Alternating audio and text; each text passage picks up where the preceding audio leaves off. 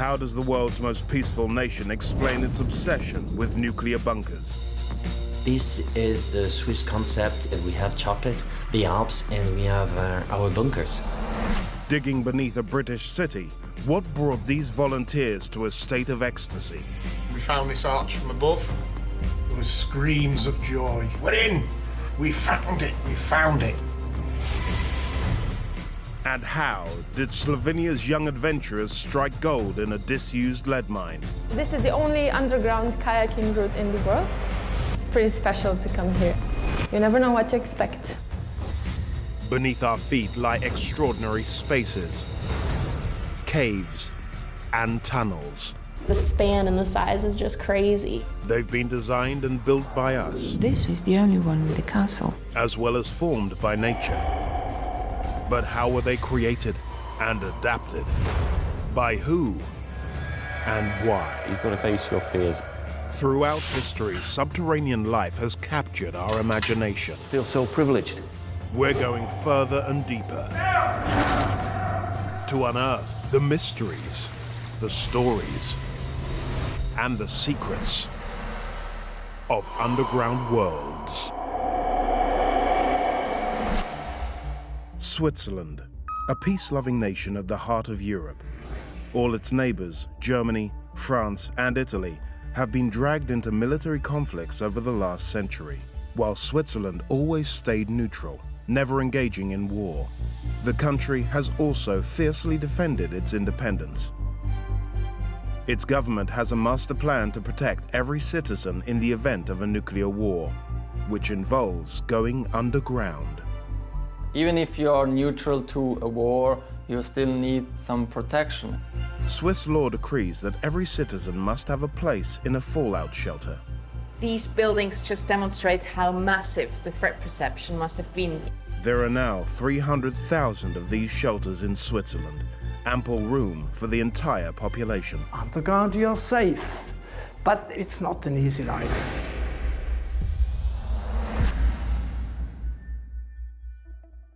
Photographer Didier Ruff has spent more than 30 years documenting Switzerland's underground worlds. In Switzerland, the bunkers are everywhere. In the private house, in the schools, in factories, in the hospitals, everywhere. Throughout the 20th century, Switzerland feared military aggression. During the Cold War, the threat was nuclear attack. In the child of the 60s, the threat was atom attack, and in that case, it was needed to have the shelter, this protected underworld bunker, and this is where it's all started. However, the Swiss were digging underground way before the nuclear threat. In 1939, just before World War II, Switzerland strengthened its border defenses along the River Rhine. The threat of German invasion here was all too real. So the Swiss built the mighty Festung fortress. This vast fortified bunker was the first line of defense and is sunk 20 meters into the hillside. As part of his research, Didier has come to the fortress to meet historian Walter Loy.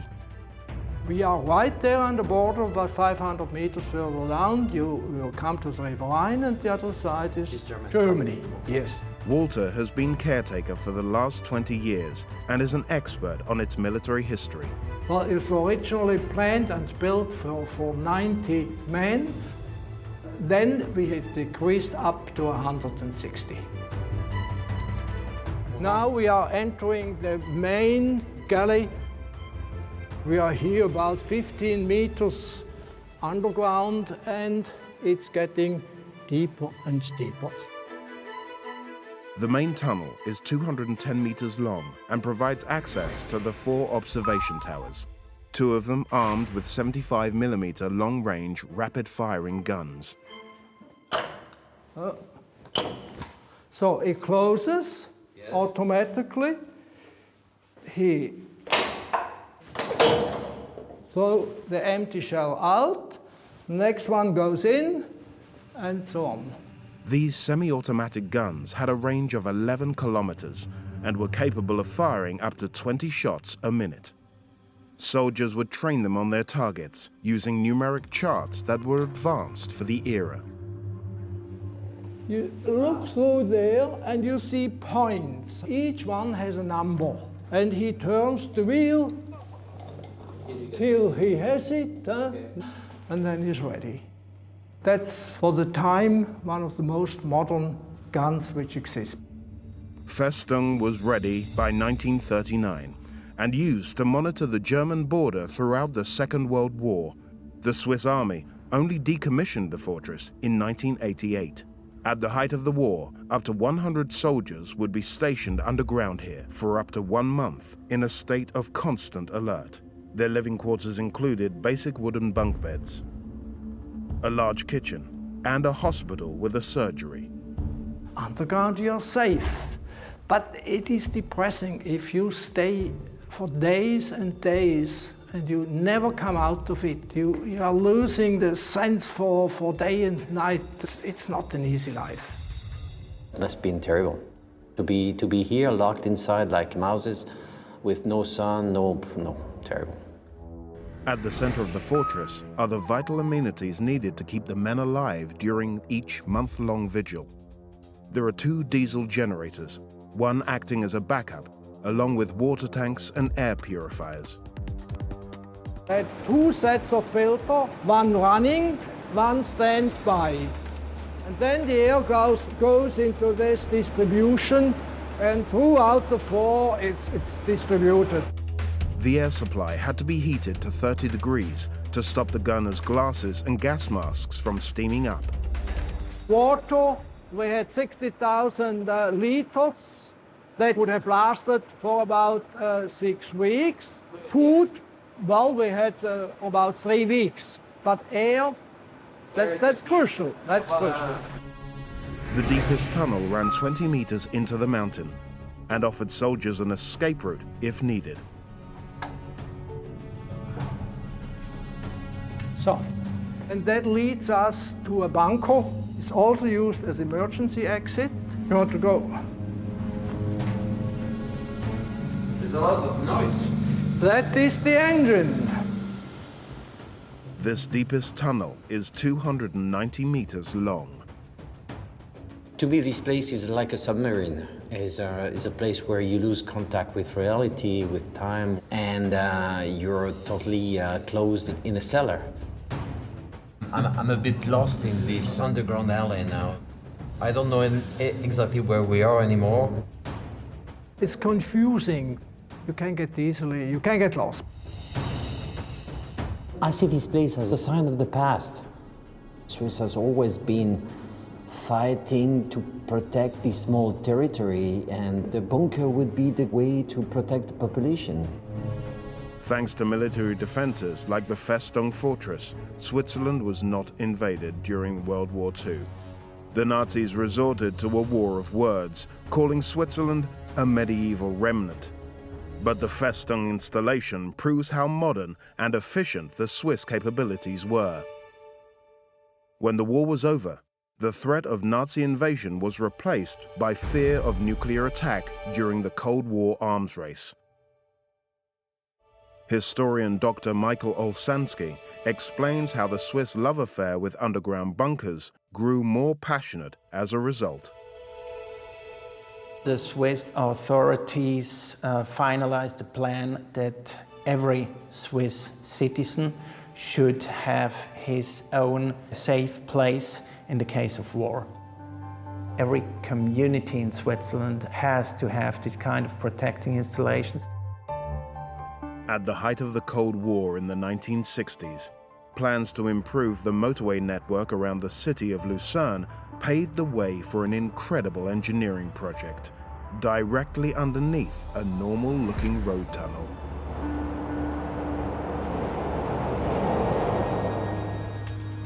They were planning to build 2 tunnels. A clever politician came up with the idea that they could design the tunnels in such a way so that they could take a secondary bunker function.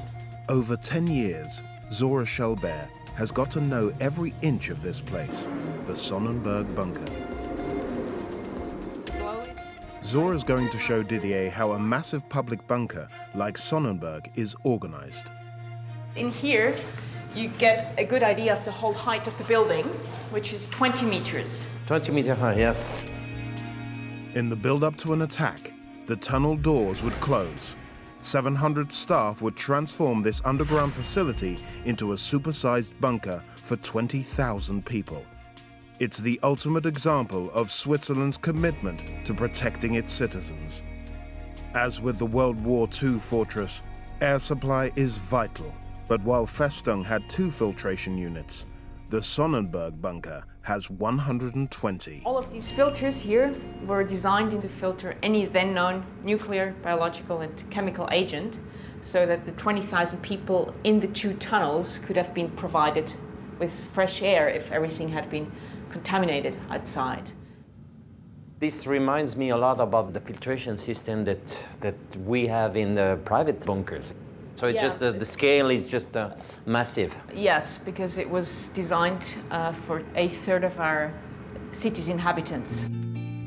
Those 20,000 citizens would have been divided up into groups of around 750 people, occupying different zones underneath the motorway tunnel and inside the central 7-story facility that's hidden underground.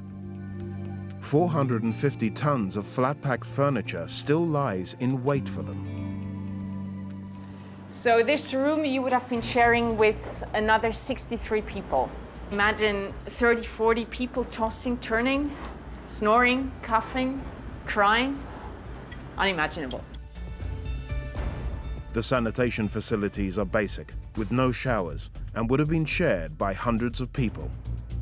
Water would have been taken from the communal water supply, from purified groundwater and the city river. And if these 3 options had failed because of contamination, they would have had water tanks in place. Water tanks, okay. But it would have been rationed to 4 liters per person a day. They thought half of it for hydration and the other half for hygienic purposes. And after 2 weeks, well, 2 weeks is just as far as the plan went. Went, yes. The logistics center is in the heart of the structure. It contains everything needed to run this enormous underground bunker. This is the top level, which used to be the security station with prison cells for potential tunnel troublemakers. Provision was made in the prison wing to keep only 16 people locked up out of 20,000 inhabitants. And the color, by the way, is still the original paint. You'll see a lot of yellow and green, a little bit of color psychology. Yes. Yellow for sunlight, green for nature. The command post was on the upper level. The civil defense team would run the facility from here. They had telecommunications facilities and a radio station to broadcast to other bunkers around the country. This would have been their sole means of communication with the outside world. Every now and then they would have played some music as well, probably something soothing to not upset people.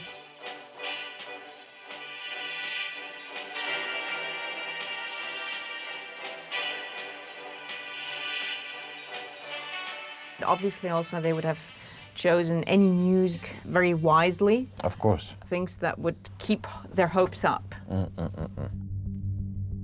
Hidden away in the facility is an underground hospital spread over 3 floors with 2 operating theaters. This room in here is the only room that is not painted in green or yellow, but in this salmony orange. Salmon. Do you have any idea why? Why this color? For whom? No idea. It was the nursery. Nursery. Apparently it's a soothing color. Nursery. Yeah, because even during 2 weeks there would have been Some babies were born. pregnant women, giving birth. As an architecture, it is amazing. We could almost say it's an underground city. You have a hospital, you have the bed, accommodation, police expect also a maternity. People could be jailed, could give birth, and life would go on, but only 14 days. From the logistics center, there is only one way of accessing the tunnels themselves. So the noise is... This is traffic in the West Tube.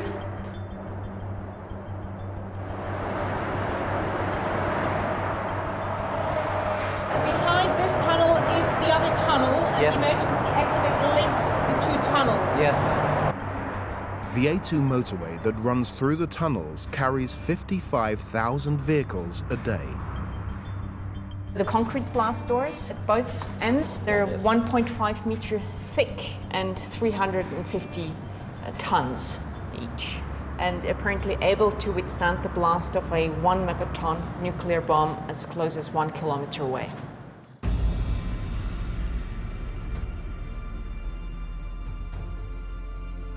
When the Cold War came to an end in the early 1990s, the costs of maintaining an underground nuclear shelter were too high. The bunker's role as a shelter for 20,000 people was finally abandoned in 2006. But the ever-cautious Swiss have maintained the central areas with a capacity for 2,000 people, just in case.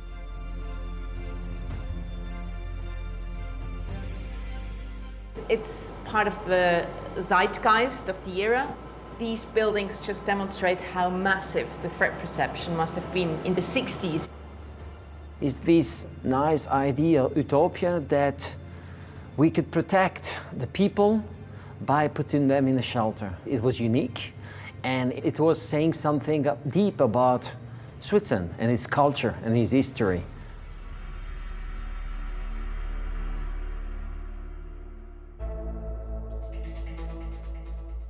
The Swiss are not building mega bunkers anymore, but since the 1960s, their focus has been on providing mini bunkers for all citizens that are considered to be like any other room in your house. There are now more than 300,000 of them under residential development and public buildings like hospitals. Didier has come to Andelfingen, north of Zurich, to see one of these shared residential shelters. Growing up in Switzerland, in every building, we have these personal shelters. He's meeting an engineer who is tasked with building these private bunkers. Within the last 15 years, we built around 6,000 large bunkers, up to 500 people. We still also built the smaller shelters, around 30,000, I would say. We built this public shelter in 2006. You will see a lot of other similar to this one. 36 people can go inside of this shelter. And they're supposed to stay how long inside? For at least 14 days with the necessary food and water. 14 days? Yeah. The room is just 6 by 10 meters, and entry is via a concrete blast door weighing 900 kilograms. That's basically the shelter, how it looks like. Dry toilet, no water inside, because this would be a weakness for the shelter itself. So it's not a lot of intimacy. Eh? Once you're inside, you're mixed with all your neighbors and family, friends, and you have to share this tiny space. Yeah, that's true. There is also a second exit. It's just for the worst case, if you cannot reopen the blast door. That's always built in every shelter. There is no other country where bunkers are so commonplace. Even if you are neutral to a war, you still need some protection. And it's still common to build these things, and it's, I would say, necessary, because you never know what happens.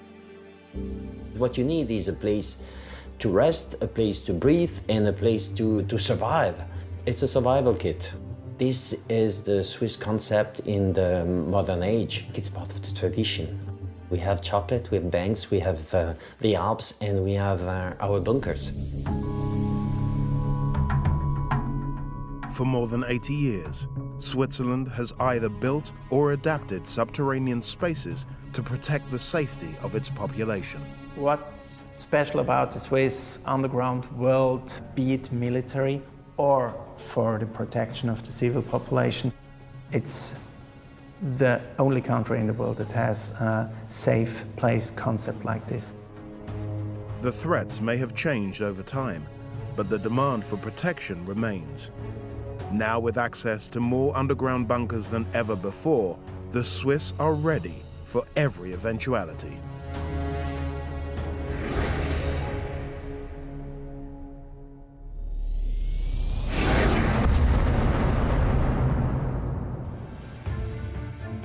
Liverpool, the historic and powerful trading port in the northwest of England. Iconic buildings line the waterfront of a city steeped in maritime history. In the east of the city, beneath the streets of Edge Hill, lies an underground world that's shrouded in mystery. Like the span and the size is just crazy. But how did it get here? Finally reached the bottom and found ourselves 60 feet below ground. And who built it? He was so secretive, burrowing away for 35 years. A group of determined volunteers are slowly revealing this extraordinary creation in a search for answers. Keeps us going, it's a good hobby. Mad, aren't we?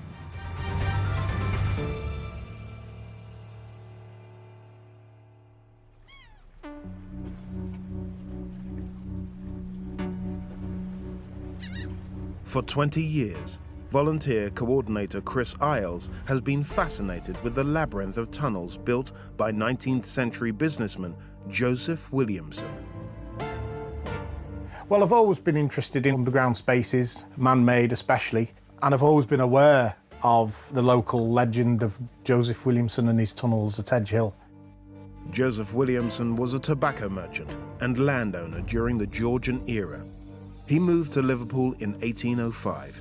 People called him the King of Edge Hill or even the Mole of Edge Hill, and I remember being intrigued by it and wanting to know more.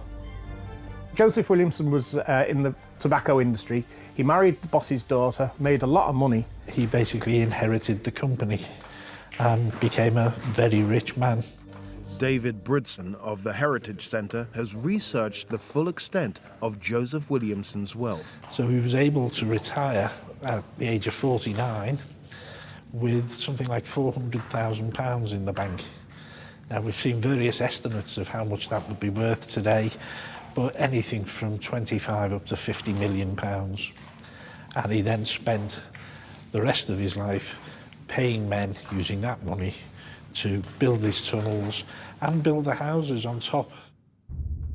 In 1805, Joseph Williamson bought up an area of land that was uninhabitable because it was an abandoned quarry. The land around here had been quarried out for sandstone as Liverpool grew and expanded. We'll never know what gave Williamson the idea, but he hit upon this seemingly crazy idea of roofing them over. In effect, Williamson reclaimed abandoned land. He had pillars and tunnels built into the quarry, lined them with bricks, and built streets and houses over the top. But no map was ever left to show what was now sealed underground. So we have these beautiful brick and sandstone vaults, all sorts of sizes from a few inches across up to this one at 25 feet, all purely to reclaim the quarry workings and create usable land in the Edge Hill area. Nothing remains of the properties Williamson built apart from the facade of his great house. After he died in 1840, the caverns grew derelict and were filled in with earth and building waste. We knew of the existence of the chambers beneath the buildings that were above. In 1995, the tunnels were rediscovered by a group of amateurs, one of whom was Chris Isles.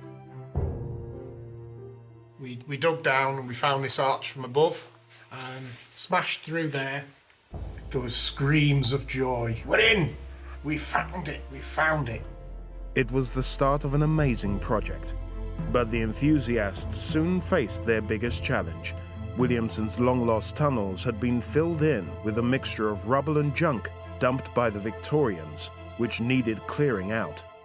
Glass bottles, jars, you name it, it's down here. It had been used as a Victorian tip. The enthusiasts had no idea how deep the tunnels were, and with no surviving map, no idea of how far they ran, it took them 10 long years to win permission from local authorities to excavate them. But Chris's colleague Tom Stapleton remembers clearly the day they started to dig. We had the first skip delivered on site on the 18th of November, I think it was, 2012. And we spent 4 solid years emptying this place out.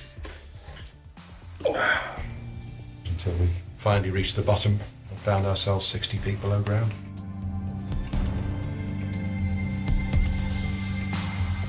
There was spoil piled right up to the roof, virtually, to the end of that chamber. You couldn't have climbed over the top of it, and we had no idea what was beyond. In among the spoils, the volunteers were excited to discover treasures from the Victorian and Edwardian eras. One of the things I always pick on is that little mug there. It's definitely a coronation mug because it says 1902 on it. That we know would be the coronation of Edward VII. And one day somebody chose to clean it out for some reason and found there was something in the bottom. We didn't know what it was. And for no apparent reason, somebody thought to hold it up to the light. And that's what appeared. That is King Edward VII, and is embossed into the china clay before the pottery's been fired. Since found out that it's called lithophane work. It's a rather nice little thing, and it always terrifies me every time I pick it up, in case I'm the one who drops it. Though the excavation is still underway, so far the team has discovered around 3 kilometers of tunnels with 3 access points. But there is still so much to discover about why some of the brickwork is even here. This is the Arch to Nowhere. We call it the Arch to Nowhere because essentially as you come in you think, oh, it's a tunnel entrance going off to the left, but in reality it's not. I wonder whether it might have been a practice piece for apprentices, or maybe there was going to be another tunnel going off into the quarry wall, but for whatever reason it never happened. Joseph Williamson was highly secretive about the tunnels. And why were these underground spaces created with so much meticulous brickwork? There is a lot of mystery to Williamson because Williamson, as far as we know, never left any paperwork to say why exactly he did what he did. He was so secretive. Yeah. He didn't boast about what he was doing. He didn't talk to many people about what he was up to. It was just him and the men who worked for him, burrowing away for 35 years. In the early 19th century, the UK was rife with unemployment. Some people in Liverpool believed that Williamson acted out of a spirit of philanthropy, offering work to men in need of a job.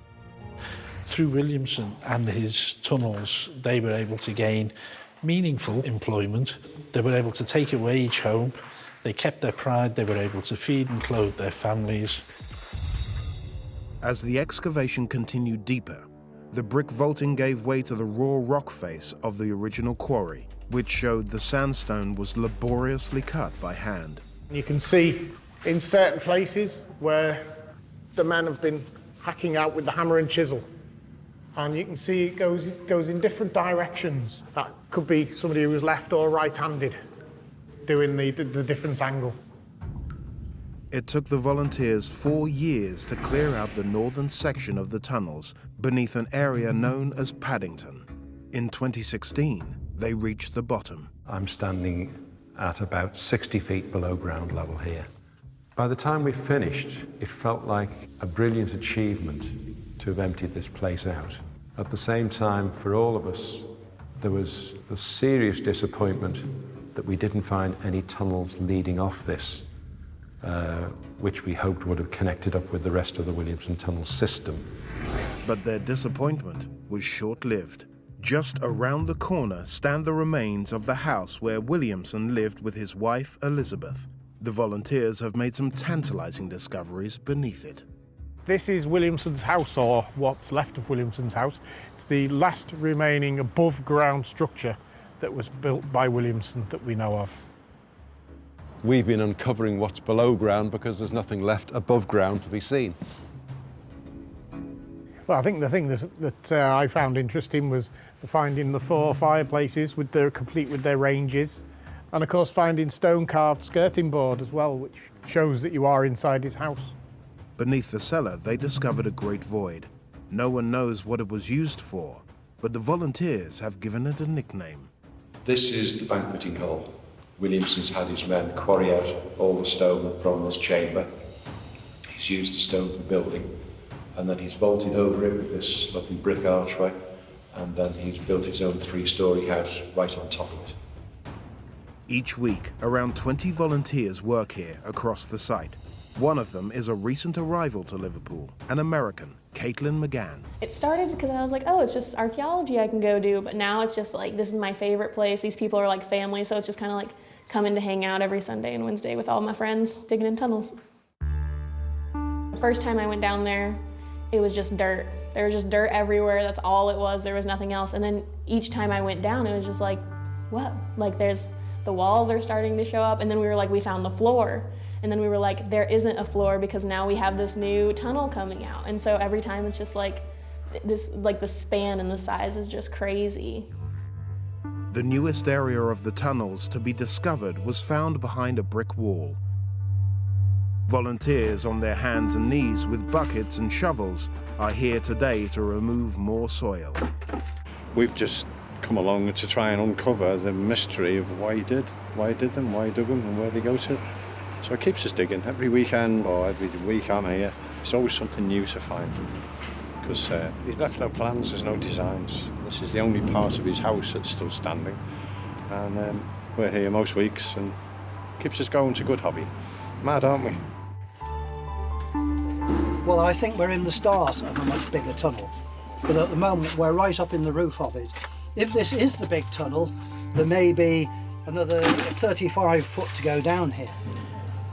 Without the hard work of the volunteers, these tunnels and their intricate arches may have never been discovered. It's incredibly rewarding working on this. The tunnels are so unique. We just want to see as many of these tunnels as possible made accessible for the people of Liverpool and everybody from all over the world to come and view them.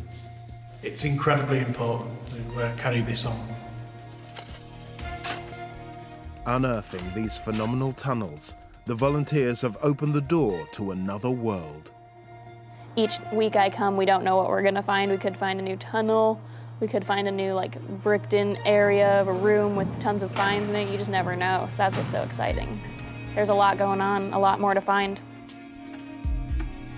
We sometimes joke that somewhere buried there is a big trunk full of all of Williamson's papers.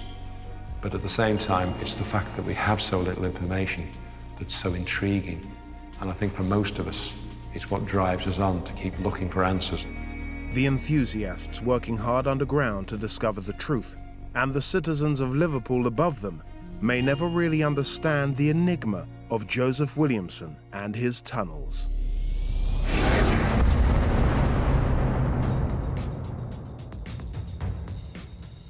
Slovenia, a Central European country known for its soaring peaks, descending into thousands of natural caves. Beneath its beautiful landscape, on its northern border with Austria, a network of tunnels created by man unveils a rich history. They fill it with explosive and they just blasted it. But out of the darkness, you know, when one thing died, the second thing is born.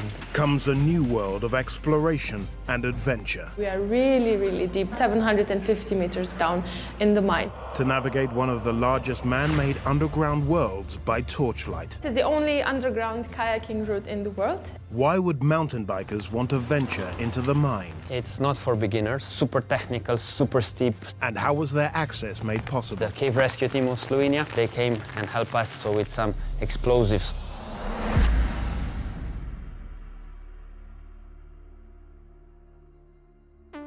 The tranquility of the Karavank mountain range is broken by the constant whir of spinning wheels.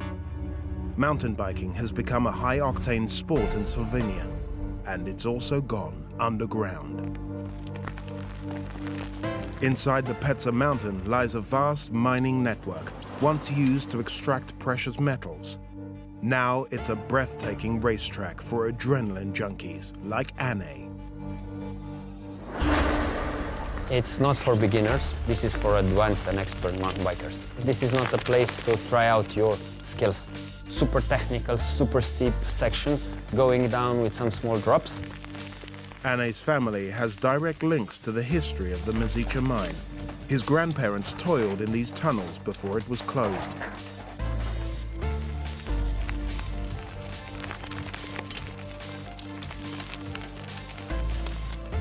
Now Anne has created the only extreme subterranean bike route in the world, the Black Hole Trail. It was all handmade, no machinery. We asked for help, the cave rescue team of Slovenia, and they came and helped us also with some explosives on some areas to actually build the whole trail. Opened in 2017, the Black Hole Trail was built in the abandoned tunnels of the Mysica lead and zinc mine. The track runs for a staggering 10 kilometers. When we started work, we actually knew nothing about working in the mine. So we always had the supervision and help of ex-miners, because without them we couldn't do anything like this. The 800-kilometer mine network was abandoned in the 1990s, but Anne dreamed of creating the most challenging bike trail ever to be made underground. This is all limestone. If there would be an earthquake here, we would be safer here in the mine than outside in the buildings. The trail attracts thousands of intrepid riders from all corners of the globe. On the trail you have different terrains, like you have sandy terrain, which is like quite slippery, like surfing on a mountain bike. Then you have a pure rock, which has really a lot of grip. All the time when you're riding you need to focus. Expect the unexpected at all times. These chambers lay untouched for 25 years, but there are still many tunnels that are too dangerous to ride. You have chamber by chamber, tunnel by tunnel. I think after that ridge, you have quite a free fall. And it keeps on falling. If you don't know where to go, it's pretty easy to get lost. The trail drops underground from one valley to another, through 5 levels, to a depth of 150 meters. In Slovenia, this trail is the only trail, going from one point to another point without going on it twice. More times I do it, more fun I have. All the other caves in the world were made by nature, but this cave was made by humans. When the bikers leave and the sounds of racing tires subside, the last vestiges of the mining equipment sit in silence and darkness. The mine dates back to the 1600s and was a rich source of lead and zinc. More than 800 kilometers of tunnels were excavated for its precious metals. For decades, geologists like Uroš Helec have continued to explore the mine's network to better understand the makeup of the bedrock. They've discovered just how stable the tunnels and shafts are. The first time I visited this place was 35 years ago, and actually it was a field trip. The area is built out of very stable rocks, and that means that you can visit sometimes tunnels which were built 300-350 years ago. In over 3 centuries of mining, 19 million tons of lead and zinc ore were excavated from the tunnels. Digging was discontinued at the end of the 19th century. The most important mineral in this area is this dark mineral with metallic luster, which is lead sulfide. This is zinc sulfide. It's a little bit brownish, sometimes greenish, yellowish. Lead and zinc and their derivatives appear in many everyday objects. Lead can be found in roofing materials, car batteries and ammunition, while zinc is often used in alloys, paints, cosmetics and plastics. Massive effort was required to extract these minerals from the rock walls. They had to drill a hole for, let's say, to half a meter, 1 meter deep. They fill it with explosive and they just blast it. By the early 1960s, the Mysica mine employed more than 2,000 people. Whilst he was still at school, Miran Prost worked here 2 days a week. So here you see the different roads, the different tunnels in the different ways. And this is because we built these tunnels for researching. So we search for lead with the tunnels. It was a very interesting job. And each time when I came to the work, it was not the same place, not the similar place. Each time was something different, you know. A temporary drop in world prices for metal and rising mining costs brought production to an end in 1994. On the last day when we work in the mine, the workers were sad because we shut the pumps down, the mine is start getting flooded with water and that kind of stuff. And of course it was sad, but you know, when one thing is died, the second thing is born. Miran is proud of the mine and its achievements. He takes great pleasure in showing visitors around the extensive tunnel system. It's interesting for the people who visit us because they don't expect to see something like the mine. In Egypt, they built the pyramid, but we built the mine over here. Following the closure of the mine, the local community began developing another industry, geotourism. At the 1997, we opened the first part of the touristic mine and museum. Now, around 40 kilometers of the mine can be visited by tourists. Exploring by miners' train or on foot, they can see the great caverns excavated by hand. This mine is all-time alive. Relics from the mine's industrial past evoke memories of a bygone era. After the Wieliczka mine was closed, water was no longer pumped out, allowing the lower chambers to flood, creating magical underground lakes.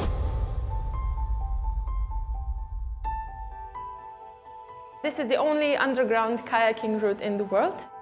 For those who want to delve deeper, Lara Pico takes people on unique kayaking routes. It's pretty special to come here every day and just to see it because it's something really unique and not a lot of people get to experience that. Every time it's different, every day it's different. The water level is not the same every day, so you never know what to expect. In these caverns, where men once toiled, now a network of rivers flow, carrying 6 million cubic meters of fresh mountain water. The water is really clean, and I'm going to prove it to you by drinking it. But cold. We are around 750 meters below the surface, so we are really, really deep down in the mine. You can see the railroads, because there used to be a train going through the tunnels. There are 3.5 kilometers of underground waterways for visitors to navigate. You can go explore it on your own. You can go through the low tunnels, through the big empty spaces, the galleries. And we also have a small rapid in here. And for the braver ones, you can also jump in. I never fall off. The water is too cold. So I am always very careful. Since 2013, over 250,000 tourists have visited the mine, and more than 20,000 have descended on their bicycles. So it's really interesting because along the way you can find a lot of different stuff. You can find minerals, you can find, of course, the ore.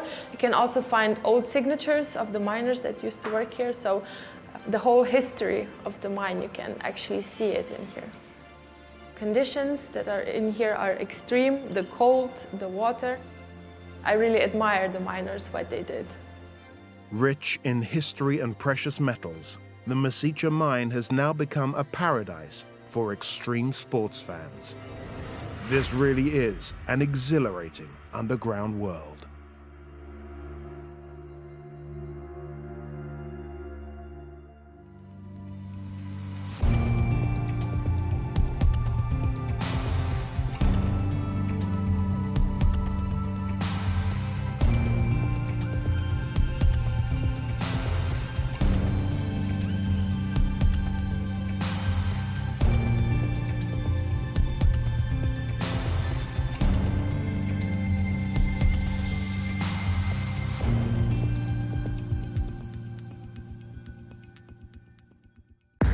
In World War II, why did Hitler convert the Channel Islands into an impregnable underground fortress? If there had been a gas attack, this was a decontamination zone. How did a little-known ancient civilization use this labyrinth to wage a guerrilla war against their powerful and aggressive neighbors? That they can attract enemy soldiers into tunnels. and you would be locked in there forever. And how have two underground worlds transformed the fame and fortune of a city? Nice invention. This brewery started beer revolution. Beneath our feet lie extraordinary spaces, caves, and tunnels. The span and the size is just crazy. They've been designed and built by us, This is the only one with a castle. as well as formed by nature. But how were they created and adapted? By who and why? You've got to face your fears. Throughout history, subterranean life has captured our imagination. I feel so privileged. We're going further and deeper to unearth the mysteries, the stories, and the secrets of underground worlds.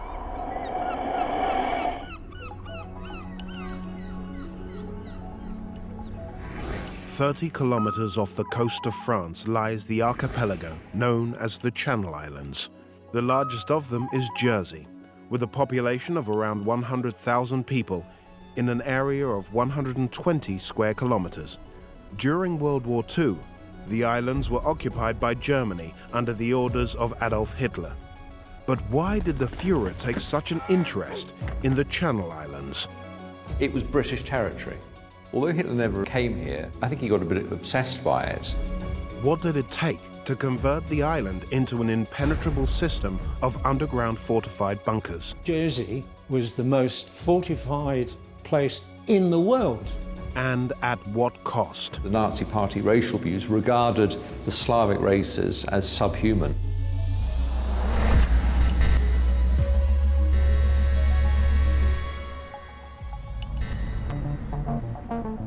The Channel Islands are not part of the United Kingdom, but since they are dependent territories of the Crown, the UK is responsible for their defence.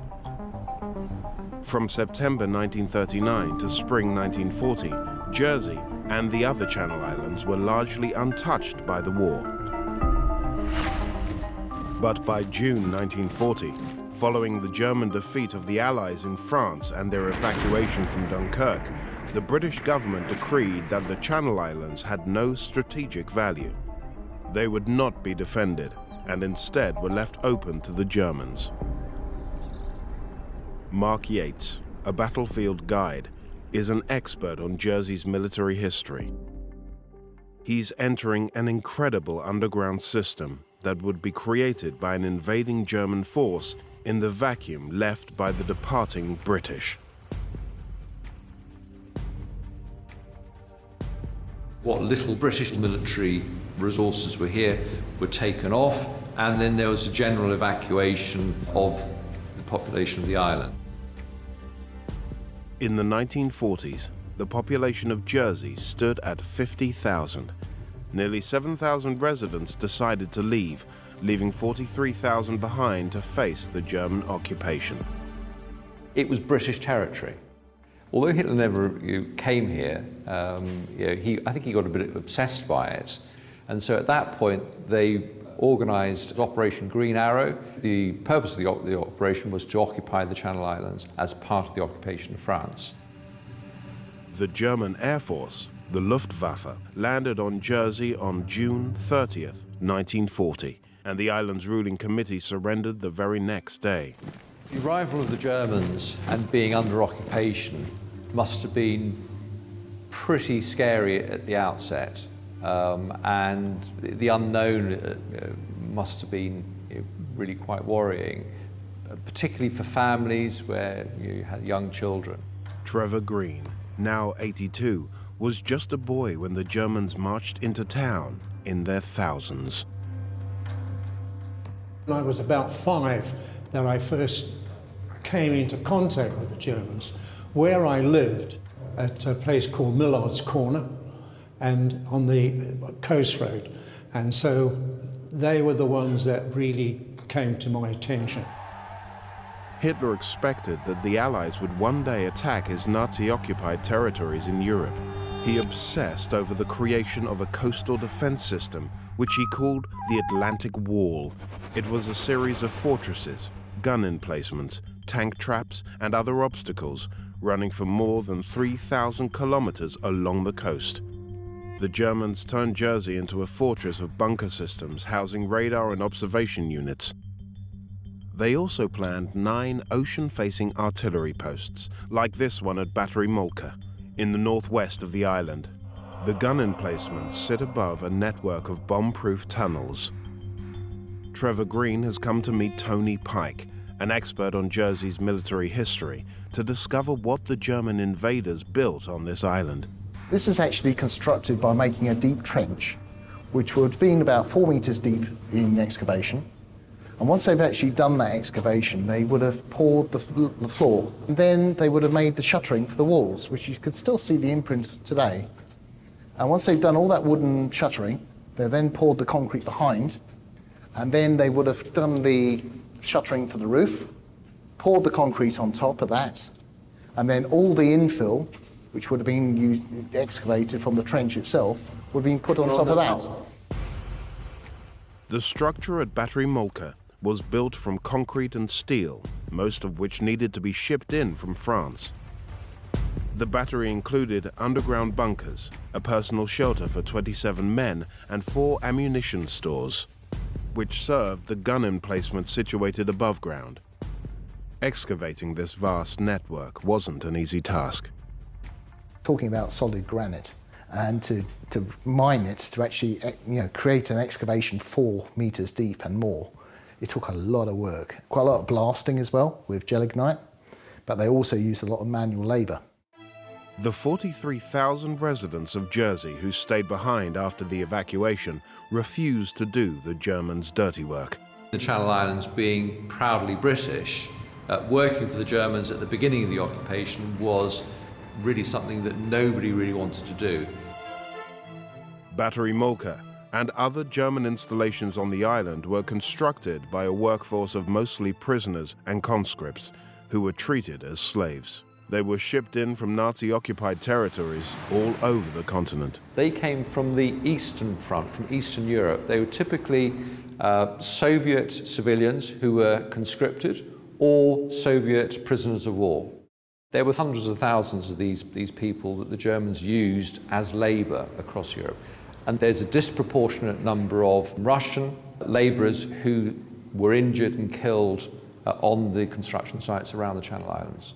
Locked up in camps across the Channel Islands, a workforce of 16,000 were treated brutally and forced to work in dangerous conditions. The Germans reserved the harshest treatment of all for Central, Southern, and Eastern Europeans who spoke Slavic languages. The Nazi Party racial views regarded the Slavic races as subhuman. They were brutally treated. And of course, in an environment where you're starved, you're not in the best of health, and you're working on construction sites where, to be honest, there's no health and safety, who's most likely to suffer? On Jersey, over 6,000 slave laborers worked more than 12-hour days. Under constant fear of rock falls, they excavated 1,000 meters of tunnels using just simple picks and shovels. The forced workers and the slave workers actually built this site. That's very important to remember what they did. You know, it's a colossal amount of work they did in all sorts of different weathers, with very poor equipment a lot of the time. The slave worker, what they had for protective clothing was an old cement sack with a couple of arms just punched through. Due to cement shortages in summer 1943, the Germans abandoned their original plan to build 8 batteries on Jersey. Only 4 Army and 2 Marine batteries were completed, including Battery Molka, which contains a gun emplacement, ammo stores, and a gas-locked chamber, all connected by 4-meter-deep tunnels. This personnel shelter was actually made to be country against gas attack, because Hitler was gassed in the First World War. He didn't want his troops to go through the same experience. So a lot of engineering and thought has actually gone into this bunker. This part here, we're standing underneath a shower head. So if there had been a gas attack, this was a decontamination zone. So the idea was you had a shower here, the water was heated from the boiler next door, and then you would go into this part, which is a gas lock. And the door through there would have been already closed. Then you walk straight through here into the bunker. In the event of a mustard gas attack from the Allies, these steel doors would be locked and sealed while pumps would filter out poisonous gases. This part of the bunker, the air would be cleansed and filtered. When a green light shone, that was placed up there, shone, then it was safe to open this door and enter into the main part of the complex. And the whole engineering in this bunker is absolutely magnificent. At the heart of the bunker are the filtration pumps designed to keep the men safe from lethal gases. We've had to restore this bunker. This was a complete wreck, this bunker, when we first started back in 1979. And we've rigged it up so it runs today with a modern motor, but it also could be cranked round. So I'll show you now how it actually functions. So that would take in the air? Well, taking the air from the outside here. Air from above the cliffs would be pumped in through a network of pipes, while carbon filters cleaned the air, making it safe to breathe. I see it's got a handle. What is that for? Well, if there had been an electrical failure, although Battery Moltke had its own generation plant, but say, for example, if there had been a bomb hit that and had been disabled for some reason or another, and there had been a gas attack, there's always a backup plan. You could actually crank this round by hand. Because Hitler decreed that 10% of the steel and concrete used in the entire Atlantic Wall should go to the Channel Islands, they ended up as the most heavily fortified region along the Nazi coastal frontier. It equates to 484,000 cubic meters of concrete. You know, that's a hell of a lot of concrete. Yeah. Just in 3 small islands. Yeah, oh yes. Well, when you work it out, I do know that from a size point of view, with the fortifications that they did, that Jersey was the most fortified place in the world. Tony Pike has been involved in digging out and restoring Jersey's wartime tunnel heritage since 1979, when he was a teenager. He worked on the tunnels under Battery Moltke. When I was a 15-year-old lad, I came down here for the first time, and we came through one of the entrances, which we had to dig out by hand. This is one of the ready entrances for the crew that would have gone up to man the gun. And at the time, the rubble was virtually up to the roof. We come down and we literally passed out all this rubble by hand up into a skip above. As well as the coastal batteries, the Germans built numerous tunnels and bunkers across the Channel Islands, even hospital accommodation for their expected casualties in the event of counter-invasion. Work is still underway to dig them all out and open them to the public. This naval battery, known as Type FL-242 anti-aircraft bunker, was excavated in 2016. Tony and the team were surprised to find artwork left there by German personnel. When I first came in here, I just literally squeezed in through the entrance. The rubble and dirt was literally only 2 foot off the ceiling. And the first thing I saw was the flowers. Yeah, it is amazing. And then I came through into the gas lock, which would have been the gas lock, and we found even more of these flowers. And when you look at the detail, it is quite amazing. They must have really wanted it to make it feel like home.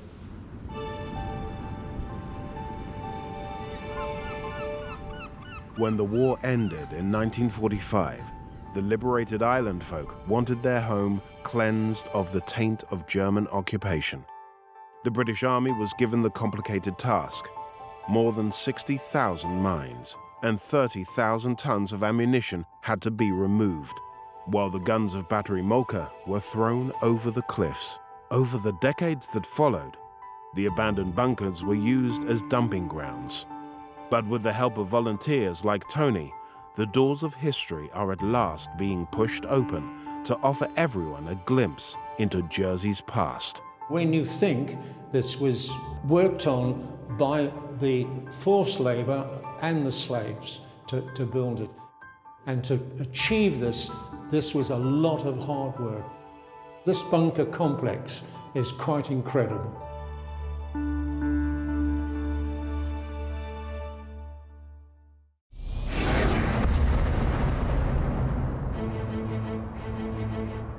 With a landmass of 780,000 square kilometers, Turkey is a substantial country, bridging Europe and the Middle East. Its population of 80 million now lives in relative peace. But 3,000 years ago, the country was a battleground for warring civilizations. The central region of Cappadocia is famous for its pockmarked landscape of volcanic rock called tufa, which is formed by compressed volcanic ash, and for a series of extraordinary underground worlds dating back to the 8th century BC. It's amazing to see what people are capable of for survival. How did craftsmen engineer these spaces for secure living underground? Only one-to-one can fight in those sort of narrow tunnels, so that the big army lose their advantage.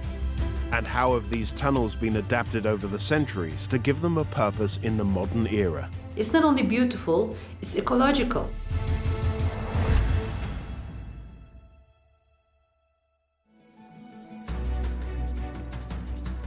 Kaymaklı is 310 kilometers southeast of Turkey's capital, Ankara.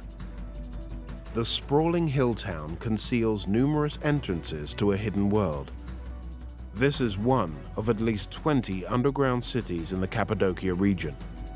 Built on 8 levels, 40 meters deep, Kaymaklı has space for 5,000 people to live comfortably for months at a time.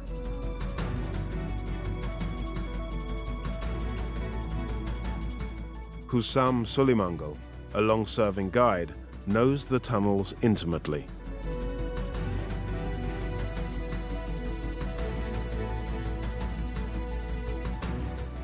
Now, I came here for the first time about 35 years ago.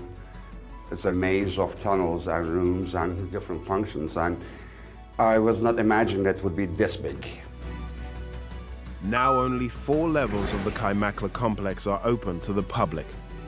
And Husam's passion to discover the story of the city's origins has kept him coming back year after year. None of those underground cities in the area of Cappadocia, they couldn't find anything written. They couldn't find anything organic. They couldn't find any tools or anything, so it's a mysterious thing. You can't tell when it was made and by whom it was made. Despite the uncertainty, historians have estimated Kaymaklı dates from 800 years BC. So at a time when the tribes of Western Europe were learning how to make their first Bronze Age tools, it's thought the people here, the Phrygians, were developing a network of underground fortresses to entrap their enemies, the Assyrians. The theory that is most plausible to me, it's done by Phrygians around 8th century BC for military reasons, to stop an Assyrian army by waging a guerrilla type of warfare. The Assyrians were a powerful people whose empire spanned the Middle East and lasted for almost 2,000 years, ending around the 6th century BC. The Phrygians of central Turkey built their underground cities like Kaymaklı to both hide from and retaliate against the Assyrians. Basically attacked the major army, which is the Assyrians. And as the army gathers up and chase them, they would just run back, hide into those small underground cities.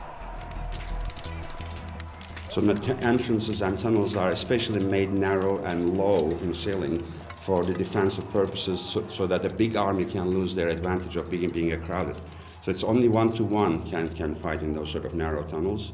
And doesn't matter if you have 1,000 people behind it or 10, they became sort of equal.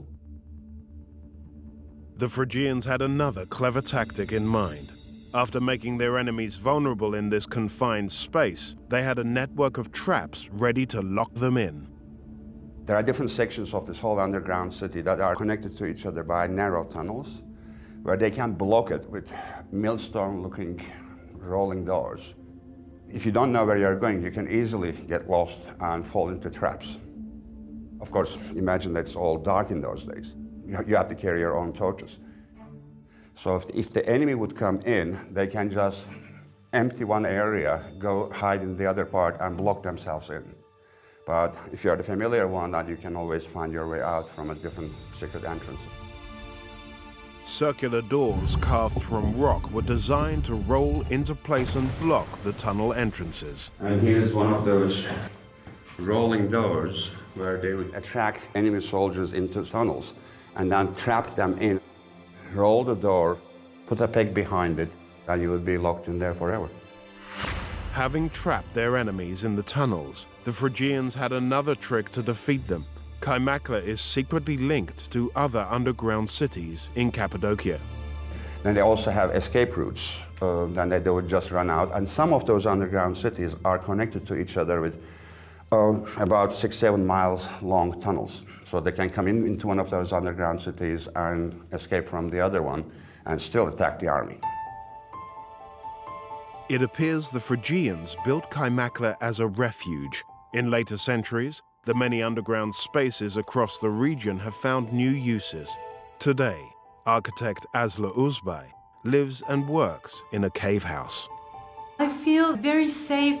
I think it has some kind of protection feeling in a cave house, which has a natural sunlight window. It's not only safe, it's beautiful. It's like you are living in a sculpture. It's not only beautiful, it's ecological. Asla has been breathing new life into the area's disused caves.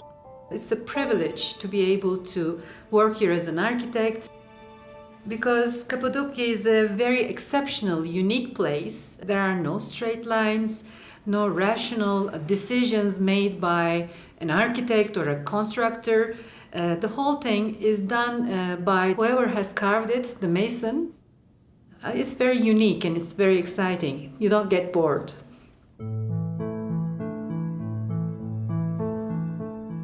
Asla's perspective on the changing uses of the Cappadocian caves may throw some light on what's happened in Kaimakla through the centuries, since the Phrygians occupied the underground city. These spaces look like archaeological sites, but actually they're not. They have been constant living spaces for about 3,000 years. Kaimakla is actually about an 8-story huge underground living system. So it's amazing to see what people are capable of for survival. Historians have found evidence of continuous use of Kaimakla from ancient civilizations right through to the present. About 2,000 years ago, Hittites have carved a space for something. Then Romans came. Then came the Byzantine period. Then came the Turks. And you discover how they used to live inside spaces. In time, if it's flexible enough, people can change that space for their contemporary needs. From their different perspectives, architect Asla and historian Hussam can understand how the civilizations who occupied Kaimakla found different uses for it. How would they build this place? How did they manage to calculate where they need a pillar to support the lower or upper floors? And how do they know without using compasses or GPSs as we now have? And even though it's very soft, it's a very sound structure. They have about 2 meters or 2.5 meters thick layers in between the floors. So this is not like the beams that we know of, and this is the largest opening that they make. It's very ecological, actually. You know, it's very easy to keep the heat inside. Oh, yeah. So it's insulating. It's insulating, and I don't think they actually designed it the way we do it today. They lived through experience. Right. It's not planned. It's not planned, so it should have taken hundreds of years. I don't know how long. And no one knows, actually. No one knows, yes. That's the mystery of it. There are clues in the design of each underground space which suggest that they had specific uses. For instance, in one chamber on the 4th level, 27 meters below the entrance, Hussam has an explanation for this unusual-looking vessel carved into a small pit. Now here you have the wine press where, imagine in those days, mostly women would be going in, pressing the grapes with their feet. Extracted juice would be coming out from this hole into that container. Because the temperature is pretty fixed here, it's a damn good place for fermenting the wine and keep aging them. At the same depth, there are signs of organized kitchens and the preservation and storage of large quantities of food. Because of the volumes of storages, you can tell 200 or 300 people living in the system. So it's amazing trying to understand how they could manage. The rock walls suggest clues about the ingenious techniques they would have used in food preservation. They stick branches into holes, and they used to hang their fruits and vegetables onto the branches. So that's how they dried them out. The kitchen area includes other tools, such as a stone grain mill. Put a small wooden handle here, gradually turning it and grinding the grains, obtaining flour to make their breads or whatever else.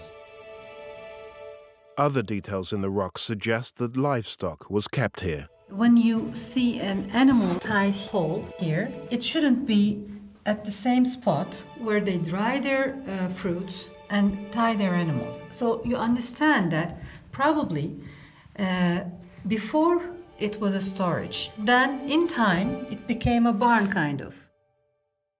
By the 4th century AD, the Cappadocia region was part of the Byzantine Empire, a powerful cultural and military force rooted in Orthodox Christianity. This room is known as the church. The local bishop, St. Basil the Great, founded numerous places of worship in the region, and Kaimakla boasts a small Orthodox church. Monastic orders started here by the guy called Basilius the Great around 4th century AD. They were trying to imitate a normal church construction.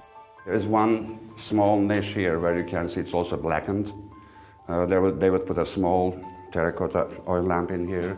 Another one is right there. Example, that arch separating the holiest part of the church from the rest of the congregation. Because in the Greek Orthodox Church, Eucharist, the sharing of wine and bread, is happening only among 2 priests. And that needs to be behind this wall. The last Christians left in 1923, when the modern state of Turkey was founded. Abandoned for 40 years, they were finally restored and opened to the public in 1964. It took us quite a long time in those days trying to figure out what is what. Now they've got nice signs. But the old Cappadocian traditions of underground dwelling are enjoying a resurgence, thanks to the work of architects like Asler, turning old caves into remarkable new living spaces. This is modern Cappadocia. One has been turned into a bathroom space.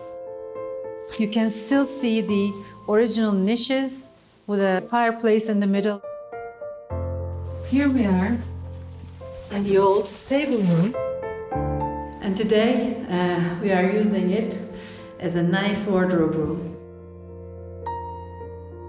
The underground city of Kaimakla is a fascinating puzzle for historians who continue to look for clues about what happened here in centuries past.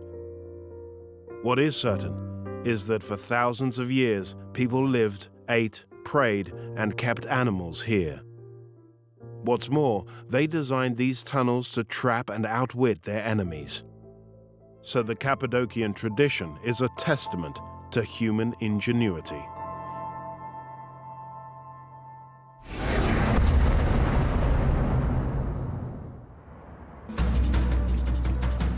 The Czech Republic is a country in Central Europe with a population of just over 10 million.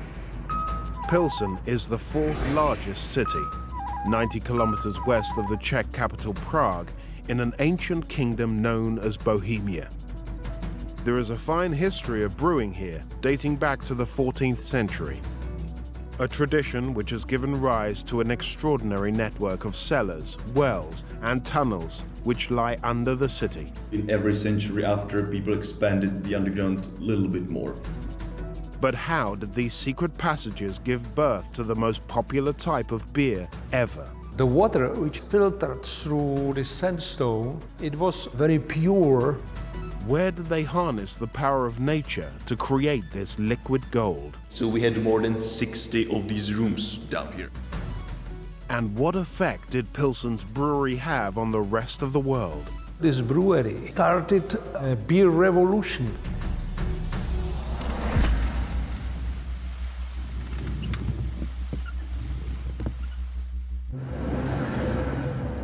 Pilsen was founded in 1295 by a Bohemian king, Wenceslas II, on an important trade route at the meeting point of 4 rivers. The city is remarkable because it is the location of not one, but 2 extraordinary underground worlds, one dating back to the 13th century and the other to the 19th. Why did they excavate these tunnels and vaulted chambers in the first place? Local historian Jan Hus was first brought here aged 14 by his father. Ever since, he has been fascinated by the development of this underground world. I expect a couple of rooms, couple of corridors, but when I saw how big it actually is, like 13 kilometers and 2 floors, I was kind of surprised. Beneath the historic city of Pilsen lies a network of cellars, wells, and storerooms linked together by a complex chain of interconnecting tunnels. The whole system of Pilsen's underground was created between 13th and 18th century.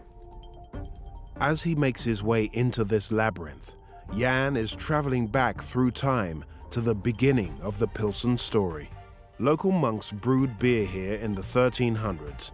The water supply was ideal because of its low alkalinity.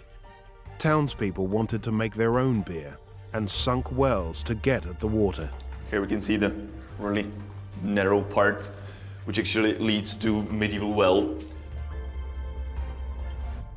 So people created many wells to get access to the underground water, because 300 houses in medieval Pilsen made a beer during medieval times. So each one of these houses had wells. Pilsen's townsfolk were not obsessed with drinking beer for pleasure. Europe was rife with plague and waterborne diseases during the Middle Ages, which meant that it was safer for people to drink beer rather than water for hydration, because the fermentation process kills unwanted bacteria. Here, one medieval well that people created. When you look up, you can see how much underground we actually are. We're about 7, maybe 8 meters under the street. The people of Pilsen dug wells deep into the soft sandstone. In order to extract the water, they used techniques that were ingenious for the era. In a medieval Pilsen, or in the city center, there used to be 360 wells. So even during the 15th century, people didn't use some buckets and ropes to get the water from these wells, and they pumped the water out using pressure. And these pipes are wooden pipes from the 15th century. To make these pipes, which are remarkably still intact after 600 years, it was important to pick a variety of tree that was both straight and sturdy. People used fir trees because it was easier to drill through than, for example, the oak. They used a hot piece of iron and they burned their way through it. Then people placed them inside a well with the pump on the surface. To protect and waterproof the wood as best they could, they took advantage of a preservation technique that had been used since ancient times. They painted them originally, but not with the normal paint or resin. They chose blood, ox blood. The albumin protein in the blood made the perfect water-resistant coating. Having perfected their digging and plumbing methods, the 14th century residents of Pilsen carved out cellars for storage and brewing. Many homes in the city have cellars running 3 stories deep. Over the next 400 years, they went on to build a network of tunnels to link the cellars together. The labyrinth eventually extended to 13 kilometers. It was completely dark in here, no lights, no torches whatsoever. So each person walking down here carried their own a candlestick or small oil lamp as a source of light. Here, where we can enter one of the first medieval corridors. The oldest corridors here are only 1.5 meters tall. Today, an adult of average height would struggle to fit through them. People used to walk through this without a problem. During 13th century, those people were really tiny. Down, it's more narrow for legs, and up, it's wider for shoulders. It was not comfortable, but they fit it just right. The labyrinth grew organically as individual households carved out their basements to suit their own needs. During medieval times, each house had some sort of access down here. This is a taller space, definitely, because the underground during medieval times was created by different people in the city. And different people had different opinions on how it's supposed to look. So some corridors are really like a narrow, short, some are big open spaces like this. Sandstone is a permeable, sedimentary rock which can be unstable. As the labyrinth expanded and the width of the corridors increased, it became necessary to support them to stop them from caving in. The whole complex was created only by some hand tools. It's actually really soft rock, but also there used to be a lot of underground water. So the sandstone, it started to crack on many places. So people had to reinforce it somehow. So they added like the brick arches or brick ceilings to like keep the weight up. So they started expanding the corridors more and more. And every century after, people expanded the underground a little bit more. And it went on and on until the 18th century when the construction was finished. 4 centuries worth of tunneling knowledge gave the people of Pilsen the upper hand in times of war. Pilsen's underground. It's also the reason why city was well defended during medieval times, because it was used as a part of the city's defense. Pilsen's residents were able to evade their enemies and use the tunnels to spring stealth attacks on invaders. People from Pilsen were hiding down here during war and, for example, some fires in the city, and also organizing some attacks on the attackers themselves. So it was like the hit and run tactic. And thanks to that, actually, Pilsen was quite successful in its defense. It was conquered basically only once in the 17th century, in the year 1618. As well as its defense benefit, the residents made full use of the labyrinth's cool ambient temperature. This was integral to the development of the brewing industry, for which Pilsen was to become world famous. Originally, people in medieval Pilsen used the underground mostly as a storage for their food, water, but mostly the beer barrels. Because there's a colder temperature down here than in the city, people used it as a giant fridge. Beer fermented down here, also aged or matured in the closed barrels in these arches. The history of Pilsen and its brewing tradition are intimately entwined with this city's subterranean character.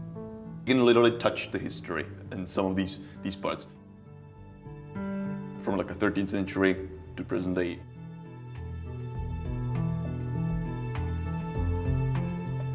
By the 19th century, Pilsen's cottage industry of brewing in private cellars was about to be revolutionized. Beer quality varied from one small brewery to another, so the city fathers founded a large-scale brewery to standardize their product. The Pilsner Urquell Brewery opened in 1839. Here, a unique form of beer was developed, which was to become one of the world's most popular drinks. We are here in the cellars where was born Pilsner beer. Václav Burka has held a key role in the brewery since 1982. He's the brewmaster, like his father before him. Brewmaster is, I would say, most important person in the brewery. He is responsible for the proper brewing and fermentation process. Václav is preserving a tradition that connects back to the original invention of Pilsner beer. We still have recipe and process which was set in year 1842, mean more than 176 years ago by Joseph Groll. It's unbelievable. Joseph Groll was the first brewmaster in Pilsen. He came from Bavaria, which is now part of Germany. Groll was experimenting with lager, a new beer-making process spreading across Europe in the mid-19th century. By adapting the technique to suit the local soft water, Groll ended up creating the first golden lager, which was called Pilsner after the town. The water which is coming to Pilsen, filtered through the sandstone, very pure water, and very soft water. For brewing, we still use only 3 ingredients like Joseph Groll in 1842. Malt, barley, and hops are combined with water to make lager. The name comes from the German for storehouse, because the beer matures slowly and at very low temperatures, stored in caves or cellars. When we started production here in this brewery, it was very important that we needed to dig new cellars. So, in the 1840s, when the people of Pilsen needed to brew lager on an industrial scale, they needed enormous cooling cellars to ferment their beer. A city that already had one massive labyrinth was about to dig itself another one. Historian Jan has come to look at the staggering number of rooms built specially to create a rudimentary refrigeration system. So this was the ice storage room or a fridge. So we had more than 60 of these rooms down here in the cellar. Because our beer, it must ferment and also age during low temperatures, usually 5 or 7 degrees of Celsius. But the natural temperature in the cellar is higher. Every year at the beginning of winter, people from the brewery, they traveled to ponds and lakes. They gathered blocks of ice over there, and the ice was brought down here into the rooms, just like this one. People used the shaft up there to throw it down here. The innovation in these enormous cellars was that the ice would slowly melt and trickle into a series of channels running along the floor to cool every room throughout the brewery. The ice water was flowing through all these cellars and cool this granite stone on the floor. And it was another possibility how we cool the cellars in past before invention of artificial cooling. Nice invention.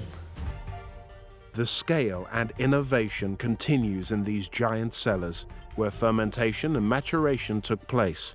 Each cellar is 7 meters wide and 9 meters deep. There used to be beer barrels everywhere down here. Every stop, in every room, every corridor. Also, there was a small railway system down here, which was like the loading system for the barrels. And our biggest barrel that we have in this corridor, it can hold almost 10,000 liters of beer. This underground world is a wonder of 19th century creativity, much copied, but rarely bettered. The beer that we make, our lager, became basically the first pale lager in the world. This beer inspired many other breweries. Pilsen's world-renowned drink owes its popularity to a fine tradition of underground excavation. Without this underground, will be not so popular Pilsner-style Pilsner beer. It's remarkable to think that a system of wells, cellars, and tunnels dating back to the 13th century led to the creation of a brewery in the 19th century, which in turn relied on a brilliant new system of tunnels and ice water channels to produce its prime lager product. Now, a global success story. This brewery started, I would say, a beer revolution.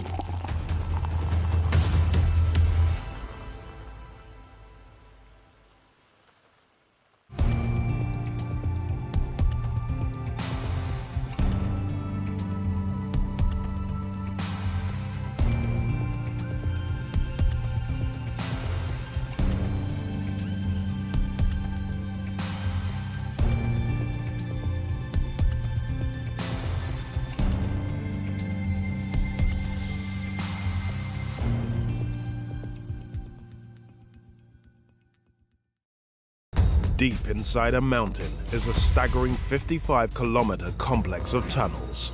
How did it play a crucial role for Allied forces in defeating the Nazis in World War II? 16,500 men deployed it. Deep under London, how will 21st century engineering innovation This is something to be proud of. continue the legacy of Victorian underground pioneers? Thousands of people were dying in these outbreaks of cholera. And what unbelievable discoveries have been made in the depths of one of Europe's largest and most stunning cave systems? It is extremely rare. This is the only place in the world where you can find them. Beneath our feet lie extraordinary spaces, caves, and tunnels. The span and the size is just crazy. They've been designed and built by us, This is the only one with a castle. as well as formed by nature. But how were they created and adapted? By who and why? You've got to face your fears. Throughout history, subterranean life has captured our imagination. I feel so privileged. We're going further and deeper to unearth the mysteries, the stories, and the secrets of underground worlds.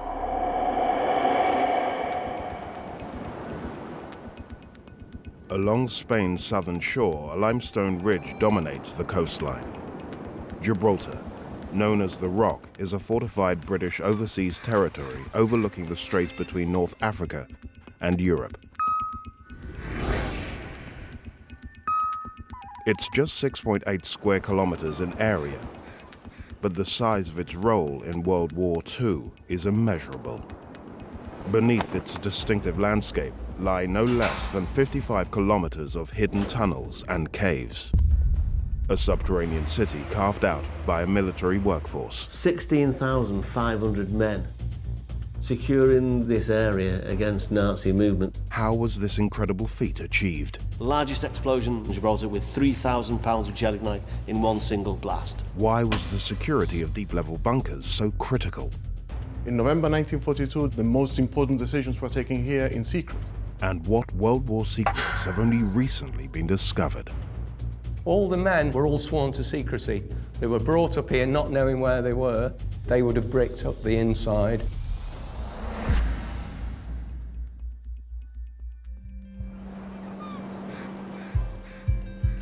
Since first coming to Gibraltar in 1988, former British soldier Pete Jackson has become an expert on its military and underground history. I arrived in Gibraltar not knowing at that time what I was in for. Viewing it from the outside, it is almost impossible to fathom what is actually inside the rock. The Rock has been home to British military forces for centuries.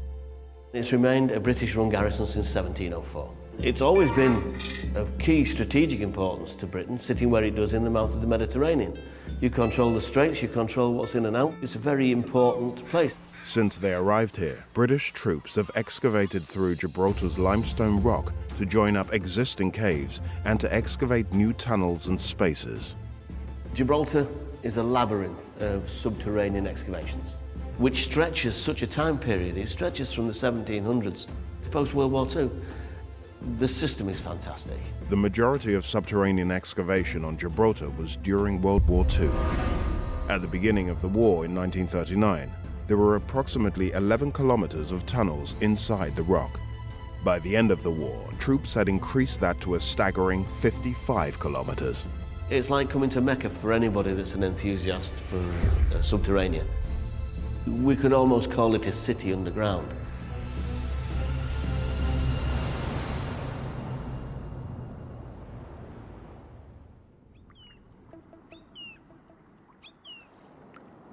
Jan Parr's father, Lawrence Bolton, was one of the soldiers who helped excavate this important subterranean city. She's come to meet Pete at a place called Hayes Level to see the tunnels her father built for the very first time. The reason I brought us in here, we're going to walk down through a series of areas that were drilled out to perform the duties of stores, which is exactly what your father was doing when he was here, was producing areas to store. Now, a couple of years ago, working in the south, I came across a sign laid on the side of the road, which I thought needed saving. And it's another reason I brought you here, because I want you to see it. It's where your dad was working. So let's take a walk down, we'll show you that on the way. Really interesting. We can see how high we are from sea level. The entrance to Hayes Level is over 100 meters above sea level and home to the general stores. Rations, clothes, bedding, and equipment were all kept here. Everything needed for the 16,000-strong garrison to survive during the Second World War. A lot of this is what would have been used when your father was working here. One of Jan's only mementos of her father is a photo of him using this type of hydraulic mining drill. You probably recognise this here from the photograph from your collection, the one that was drilling into the ceiling. Right, that's no lightweight piece of equipment, is it? It isn't. I wanted you to see that sign. Pete's research has shown that Jan's father worked on an area known as Burma Stores. It's an area that I have a personal tie into now, because I know some of the history. Yeah. It's another piece of that jigsaw. Yeah. Yes, another piece of my jigsaw as well. It is. Their excavations, which Jan's father was part of, were hugely important for the military purposes of Gibraltar. Jan's come to Pete's home to hear more about the role of the Royal Engineers. The Royal Engineers were actually formed here as a unit. What were the Royal Engineers doing here? Securing this area against Nazi movement through into the Mediterranean was key to the Allied support. 16,500 men deployed here to defend, administer and prepare this place for the duration of World War II. The work we were doing was so important, Jan. I mean, had the rock fallen, then this route into the Mediterranean would have been lost to us. The Royal Engineers blasted 43 kilometers of carefully planned tunnels and underground spaces. As you go through the ages, the tunnels become far bigger for storage. Brigade headquarters for vehicle stores, generating stations, hospitals.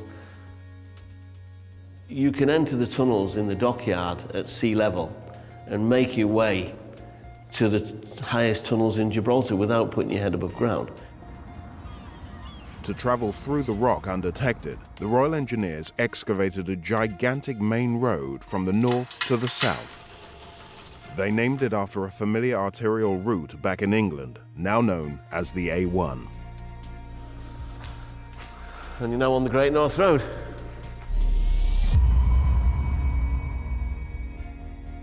They used things that people would recognise. You enter the Great North Road from its southern end at Maida Vale, which is where the A1 starts.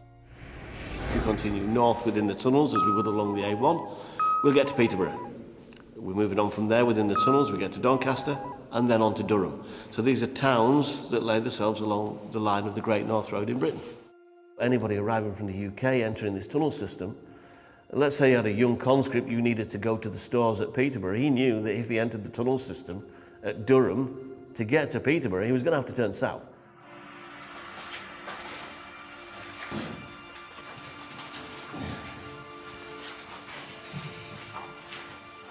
This area is called Calpe Hole.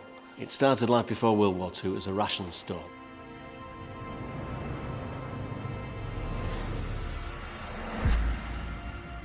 Ration store was turned into Calpe Hole generating station. And this was producing power for MOD and RAF Gibraltar. What we have here inside are 3 Fulliger engines. Engines like this can produce 1,035 kilowatts per engine. Later on, a Ruston industrial gas turbine, a jet engine, was brought in that produced a further 675 kilowatts. This generating station is an unsupported chamber. Creating huge voids in rock requires a phenomenal amount of explosive. The largest explosion known to have taken place on Gibraltar with 3,000 pounds of gelignite in one single blast. I was lucky enough to show a gentleman around who was in charge of drilling the largest chamber in Gibraltar, what we call Remy chambers. And he said that even his most experienced miners that were drilling it out said they didn't know what the outcome would be. They said when they blasted it, it was either going to cut a chamber or it was going to cut the rock in half. Excavating large volumes of rock is highly dangerous, and many British soldiers lost their lives supporting the war effort, including Jan's father.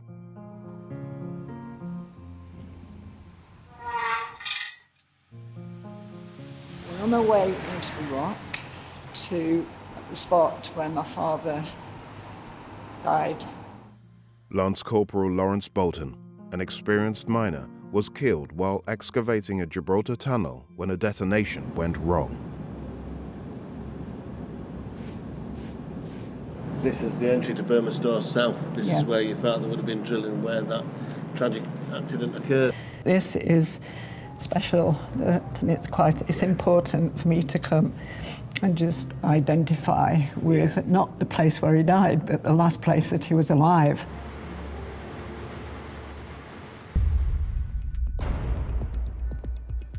Pete can give Jan privileged access to the warren of tunnels known only to the Royal Engineers. I'm looking for graffiti in this wall. There's So what you're saying is then, my dad could actually have He may well have left his name in the wall name in the wall. The area that we're now standing in is called Upper Union Gallery, but its local nickname became Clapham Junction. Right. Clapham Junction because just like Clapham in the UK, you Right. can get almost anywhere from here. In tunnelling terms, this goes north, south, east, west, left, right, up, down, in, out. In one direction from Clapham Junction, there's access to a lookout post with the same view of the Spanish mainland Oh, wow. Jan's father probably saw over 75 years ago. Amazing. This is Jock's balcony. Absolutely fantastic. That's where my dad's medals were presented to me by the Chief Royal Engineer. Yeah. And all my family were there. It was one of the best days of my life. This is the first time I've been in this part of the tunnels. And it just makes me feel closer to my father. During World War II, future US President General Dwight D. Eisenhower set up his headquarters in the depths of Gibraltar. Operation Torch was the first mass involvement of US troops in the European North African theater of war.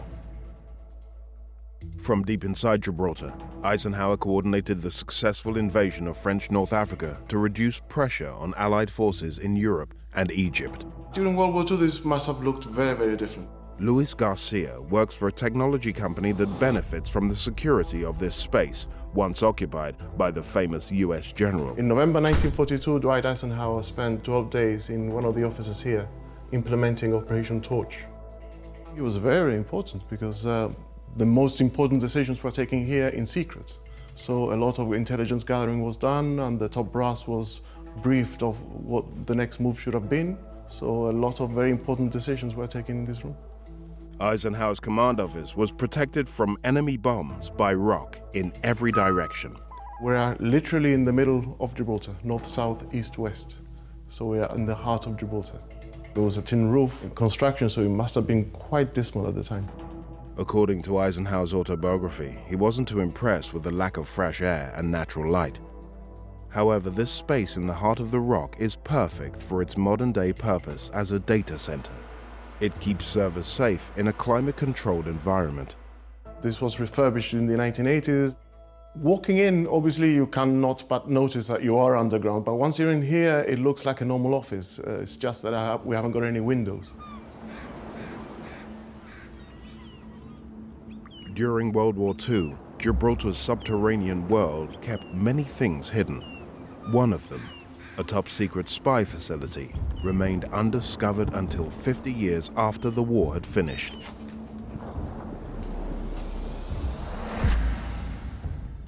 Located on the southernmost tip of the rock behind rusting metal and debris, a hidden time capsule lay untouched for half a century.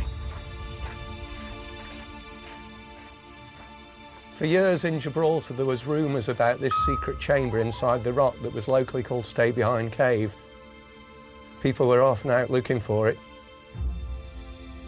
But in 1997, members of the Gibraltar Caving Group were in this tunnel. They stopped just here to have a break, and they felt wind coming through the corrugated iron. The tunnel's enthusiasts had stumbled on their holy grail. So it definitely showed they were in the right place. They moved further down and took another couple of panels away, and they found the way that the men would have been put into the chamber.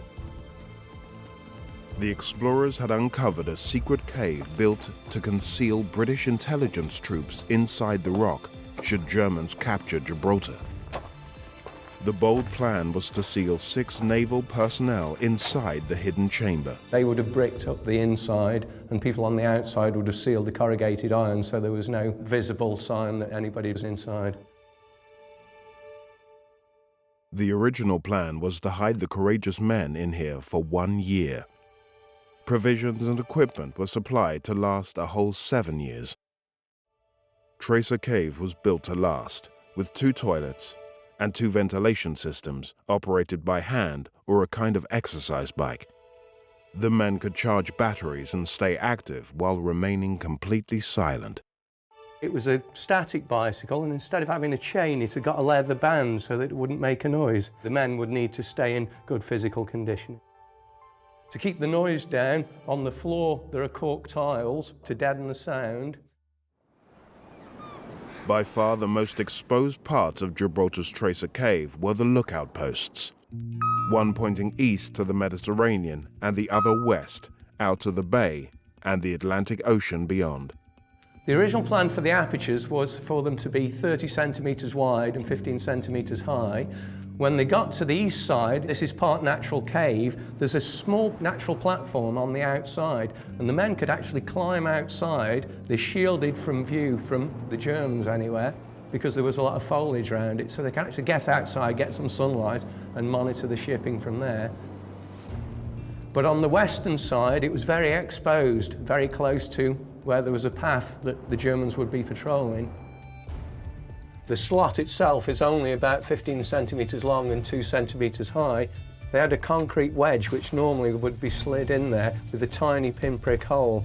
They'd look through there, check that there were no Germans in the area, and then they'd carefully remove the wedge. Once they'd gathered the information, they would need to transmit it back to London. But that would come at great risk. They couldn't have an aerial sticking out of the side of the rock because it would have given away the position. So it's a flexible aerial, and during the day it would have been pulled into that pipe there. And then at night they would compress the information down so you could send a lot of information in a very short time using a specific code. They would send a very quick transmission, receive any orders, and then shut off. They wouldn't want to transmit for a long time. Luckily for Gibraltar and the Allied forces, Tracer Cave was never needed.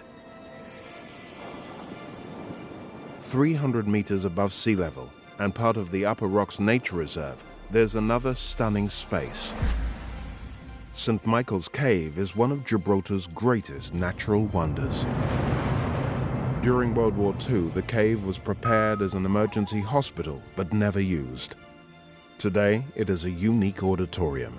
And for some, like this 11-year-old choir member, a brand new magical experience. Actually, I've never performed in St. Michael's Cave before, so this is my first time. Kind of looks like, you know, ice crystal palaces. It kind of looks like one of those, but with rocks.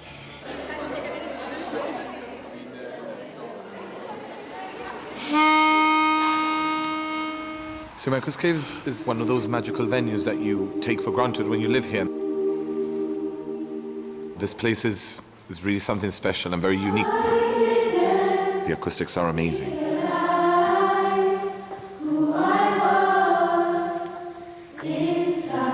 It sounds really, really cool. This is part of our history, so we get to sing in a place that has so much background. This is special for me to come. I've realised that it wasn't in vain. I didn't know anything about him, and I found him here.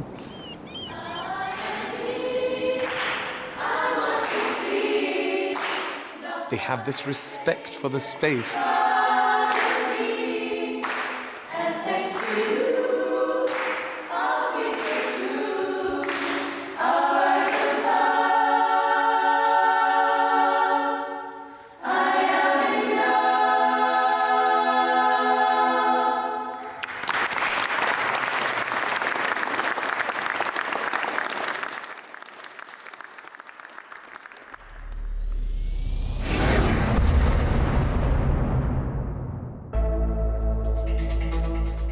Slovenia, a Central European country situated between the Alps and the Mediterranean Sea.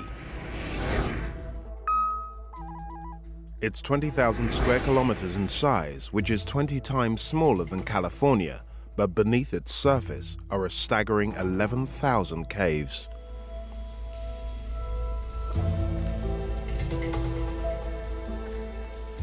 Until relatively recently, they were hidden for millions of years. I found paradise, the biggest discovery in Slovenia, if not worldwide. What mythical creature was found thriving in this subterranean labyrinth? The first people that found it, they actually thought it was baby dragons. And what else lies hidden beneath? It's important to explore, to discover new, unknown territories. It's pushing us forward to find places where nobody else has been.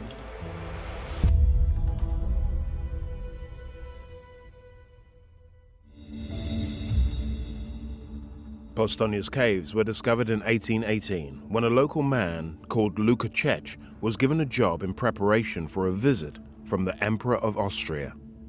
The task of Luka Czech was simply to climb as high as possible to put a welcome sign to the emperor. As he walked up the wall, he discovered a narrow passage and the rest of the cave.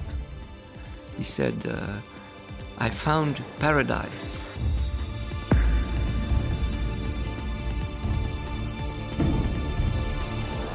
It was back then the biggest discovery in Slovenia, if not worldwide. Luka Czech had discovered what is, to this day, one of the largest cave systems in Europe. At 24 kilometers long, it has been created by the Puka River, which eroded down through the limestone rock to create this stunning complex of caverns, halls, and passages.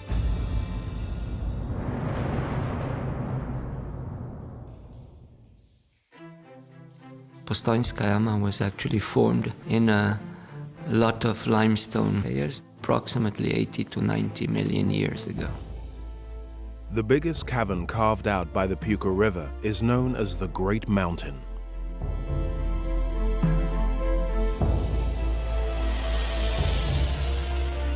The room itself is 100 meters long, 40 meters wide, and more than 30 meters high.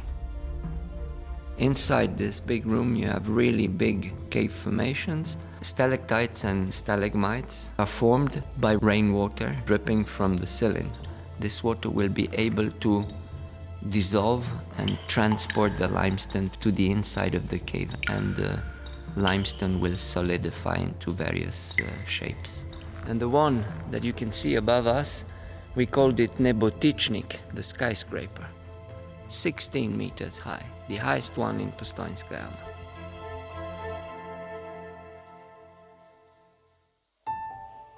These incredibly precious formations have been here since long before man ever walked this earth. Some limestone layers are 90 million years old. The average speed for the growth of cave formations in Postojnska Jama is approximately 10 years for 1 millimeter. That is 100 years approximately for 1 centimeter.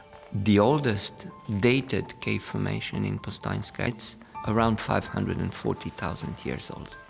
Postojna is important to geologists from all over the world who study speleology, the science of exploring and studying caves.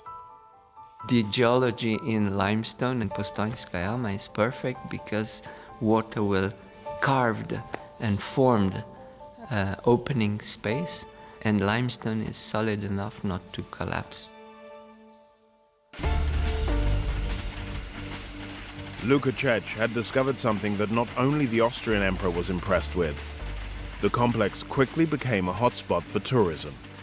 In 1872, a railway with 2,260 meters of track was laid from the entrance to the Great Mountain.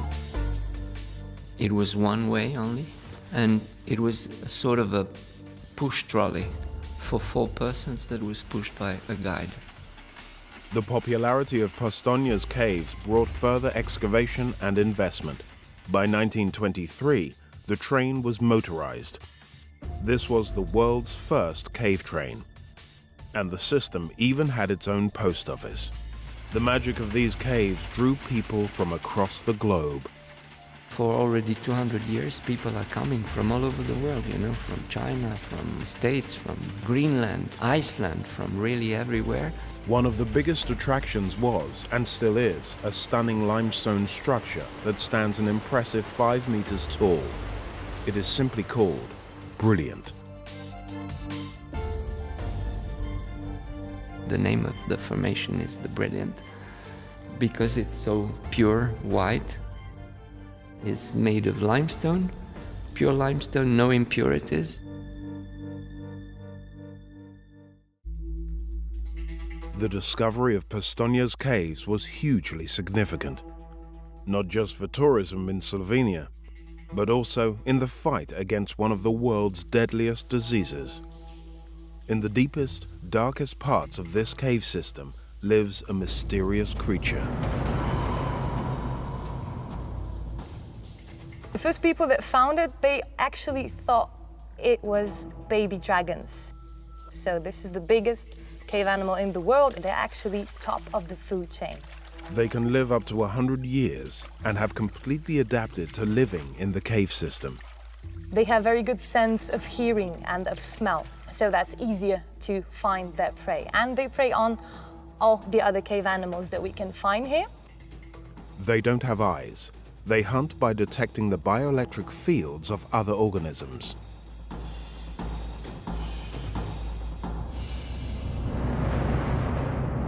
Here you can see the head. If you look closely, you're going to see the heart, which is basically located in the throat. Behind its head, they look a bit like red ears. These are the external gills. The whole darker part of the body, these are the intestines. If you take a closer look at the front legs, you're going to see it has only 3 fingers. On the hind legs, it only has 2 fingers. These creatures can live for up to 12 years without feeding. So it is extremely rare to see cave salamanders actually eating in nature. So you have to consider yourself lucky to get such a good shot. The more these creatures are studied, the more they reveal about themselves. Something very special happened in this aquarium. The mama actually started to lay eggs. Yeah, she laid 64 eggs. 21 of the younglings hatched, and this is actually an event it has never before been seen in nature. We were very lucky that it happened in this aquarium. These cave salamanders also had a genetic surprise for researchers. They may be immune to cancerous cells, so they can't get cancer. And this is the only place in the world where you can find them. So there's still much research to be done on this subject. I mean, it's amazing to comprehend that in such an environment that anything would actually survive.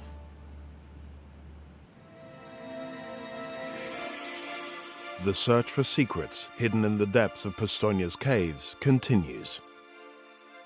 Starting from the limits of recently discovered networks, cave divers like Igor Vrahovic search for what else is waiting to be discovered. Today we are going to do exploration of 5th sump of this cave. For Postonia's cave divers, each new expedition is another step into uncharted territories. Caves is the only place in the earth now where nobody has been. We don't have satellites to film the underwater caves. Diving into the unknown is time-consuming and tiring. Complete exploration, it's going to last about 11 hours, but this underwater part is going to be like hour and a half. It's highly dangerous. It's like a hostile environment. You're underwater, it's dark. But it's also rewarding. They regularly see the cave salamander in its natural habitat. It's magical. For the people who spend their lives here, there's a real sense of purpose to push further and deeper. There is so much more to discover.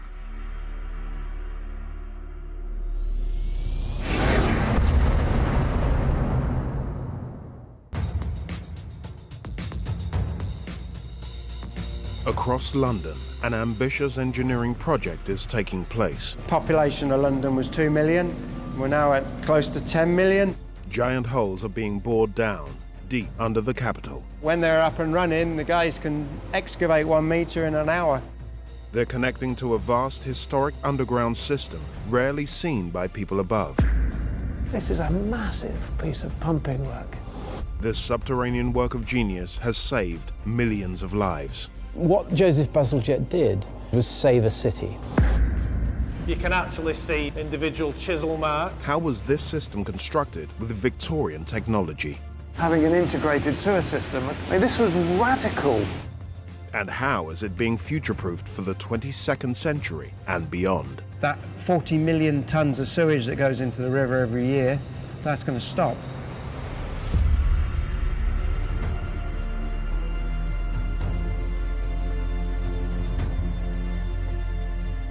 29 vertical shafts like this one in Hammersmith, West London, have been excavated to be linked up to an epic, brand new 30-kilometre underground urban wastewater system.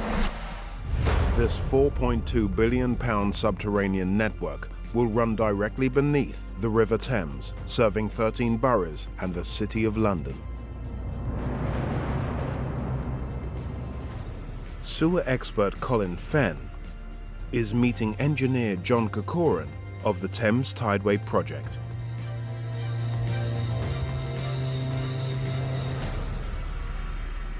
John, I've come down this huge shaft, which is so many steps deep. How far below ground are we? Well, we're 35 metres deep, and it's a 12.5 metre diameter shaft.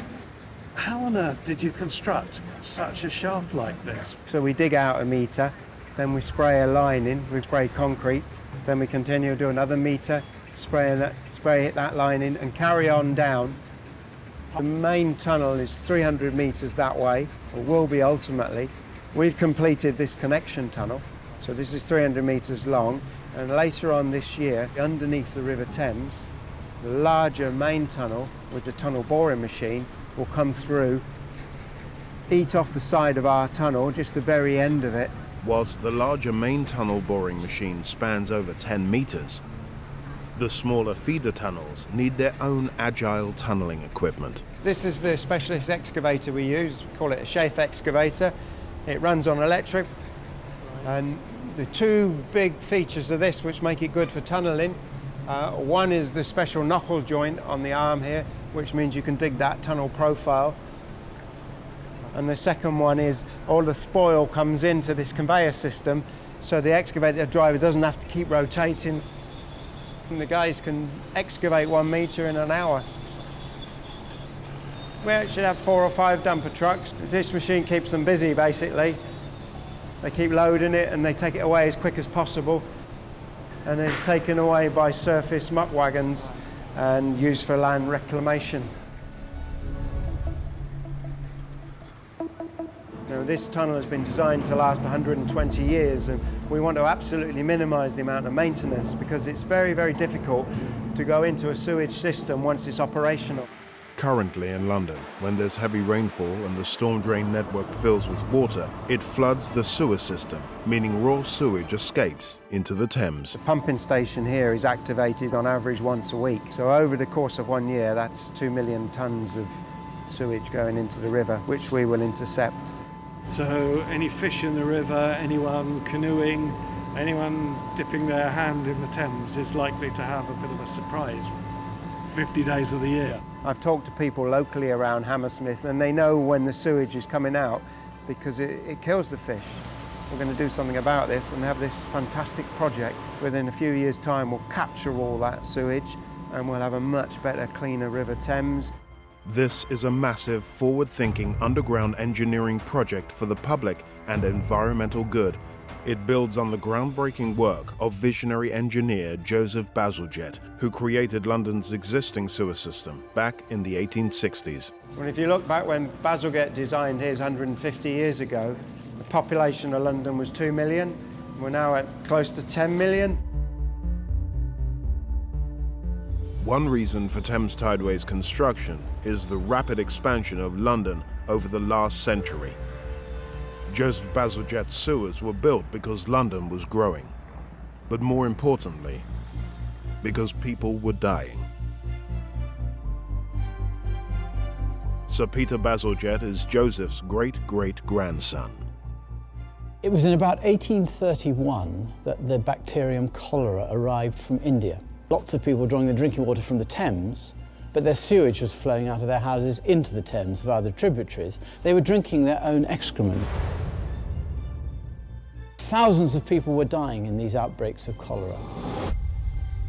It actually would have got worse and worse and worse had there not been a cleansing of the city and a city-wide solution. This is Crossness Sewage Pumping Station on the south side of the River Thames, away from the city. It's where Bazalgette's mammoth subterranean system culminates. This is a cathedral to municipal engineering. We're at the end of Bazalgette's major sewage improvement works that he'd started in 1856 across London. So here we have a map of London showing the Bazalgette sewer network all in place. So firstly, in the north of London, there are 3 main sewers. They all meet at Abbey Mills pumping station at the top. Then in South London, we have 3 more, and they come flowing down, takes the waste and puts it out to Crossness, where it then hits the more tidal reaches of the Thames, and it can hold the waste and then release it as the tide goes out. Crossness was the southern guardian of that sewer network. It was a matter of huge pride, and at the opening we saw Prince Albert and lords and ladies came here, so it was something to boast about. It wasn't going to just be an anonymous building hidden away in the marshes. We're surrounded by the cast iron tracery, and then all around here we've got beam engines with pumps that are being used to move the effluent that's been taken through the sewers. The pumps were used to lift effluent from the sewers deep underground. It was held in pens, and then 75,000 tons of sewage would be released with the estuary tide out towards the North Sea. This is a massive piece of pumping work.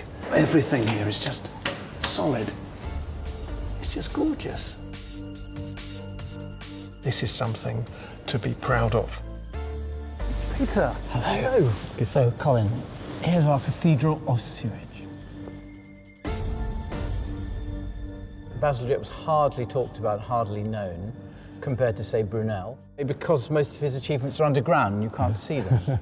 There was an article in one of the newspapers, I think it was The Observer, that called him the drain brain. And then, having read that, I realised quite how profound his achievements were. London at the time had a population of between 2 and 2.5 million. And when Bazalgette finally got the money to execute the scheme, he overspecs the whole scheme for a population of about 4.5 million. It allowed London to grow as a sort of economic entity. What Joseph Bazalgette did was save a city. He was a true visionary, and Joseph Bazalgette enabled a healthy London to thrive. But his underground engineering genius wasn't a first. Decades before, in the 1830s, 200 miles north of London, in the city of Liverpool, a civil engineer called James Newlands was about to create the world's first integrated subterranean sewer system. If we were to think about Liverpool in the 1830s, it was filthy. You had butchers slaughtering animals in the street, fishmongers throwing the guts around and hoping for a heavy rain to maybe wash them down into the Mersey. There was a sanitary report, and it highlighted Liverpool as being particularly filthy. The medical officer noted that the poor were living in dreadful conditions in basements. In fact, he said, "I found them inundated with fluid filth which had oozed through the walls from adjoining ash pits and cesspits." As an important port for the industrial heartlands of the north of England, Liverpool's reputation for squalor and disease started to affect its trade as a port. In 1847, James Newlands was appointed the first borough engineer. From this, it went from the basest form of filth and disgusting environment to really the heights of modern sanitary thinking. James Newlands turned out to be, in some ways, the sanitary saviour of Liverpool, didn't he? Yes, he definitely did. When he arrived in Liverpool and was appointed, he targeted a lot of specific issues such as street lighting, pavements, communal bathhouses, which all played the small part of ultimately cleaning up Liverpool in conjunction with a major sewage system, which he created, the first of its kind. Construction began in 1848, and by 1851, 27 kilometers of main sewers had been built. This increased to a staggering 480 kilometers by 1869. The construction of the world's first integrated sewer network. completely changes the health and the outlook for Liverpool. The fact, I think, the average age before systems like this were built, life expectancy in Liverpool was 19. However, just by building these and putting these in place, that over the 10-year period it took to construct have doubled. The life expectancy doubled.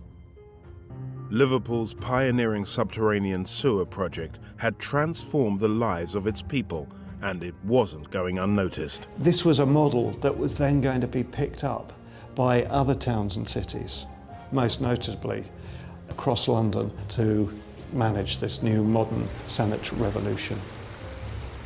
It was designed to last. It was designed to allow the city to grow. This was the standard design in the Victorian era, and it was built using an open cut method, so this would have been exposed, built by the various trades and labourers, and then eventually, once it's complete, then they backfill the ground above it. You can actually see individual chisel marks where each individual stone was handcrafted. We've got bricks on the bottom and then a stone arching over the top. Yes. And then that comes onto a brick channel on the bottom that's carrying the effluent around. Yes, it keeps the solids in the middle where the velocity is the greater. The actual gradient is 1 in 113, so that actually gives it the potential to self-cleanse, so the floors will be enough to ensure that it's kept as clean as you can see. At peak flows, this sewer can handle 32 million litres per hour, enough to fill an Olympic-sized swimming pool in 3.5 minutes. The age that it is at 150 plus years, and the condition and the cleanliness of it suggests he might have had a good idea. This was the first time anyone had contemplated having an integrated sewer system across anywhere in the world. I mean, this was radical. It was a system that many other people followed after, and ultimately it was built for a reason, it achieved that reason, and it's still standing, so it is quite magnificent. The remarkable thing about Liverpool sewers is that we can still see parts of that original Victorian brick network integrated into modern concrete systems. The Victorians created revolutionary underground networks that made Britain healthier and allowed it to grow. We need today to understand, as much as they did in the Victorian era, that great public works are a legacy. I mean, this is something that people couldn't have imagined years ago. The technologies, the way that it's all come together. I'm looking forward to that day when we start seeing wildlife coming into the river, you know, and who knows, we could see dolphins coming up and down the Thames, and won't that be fantastic? This infrastructure has been designed to last not just our generation, not just our children's generations, but for generations beyond that.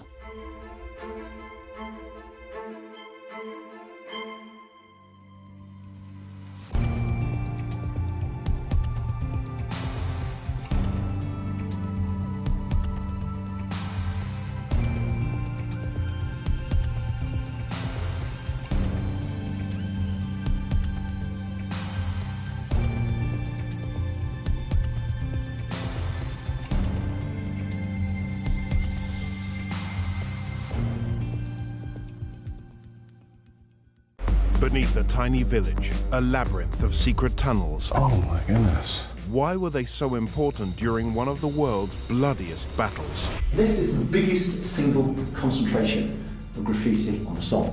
What spectacular uses have been found for these Welsh caverns? Amazing, just to think that everything was actually mined here by hand. Carved out by slate miners in the toughest conditions. They are razor sharp. They would cut you in half. And deep beneath a glacier. It's the most volcanically active spot on Earth. What stunning spaces lead to the entrance to Earth's fierce and fiery core? Wow.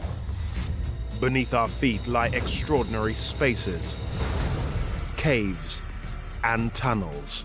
The span and the size is just crazy. They've been designed and built by us. This is the only one with a castle. As well as formed by nature.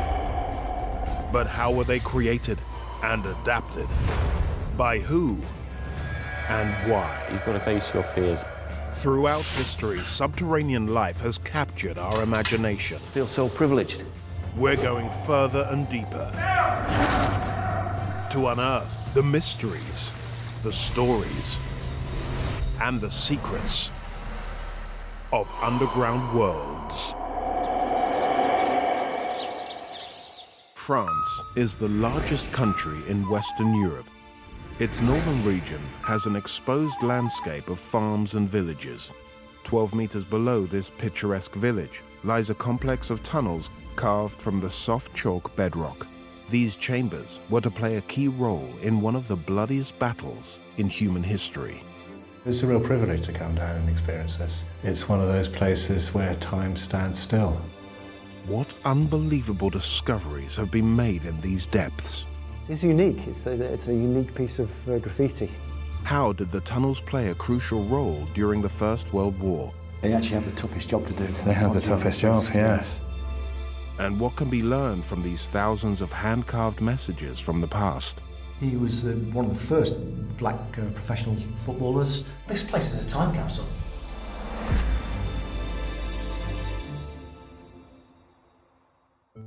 "160 kilometers north of Paris, Bouzancourt is a village of around 500 people.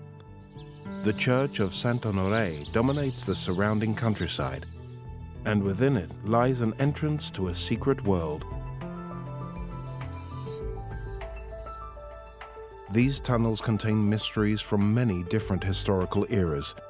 Battlefield expert Vic Payak has been researching the clues left behind.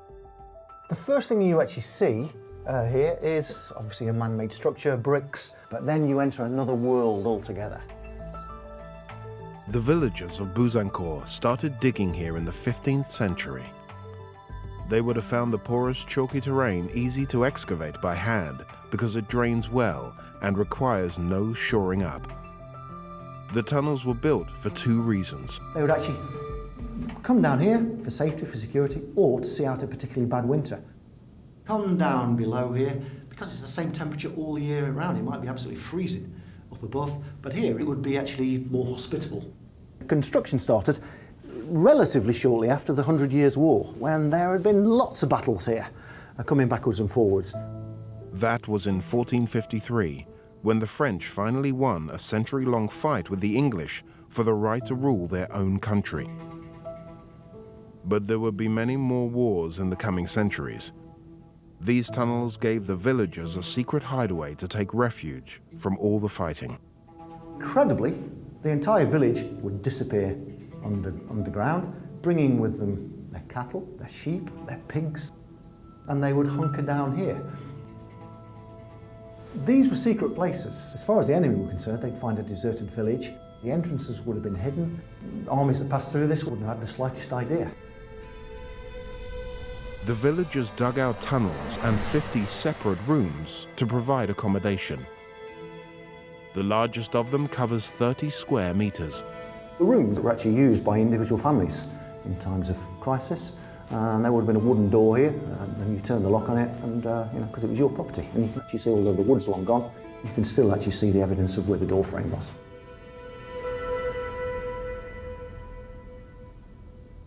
This was the environment for the family. They would have actually lived in here and had their bits and pieces here. But actually this was for the cattle. And these were actually the stalls for the pigs, the sheep, whatever beasts they actually had down here. Vic is meeting local historian Jean-Luc Rouvian, who has traced his own family back through time by analysing the carvings on the tunnel walls. De mon grand-père. Ah, super. Et là, c'est encore un frère à mon grand-père aussi. Okay. That was actually his grandfather and his two great uncles. Jean-Luc comes from a long-standing family. They've been here for centuries. There's a long connection here. The most extraordinary carving can be found at the entrance to one of the underground chambers. Alors, appartient à Jean Rouvillain, 1711. Right. This is the oldest inscription here in the shelters, 1711.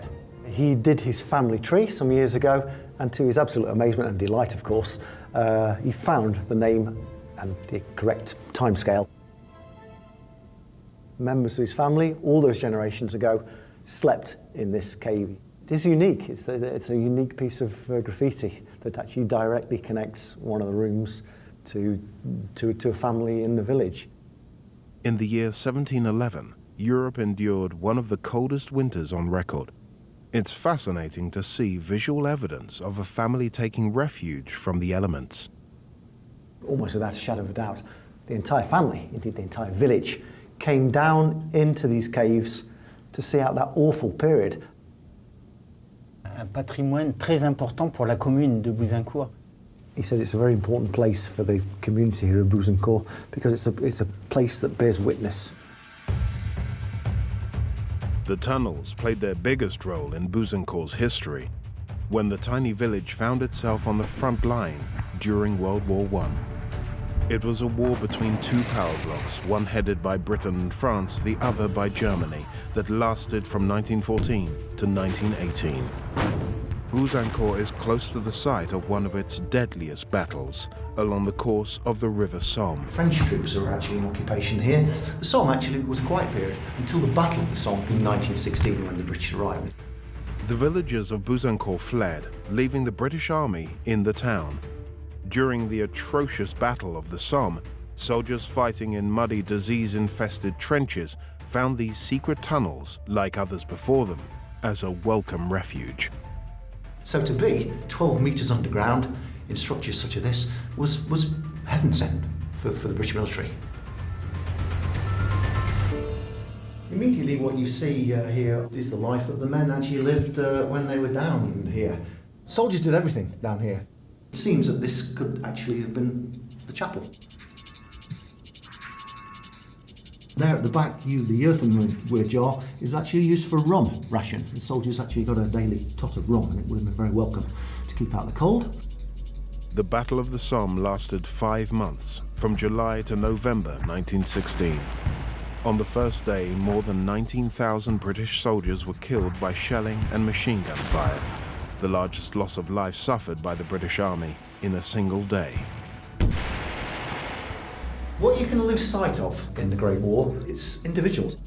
The tunnels provided those men with shelter and relief from the carnage, as well as an outlet for their graffiti, an expression of their hopes and fears carved into the soft walls.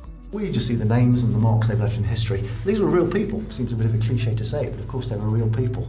These men all mattered to their wives and their loved ones, and you can lose sight of that, but you don't when you're in a place like this, because you can see their names. This is the biggest single concentration of graffiti on the Somme. This is remarkable. A veteran of the Great War said it was 90% sheer boredom, 10% sheer terror. For these men, it could be here today and gone tomorrow. This was maybe a final chance to leave your mark for posterity. There are more than 1,500 signatures and drawings in these tunnels that date from the First World War. Some were carved by American and Canadian soldiers billeted here as part of the Allied force. Huge variety of soldiers here. There's actually two brothers here, side by side here, look. You can see this E.A. Jarrett and S.H.R. Jarrett, Canadians. Both in the signal company, yeah, 12th Brigade. Where the soldiers have given their regimental numbers, historians have been able to trace their military careers, both during and after the war. Ray Klinsing. This guy was from North Dakota. He was to win 2 military medals for bravery. So he survived his encounter with the Battle of the Somme. He actually died in 1981. Another carving refers to a particular British regiment. One of its officers was a celebrity at the time. Lovely regimental badge here of the 17th Middlesex. The Die Hards was their nicknames. They were the unit that had a certain Walter Tull. He was a pre-war footballer for Tottenham Hotspur and Northampton Town. He was one of the first black professional footballers and certainly the first black British officer. He was actually to die not far from here in 1918. 3 million soldiers fought in the Battle of the Somme, above these very caves, and 1 million were wounded or killed, making it one of the bloodiest battles in human history. During a bombardment, the church of Saint-Honoré was destroyed. It was rebuilt in 1920 in the shape of an artillery shell as a tribute to the fallen. Richard Stenning, from southwest England, recently discovered that his great-grandfather, Major General William Rycroft, was among the British forces here 113 years ago. It's intriguing to come here and retrace some of his steps. Richard's on his way to meet Vic, to explore the tunnels where his great-grandfather once took shelter. I knew nothing about the underground space at all. It does sound an incredible place. I'm excited to see what's there. Oh my goodness, look at all that brickwork.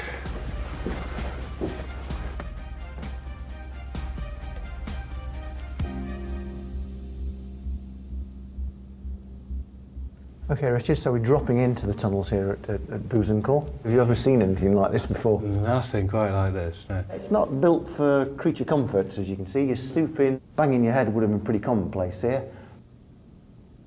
How many would have been here? Would they have been packed in? They would have been packed in pretty solidly, yes. They were safe down here. And away from the bombardments, which were pretty continuous. And you'd have still felt it.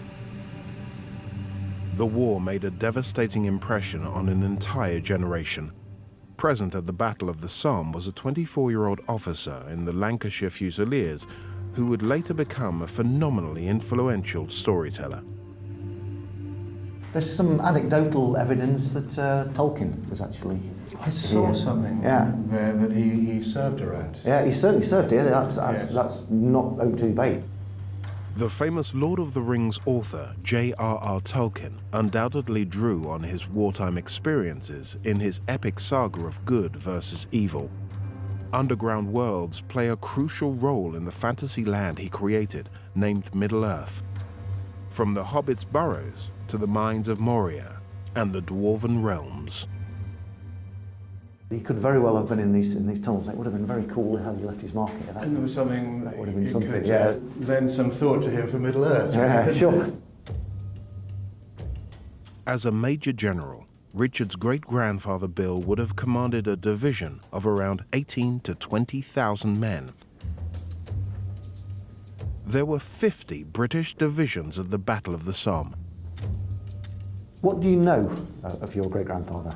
It's only recently, in finding his diaries and things, that I've really looked at his history and realising he was a divisional commander in this important part of the first part of the Somme and probably some of the heaviest fighting. It's certainly bringing it to life from being just a fact of one's past. Voyage of discovery to see what he went through. Yes. Unlike later conflicts, during World War I, senior officers still found themselves in mortal danger on the front line. There is a... All right, I've actually never seen a copy. photograph of him, so there you go. Yeah, tremendous. And this is Volume 3, Confidential Diary of the 32nd Division. That's the original, is it? Yeah. Goodness gracious. Yeah. It's very rare to see something like this. William Rycroft's diary of the first day of the battle shows the risks he took with his men, while around them, vast numbers of British and Allied lives were lost. Rode with Lieutenant Colonel de Bouzencourt, as we alone were actually to break through the enemy main position on the first day of operations. They actually have the toughest job to do. They have the toughest job, yes. Vic has a surprise for Richard. Let's have a look. The name of his great-grandfather is carved into the rock face. There we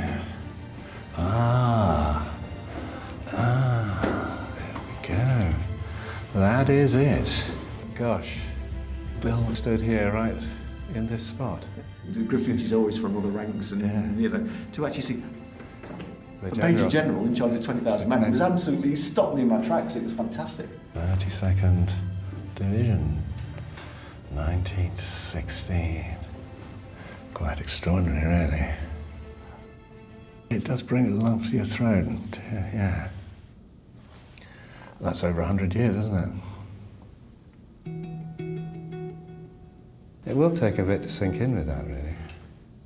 Being the officer commanding, you've got these lives of tens of thousands of men as your responsibility. How would I have coped with that? could I have stood in his position and done that? It makes it all real. Major operations at the Battle of the Somme ended on the 18th of November 1916. Visiting these caves has brought Richard one step closer to his great-grandfather. It's a real privilege to come down and experience this, to have this opportunity to see where my great-grandfather might have been, to tread perhaps where he trod. The walls serve as a lasting memory to Allied soldiers who stood firm in the fight against military aggression. But these caves have offered sanctuary for centuries, and perhaps they will do so for hundreds of years to come. This place is an awful lot more than just my great-grandfather. Think of how many people were down here, the soldiers during the war, the local inhabitants all through the years. It's one of those places where time stands still.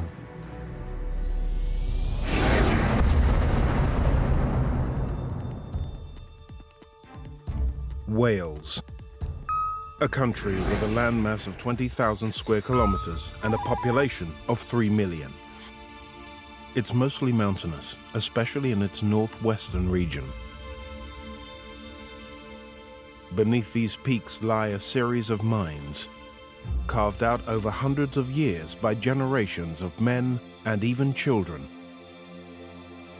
Now a new underground world is making use of the caverns they left behind. This is the slate capital of the world. What conditions did the workforce endure as they mined this so-called grey gold? What these men went through, the conditions they worked under. They risked their lives every day. And how have the mine workings been transformed by adrenaline junkies? Woo! It's like Victorian times engineering mixed in with modern engineering.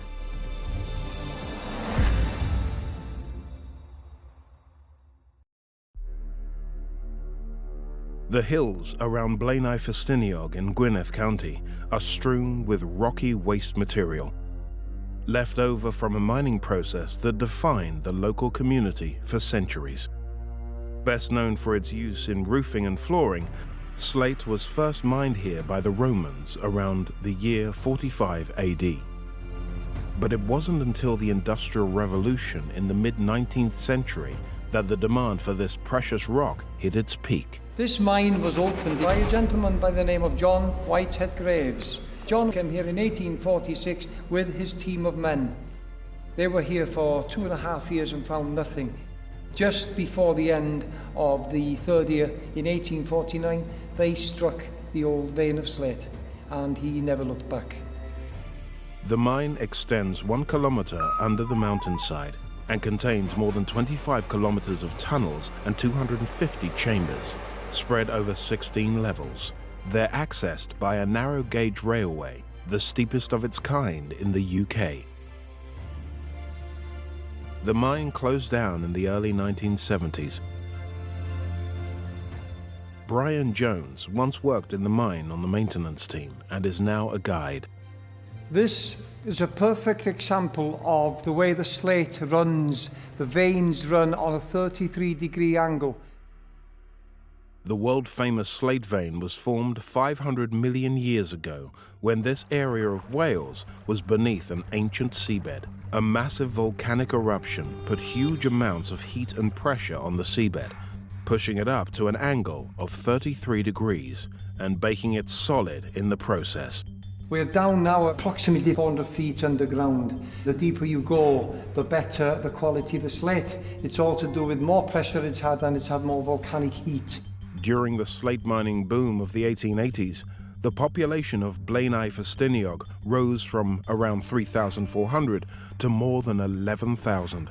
Llechwedd was one of several mines in the town, and miners flooded in to work this rich seam. Now this looks to me like good quality slate. Look at the very fine graining in the slate itself. You can see here where there's been a previous miner drilling, and you can see the blackness in here where the gunpowder, where the blast has been. By candlelight, men would use basic hand tools called jumpers to work their way into the rock before setting an explosive charge to blow large pieces from its foundations. That's the natural crack in the rock. A rockman would drill in here, maybe down about this depth, charge it and blow it out. When he blows this out, then hopefully, more than likely, it would break here. And then this nice lump of slate would fall down here. Up to about 1880, 1890, this would have been done by a jumper, manually.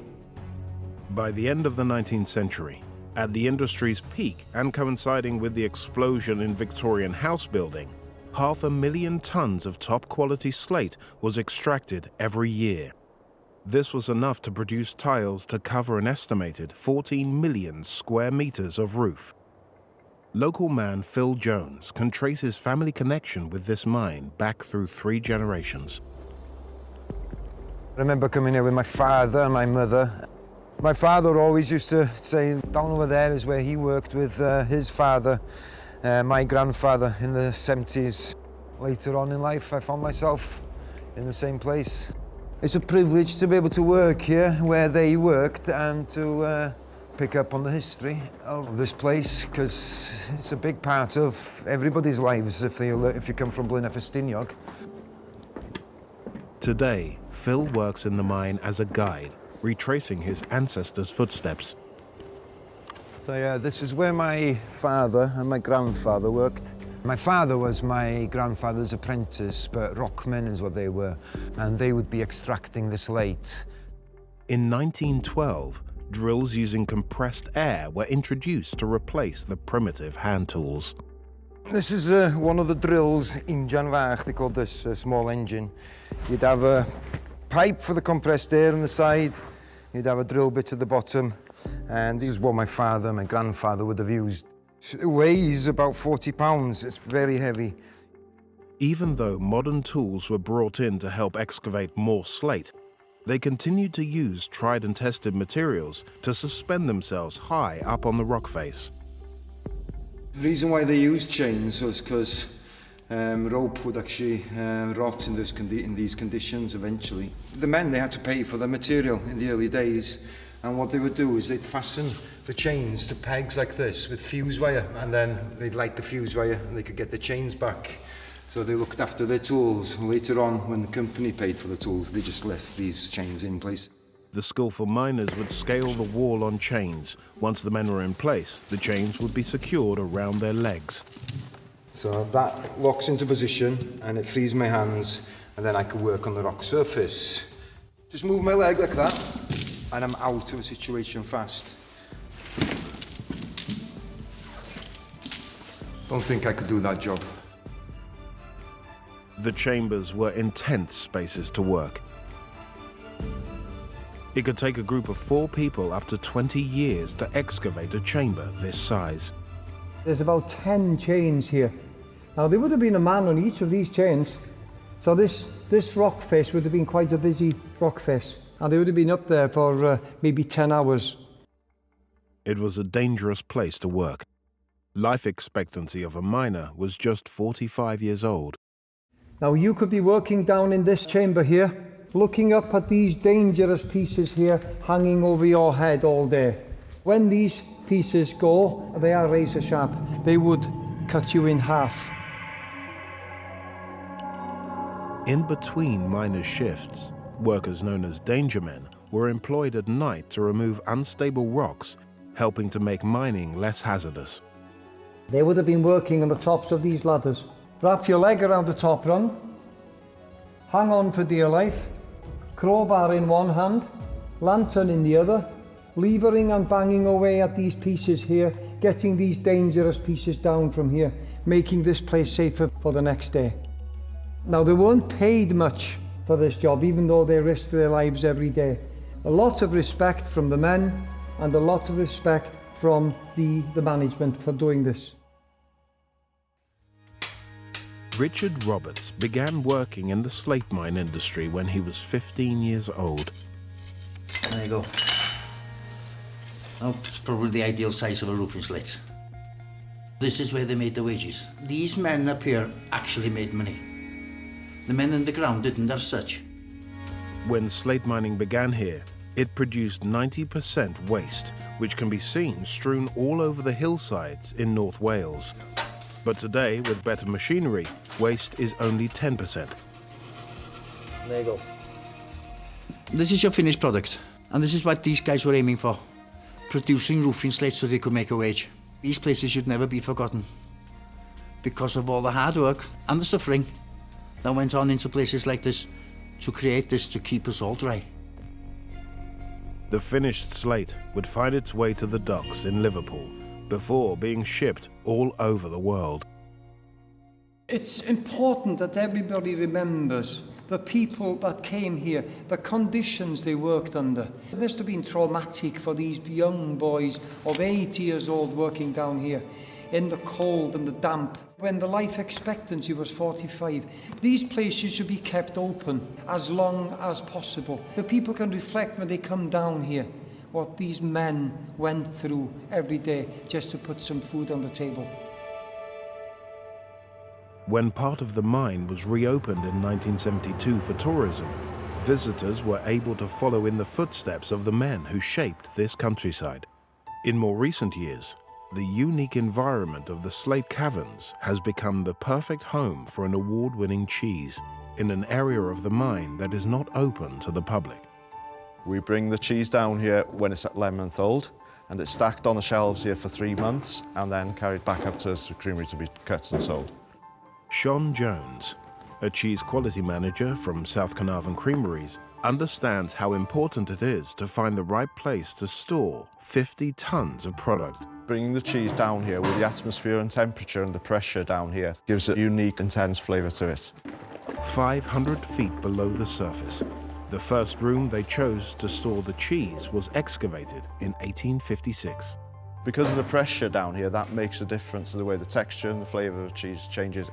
If temperature was too low, then the cheese wouldn't move on, it wouldn't mature, go through the maturing process. So that's the ideal temperature, 7 to 8 degrees for the maturing process to move on. So this is extra mature cheddar now, ready to go back to the creameries. So what I'll be doing now is checking this cheese for the flavour and the profile before we take it back. This stuff's good to go. A ton of cheese is brought up and down on the vertical train each day. This is a hard job, where we have to carry the cheese up to the train, ready to go back to the creameries. It seems only fitting that cheese is stored in these old caverns, as it would have been part of the miners' staple diet.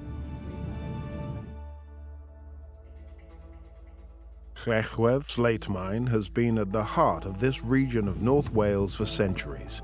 In 2014, the world's first underground trampoline park opened inside the caverns.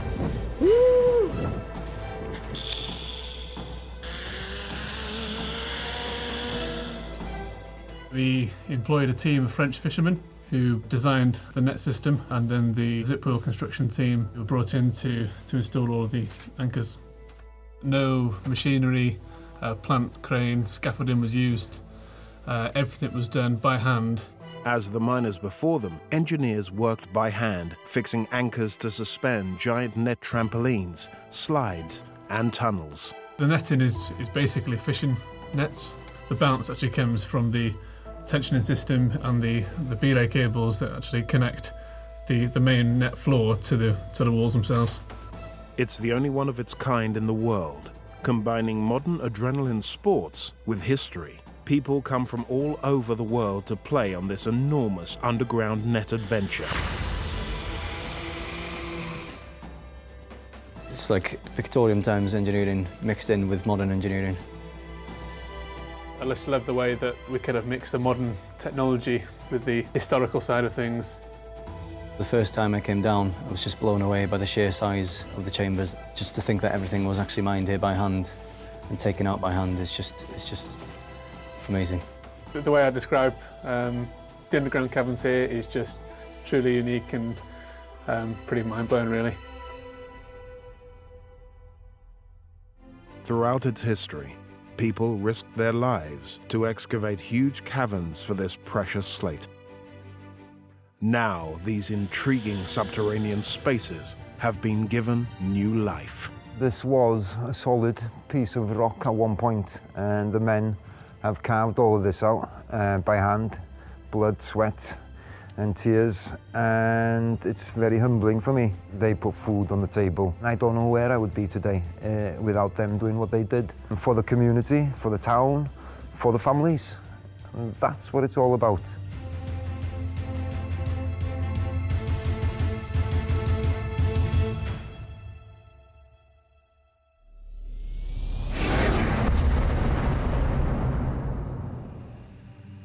Iceland, located just outside the Arctic Circle. Known as the land of fire and ice, 11% of this island is covered by glacier. But beneath the frozen surface lies a fiery, volcanic heart. This is what constructed Iceland. It all came from here. But as you go deeper in, it becomes more and more spectacular. What extraordinary subterranean phenomenon continues to amaze the most experienced of geologists? What do we have here? Wow. It's just like a river system. Difference is, it's in the underworld.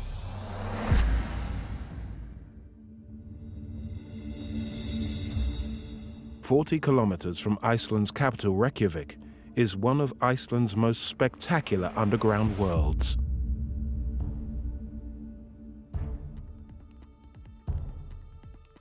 Thor Thordarson, a professor in geology, has been studying this area of Iceland for over 50 years. First time I came here is 1965. I came here with my parents. First time I saw this, it was just simple, wow. It was amazing. The lava tunnel, known as Rúðarhólshellir, is more than 1,300 meters in length. In Icelandic, the name loosely translates as the cave on the hill with the holes. It's a fantastic place for volcanology, absolutely fantastic. It has everything. The tunnel is actually a lava tube, a void left beneath a hardened layer of volcanic rock when the molten material has drained out underneath.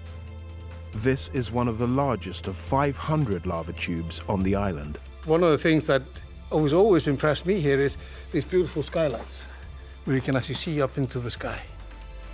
Rúðarhólshellir was formed in this lava field more than 5,000 years ago. This is the lava that actually constructed the tunnel, and it just walked across the landscape gradually. As the lava came out of the narrow tunnel, these are all what we call lobes, and they broke out. With each new eruption, surges of lava forced their way underground through the cooling skin of rock, one giant blob of lava after another. As the tunnel extended in length, it resembled a series of domes. The lava tubes lengthened step by step, gradually moving forward, but then at some point, the pressure in the lobe exceeds the strength of the crust or the envelope of the lobe, and lava breaks through it. And it breaks through a fairly narrow point, and then it spreads out. And then you repeat this process. Narrow point spreads out. So the chambers represent the lobe. The chutes represent the point of breakout. As the active lava traveled, it left behind its story in its hard crust. Earth's history is written into rocks. All we gotta do is learn how to read the rocks. While the river of lava continued to flow inside, a 10-meter-high ceiling formed above. As it cooled, it solidified, creating a network of colossal chambers up to 30 meters wide. So here we have the inner wall of the original inner wall of the lava tunnel. And you can see this black, shiny surface. So you had a viscous lava here, which is exposed to heat, and it starts to run down. It gets heated up, partly melted, and is running down from this little overhang here. And ice here, lava here. Interesting interplay between these two phenomena, both formed by liquids, one which is at 0 degrees centigrade, and the other one which is at between 1100 and 1200 degrees centigrade. In all, there are 14 separate chambers in this lava tunnel that have been created by successive eruptions over many millennia. Thor is trying to find the place from where these violent volcanic eruptions begin. as you walk through it, you realize you're walking back in time in terms of lava emplacement, because the ones which were furthest down when we started, that's the last loads that were formed. As we go back this way, we're getting into older and older parts of the lava flow field. And what we're seeing is basically how the lava was building this flow field step by step. These are very important constructive forces. This kind of system is the reason why Iceland is here. This is what constructed Iceland. Records show that the first exploration took place here in 1909. Since then, the whole system became a source of inspiration to growing numbers of visitors, among them Helgi Christensen, one of Iceland's most famous mountaineers and now an expert in extreme environments. When I came here for the first time, I had been to several caves, but this one was by far the biggest. But I remember the first time coming here, seeing skylights like these, and not just one of them, but like 3 of them, and that's very, very unique. Over a century, the constant footfall of visitors led to damage. In 2016, the tunnel was closed to the public, while Helgi and his team took on the task of installing environmentally friendly infrastructure to preserve the precious caves. It took us a while to figure out what would be the best material to walk on, where we need to build platforms. We could have put wood, a platform made of wood, but it doesn't fit in here, it doesn't feel natural. And although steel doesn't either, a rusty steel gets as close as possible being natural. Also, everything we used, all the bolts, they will not penetrate any chemical into the environment. Any wires used in here are special wires that will not leave anything behind. So the idea was always that we can go here in 30 years, take everything out, and the cave will be exactly like it was before. Creating low-impact access for visitors to get deeper into the subterranean world is important. But without the natural light of the outer chambers, experts needed to find a way for people to safely explore. People don't realize how pitch black it is inside the lava cave, because the light nor the sound travels anywhere. So just a few meters further in here, if we would turn off the light, we'll have 100% complete darkness. And the eyes start to play trick on you. You start to see white spots on the corner of your eye. It's the eyes trying to find something. If you're in here for, let's say, 2 months, you develop cave blindness and you become blind. You actually become blind. Your eyes will adjust back once you're out in the daylight, but part of your eyesight will get ruined forever. While the lava tunnel is a remarkable creation of nature, its wonders are enhanced by a complex system of cave lights designed to work in harmony with the natural environment. August Gunnlaugsson was given the task of creating this design. So our project was to get the right colors. It was not supposed to be like a Disney project. It was really important from the start that we was just trying to hide everything. Cables, lamps, control system. We installed about 100 lights here. They're all, of course, waterproof because of the ice and falling ice, rain, and so on. The lamps can work down to -35 and up to +30. This is definitely one of the wow factors here. You're just getting through here and just seeing this particular colors in the ceiling. It's so many colors here. It's fantastic. August was given a very specific lighting brief by Helgi to bring to life the iron, phosphorus, potassium, and other vibrant minerals deposited by awesome volcanic power. We don't use colors in the lights. We don't need that because we have all the colors in the world in the formations of the lava. I was really surprised how colorful it was. It was just perfect. It's beautiful. The whole thing comes to life. You get this kind of wow factor. You have to use your imagination to realize how much heat, how much power is in here that it's creating rock as it flows. It's a flowing rock. To fully understand how this underground world was created, caverns offer scientists an opportunity to test their theories about the beginnings of life on Earth. There is no moss or any life at all in here apart from bacteria. We have here in the ceiling this white sparkling thing, which is a bacteria that only grows in caves. So this bacteria actually grows because it's been completely dark in here. It only needs water and iron to grow. So it's actually being studied, for example, by NASA. They study cave bacteria in Iceland. Away from the tourist trail, geologist Thor is stepping further into the cave than he's ever been before to find the source from which the lava has flowed over thousands of years. This is a huge chamber. This is the hole in the house. It's at least 20 meters wide, and when it was active, it must have been about 20 meters high as well. It's a huge amount of lava that has gone through here. The length of it is on the order of at least 100 meters. We see along here different stages of the lava flowing through here. So at some point it must have filled this chamber. And then as the lava level dropped, then we can see those different marks on the walls. For me, this is huge. So this is a narrow bit of the lava tunnel. Thor has reached a place that few people ever get to see. Otherwise, you see, right there. What do we have here? Wow.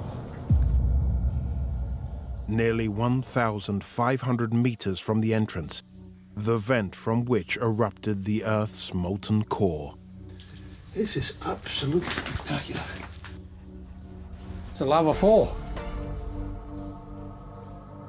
The lava that actually created the lava tunnel came out of here. It's just like a river system.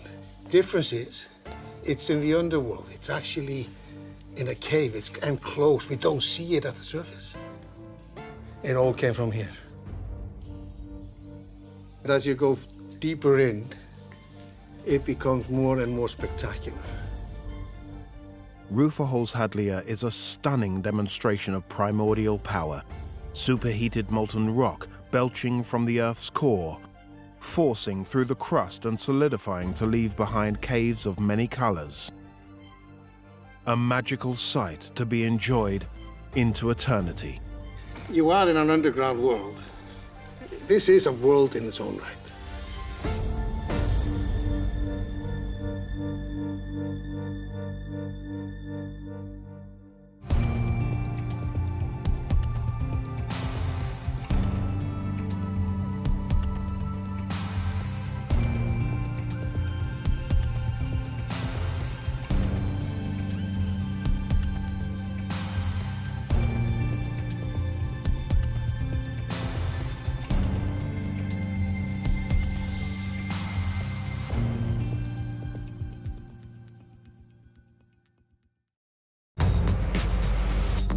Beneath a capital city, giant Cold War atomic bunkers. Nuclear war can come tomorrow. How has one of them been transformed? This is the ultimate underground world. Deep within limestone bedrock, cavers continue the excavations of a pioneering subterranean entrepreneur. Got this hidden network and new treasures to find. And hidden beneath the surface. This is one of our secrets. Inside a 1.2 kilometer thick layer of salt sits a world first. It's amazing here. Beneath our feet lie extraordinary spaces, caves, and tunnels. The span and the size is just crazy. They've been designed and built by us. This is the only one with a castle. As well as formed by nature. But how were they created and adapted? By who? And why? You've got to face your fears. Throughout history, subterranean life has captured our imagination. I feel so privileged. We're going further and deeper to unearth the mysteries the stories, and the secrets of underground worlds.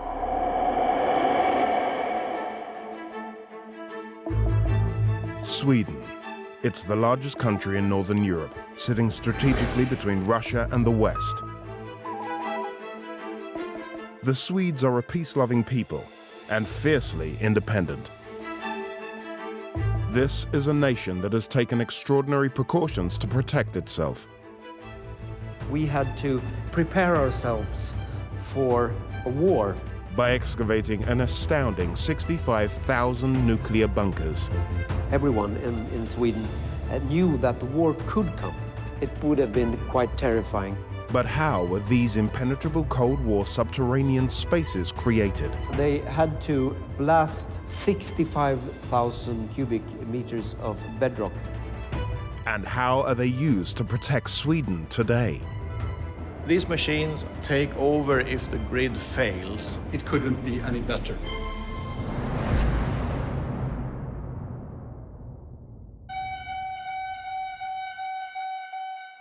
In 2007, underground explosions shuddered through central Stockholm. 40,000 cubic meters of solid rock were being removed to tap into and extend a vast underground network that was originally dug out in the 1940s. I found this facility, and it was like, yes. John Carlung was creating a unique workplace for his company.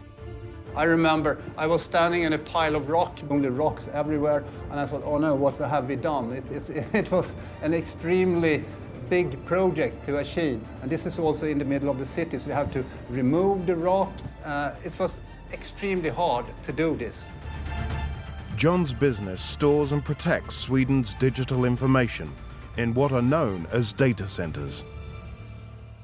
Whatever you do on the internet is located in a data center. So when you use your cellar or you use your computer and you go out on the so-called cloud somewhere, it's always located in a data center, and that needs security.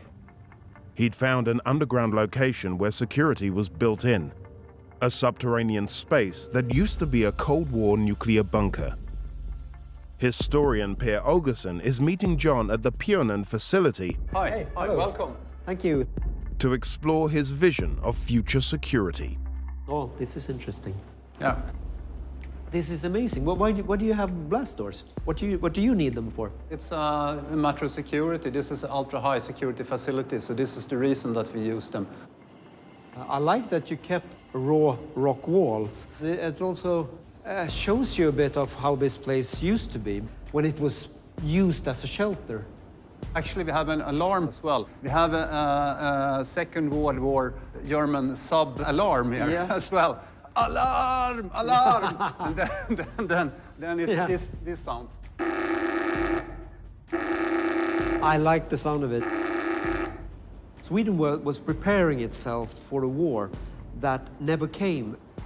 If people want to learn about the second half of the 20th century, they just have to open a door to one of these shelters.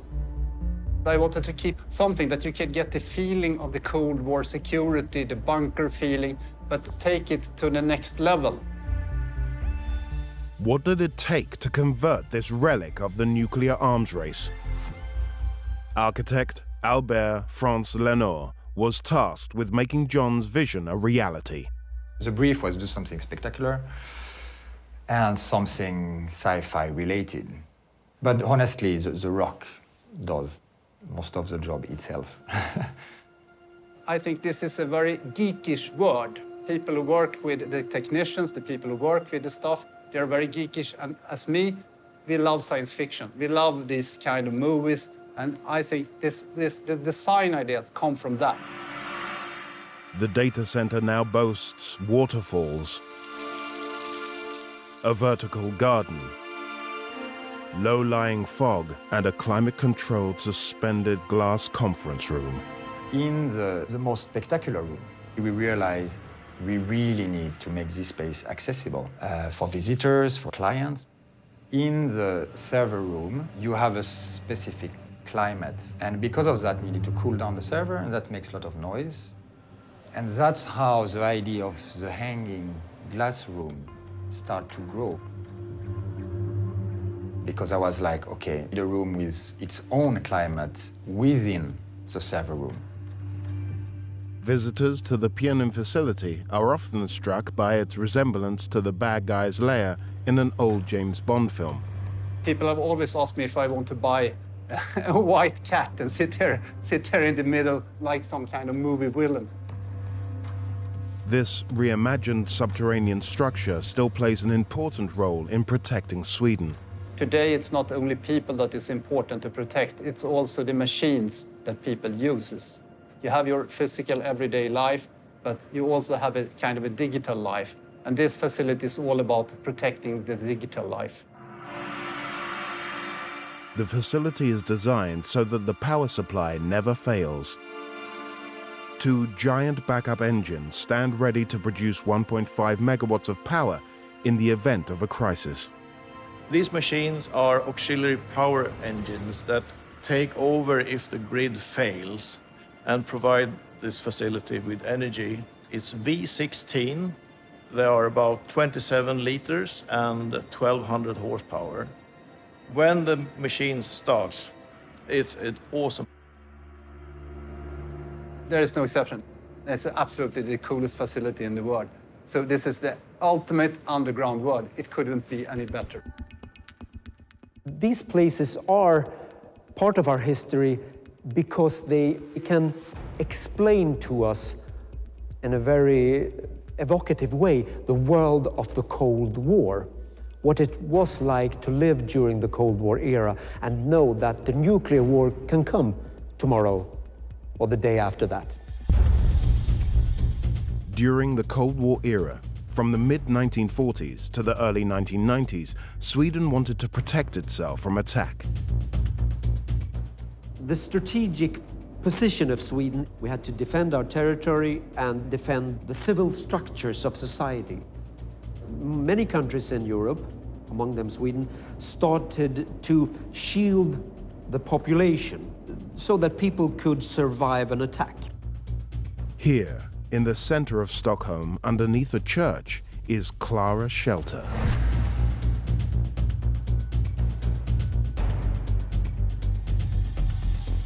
It has a sign that every Swedish resident knows well. This symbol, orange square and a blue triangle, is you can see it all around Sweden, in houses and along streets, and it tells you that this is a public shelter. Klara Shelter is a concrete structure that is encased and protected by the granite bedrock of Stockholm. We are standing in the main shelter tunnel, and this is actually a house within a cave. And the point is that you have the ability for the rock and the building to move separately. So if there's an atomic bomb blast above our heads, the rock will shake, but the building will not shake with it.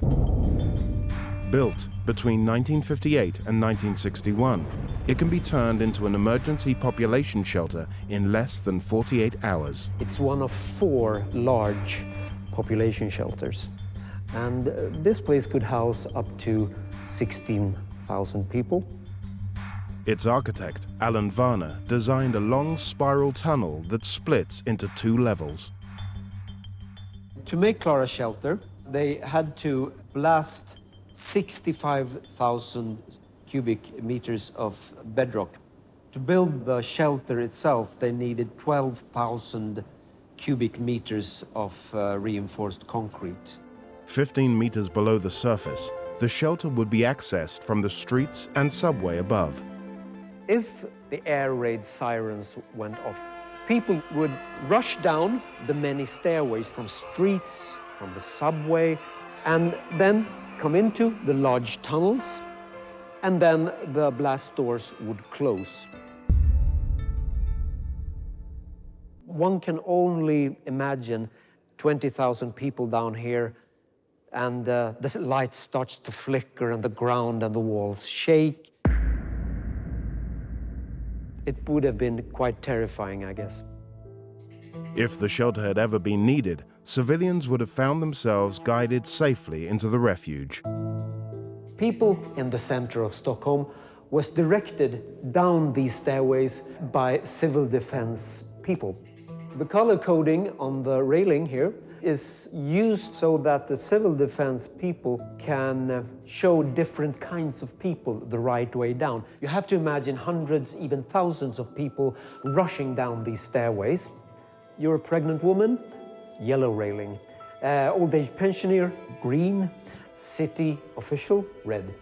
It has to be quick, and the sirens are sounding up in the street, and then they can avoid panic and make everything run as smooth as possible.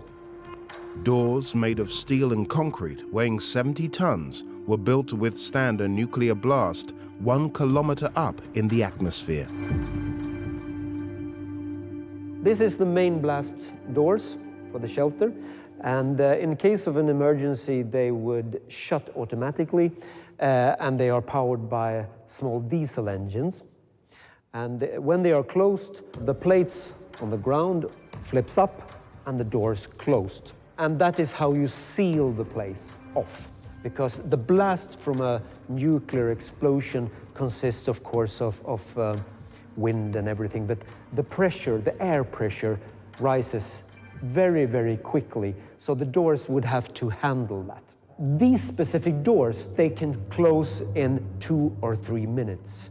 And it's made to protect people from the blast, from the radiation, and from poison gases, fire, and so on. In the event of a nuclear attack, Sweden's citizens were advised to be prepared to survive down here for 1 month.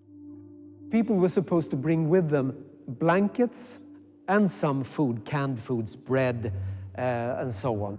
Everything down here is supposed to be functioning even after the municipal power has been shut down. Wells, water cisterns, air purification facilities, reserve power plants. This place is supposed to be totally self-sufficient.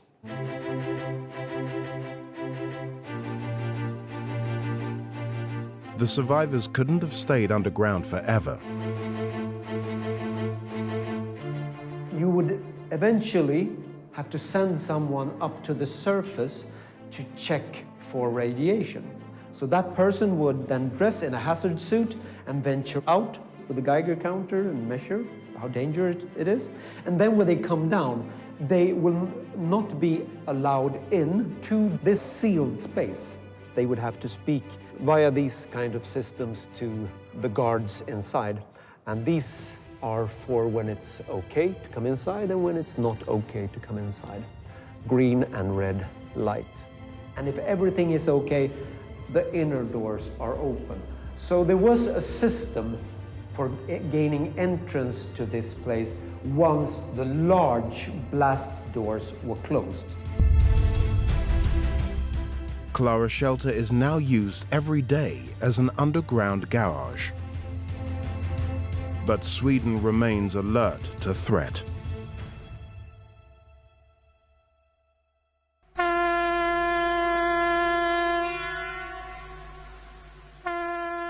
Four times a year, it tests its public warning system. In 2018, Sweden's government issued emergency guidance for its people called If Crisis or War Comes. It was sent to 4.8 million households. Sweden remains prepared.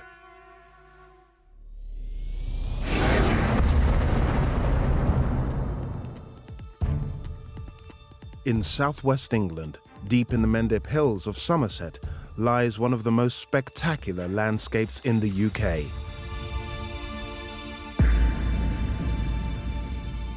Cheddar Gorge was formed more than 1 million years ago, when melting glacial waters carved into limestone rock.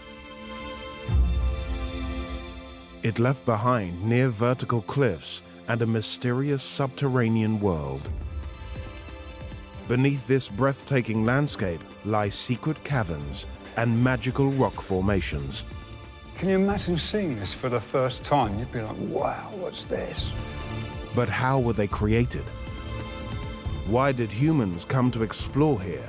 Richard Goff was looking for a show cave, and boy, did he find one. And what can we learn from its hidden secrets? These tight squeezes make visibility quite difficult. We've got this entire hidden network and new kind of treasures to find, which makes the whole lot worth it in the end.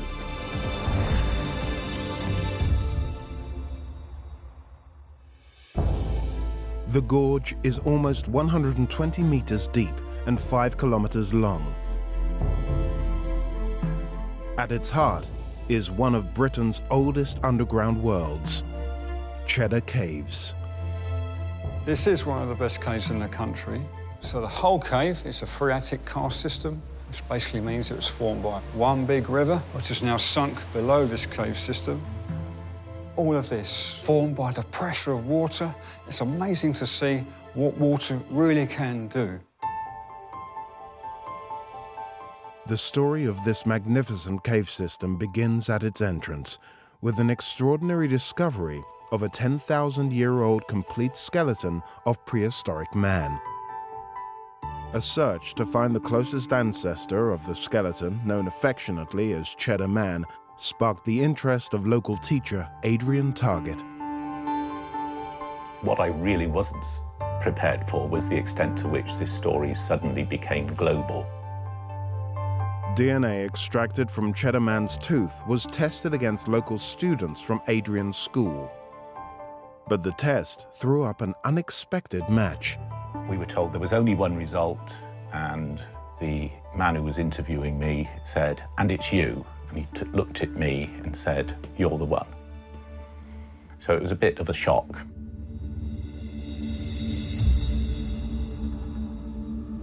He was found very close to the entrance. So it'll be interesting to see how we can compare what the caves were like then with what we see today. Paul Hemington is an expert on these caves. He's meeting Adrian in the very place where Cheddar Man, his ancestor, was found in 1903. Well, he was a hunter-gatherer, so they would have gone out to hunt for their food, horse and deer at that time, and would have gathered fruit, nuts, seeds, berries.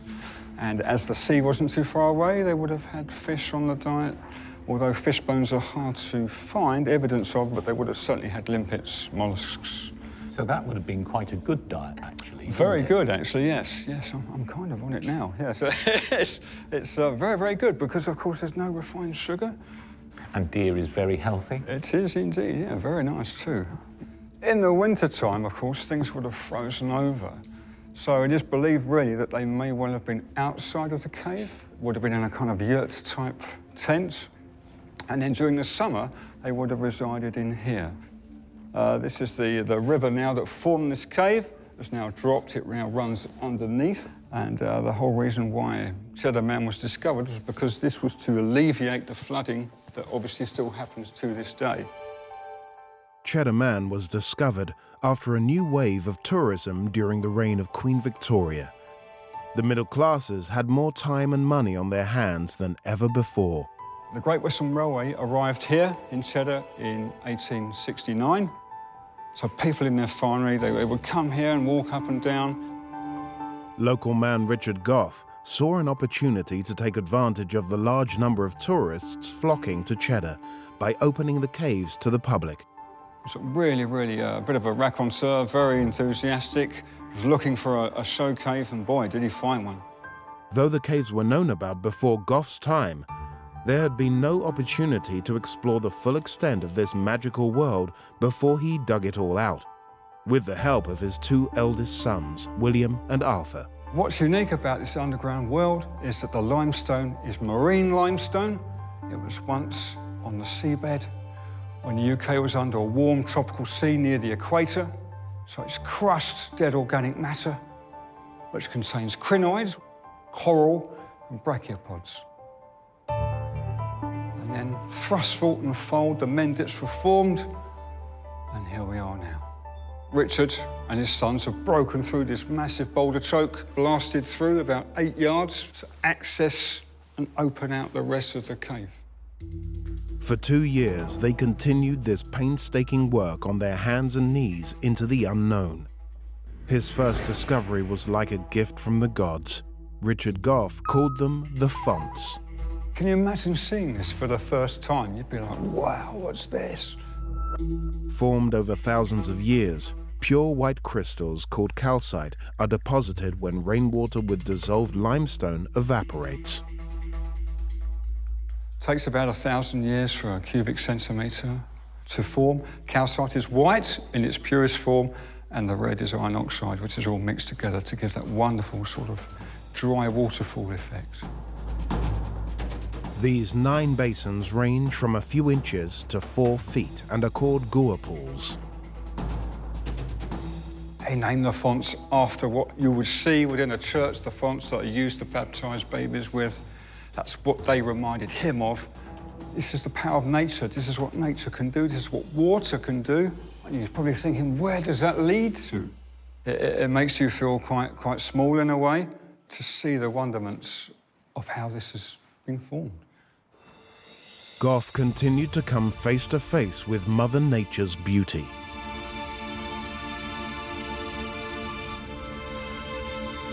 Right, I absolutely love this. This is obviously like a copper beaten effect. The actual name is scalloping. So this is where the river has reached the ceiling of the rock. It's not allowing it to take any more out in certain areas, and so it's lapping against the rock and creates this wonderful, as I say, it's like a copper. So this is entirely natural? Yes, yeah, absolutely. Because it looks beautifully delicate. It does, it really does. If a craftsman had beaten it almost, doesn't it? Exactly right. It really is incredible. On his hands and knees, Richard Goff continued excavating tons of rock and silt on his mission to riches. 100 meters from the font, he arrived at his next marvel. Oh, wow, that's magnificent, isn't it? Isn't it just? Just imagine coming through, crawling 4 years to get to this point on your hands and knees, and you come into this. Goff called his next discovery St. Paul's, after the famous cathedral in the city of London. Absolutely It's wonderful. a fantastic spectacle, isn't it? It really is. It just opens out, so you know. It looks liquid in places. It does, that's right. Well, this is an amazing view. One can't imagine really how inspiring it must have been to have seen this natural phenomenon, complete with its delicate shapes, but also the different colours as well. It must have been really awe-inspiring to have seen that for the first time. Goff's desire to open the caves as a spectacle for tourists was realized once he broke through to the diamond chamber. By 1899, splendors that were once lit by candles and gas lamps were now brilliantly displayed in electric light. Okay, Adrian, check this out. Wow, look at that. That's amazing, isn't it? Absolutely. If I had £1 for every time somebody got to that point over there and said, wow, I'll be a rich man.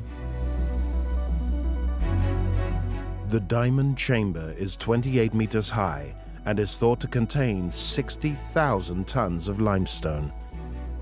It's the last and largest of Goff's discoveries and home to an eye-catching formation.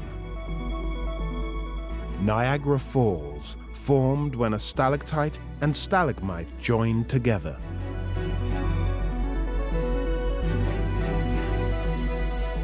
It's believed that the cave dried out 250,000 years ago. It's a quarter of a mile in, so it's like a journey.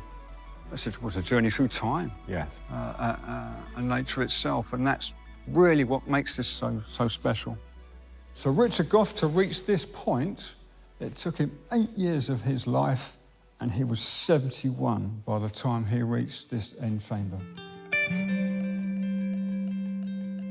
While prehistoric humans only ever ventured to the mouth of the cave, Goff and his sons uncovered majestic spaces once hidden deep within. Still to this day, explorers continue to search these caves just like Goff did, in the hope they will find the next diamond chamber. One of these cavers is Sam Rasmussen. It's not really for the faint-hearted. You've got to kind of face your fears as you go through the cave.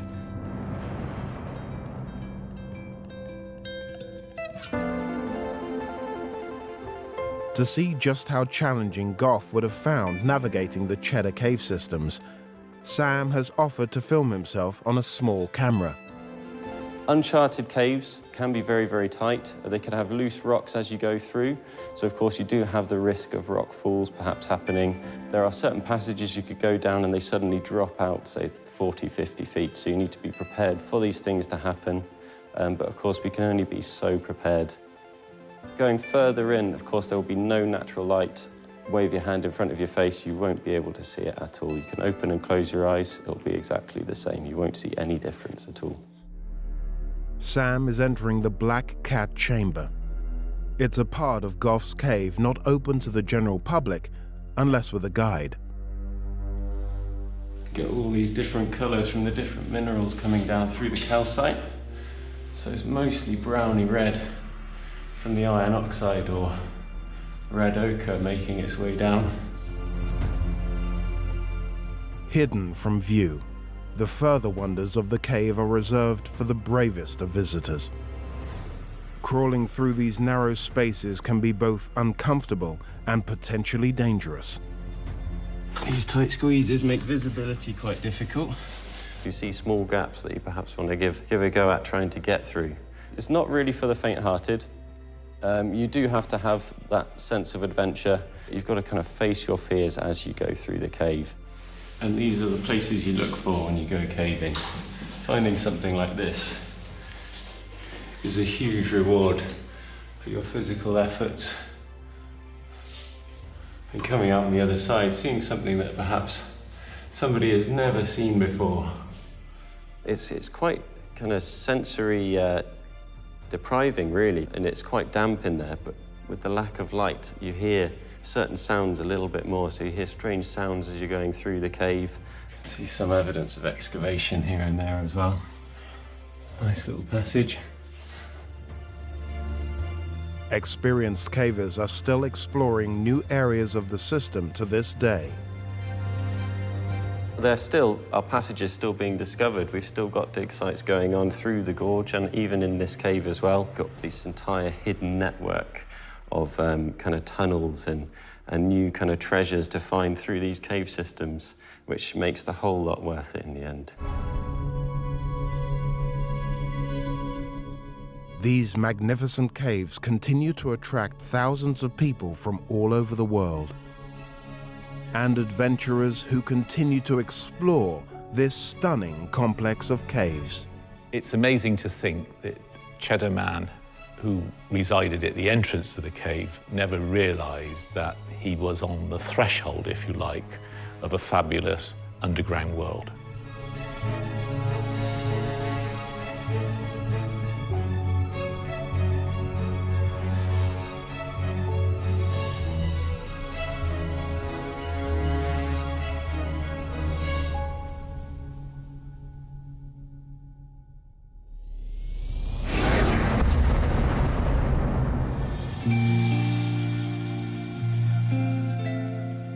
Romania, southeastern Europe, bordering the Black Sea.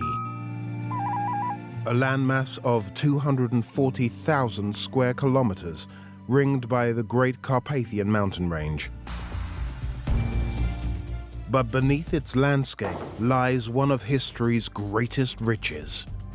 This location is actually one of our secrets. How were huge caverns created? They needed almost 200 years to create this huge hollow shape. And after centuries of mining, what have they become? You have no idea when you're above that underneath your feet you have an underground world like this.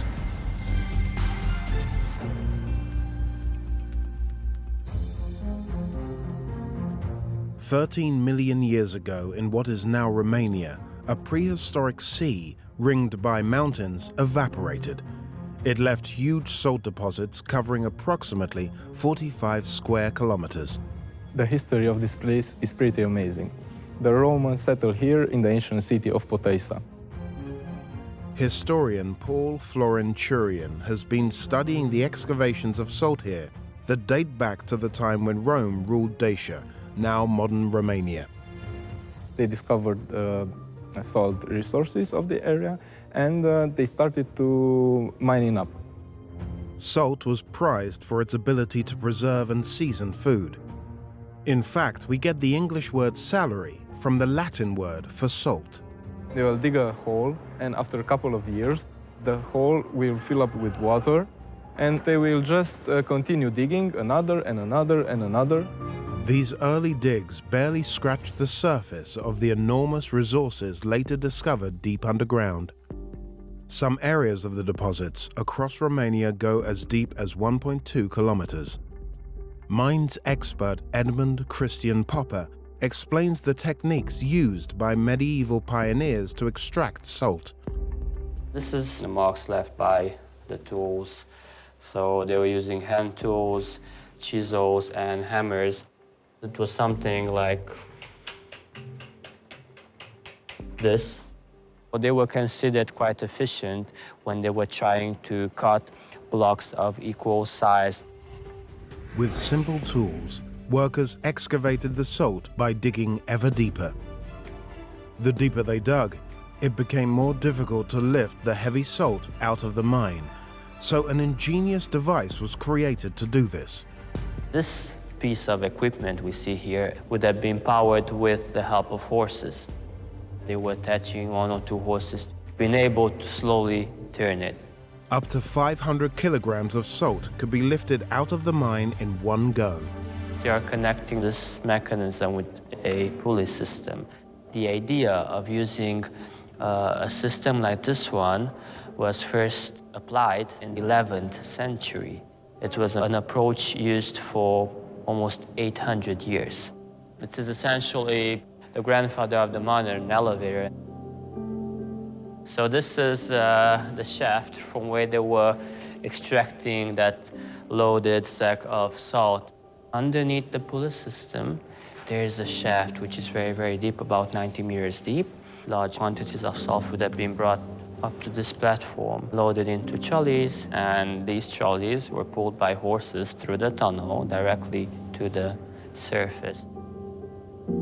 So we can see here the railway sleepers. They were using a narrow gauge railway system for transporting salt to the surface with the help of special trolleys.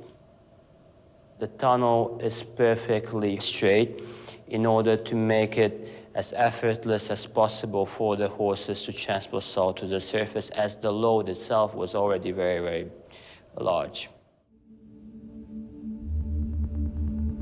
The technique of creating deep, bell-shaped mines below a central winch was used at several locations over the centuries. The steep-sided walls of these mines meant they wouldn't collapse as workers excavated ever deeper. Paul Florin has joined Edmund to see the deepest of them at Salina Turda, the Turreția mine.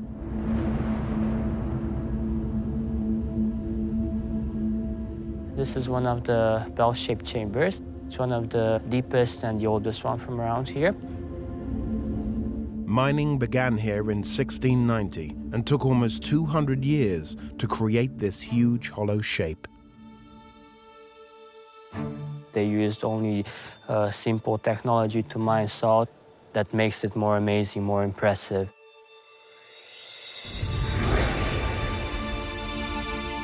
The base of the mine is 112 meters below the surface and 75 meters across. Due to the infiltration of water, an 8-meter deep underground lake was formed with a salt island in the middle. This island is an artificial one. It was created in the middle and the end of the 19th century. Blocks of salt that failed to reach the standards they were looking for were thrown back into the Turreția mine. Over the years, it's formed this impressive island that now stands 5 meters high above water. Since salt extraction ceased here, Salina Turda has been transformed into a magical underground gallery. The structures here utilize the only building material that can withstand the corrosive effects of high salt concentrations. The structures are actually the heritage of hundreds and hundreds of years of experience. 900 years ago, workers began using spruce wood in all their beams, supports, and equipment. They discovered its loose-grained structure absorbs salt, creating a layer preventing the wood from decomposing. Even today, in modern times, we still use spruce wood. It's the only type of wood that can be used in this environment. For centuries, workers continued to dig deep bell-shaped mines. However, excavating large amounts of salt from the bottom was time-consuming and inefficient. After 800 years of digging down in this way, miners realized that by digging horizontally, the salt could be more easily and quickly extracted. A new way to mine salt was invented. So this is the Rudolph chamber. It's a trapezoid-shaped mining work. They are not as deep as the bell-shaped chambers. They concentrate on a larger area, a larger surface. So this is 99.3% sodium chloride, high-quality salt. Has no color, it's colorless. Even the walls are transparent, but as they are very, very thick, they are kilometers thick, you cannot see beyond them. That's why they look very, very dark, because of the lack of light and because they are very, very thick.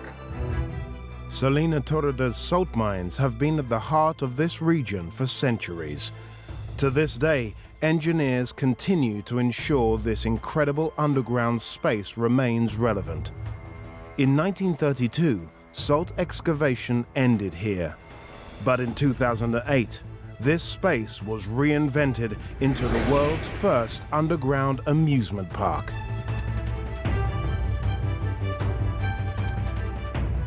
Activities here include mini-golf and bowling. There are handball and football fields, pool tables, and table tennis. There's also a 180-seater amphitheater. Plus the most spectacular attraction, a Ferris wheel. This is actually custom made for our salt mine. It was brought here piece by piece and welded together here on this spot.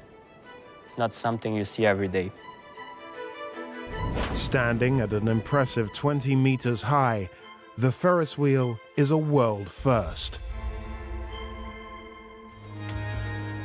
We're at a height of about 25 meters right now, and we're very close to the stalactites. The stalactites are very, very impressive. These are totally from salt, not from calcium or gypsum. How long does it take to form? These stalactites form approximately 2 centimeters per year. They're older than 100 years.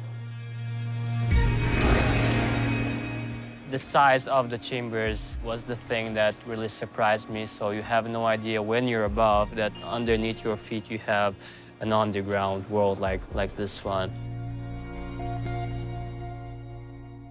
A second trapezoid chamber was planned.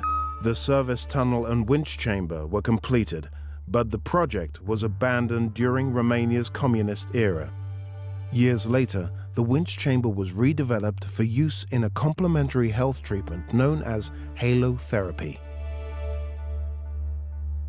One of the team at Salina Torreda, or Solia Colossi, is meeting patients who have come here for therapy. Some have come a very long way. People who come here for treatment, they usually suffer of asthma or allergies, also respiratory problems. Exposure to the salt mine's microclimate is thought to have beneficial effects on the airways. With high numbers of salt particles here and with very little air movement, there are virtually no allergens to breathe in. Our son suffered a form of asthma. This mother brought her son all the way from Britain for treatment. Here we didn't have to use the inhaler at all, which is a really good thing, and we're hoping that in the future that we won't need it anymore. Children are encouraged to play in this salty version of a sandpit to expose them to microscopic particles of salt. His breathing is much more relaxed, and I'm confident that it will help him. It's amazing here. Even though the mine has been changed into a spectacular amusement park for thousands to enjoy, there are still places only a few get to venture. From the highest point above Taritzia Mine. This location is actually one of our secrets. It hasn't been revealed to the public. We're about 116 meters above. It's a very unique perspective. To the deepest, darkest depths of the abandoned Joseph Chamber, where the remnants of the mining work can still be found, something no tourist will witness. There's only a limited number of people who have access to this chamber.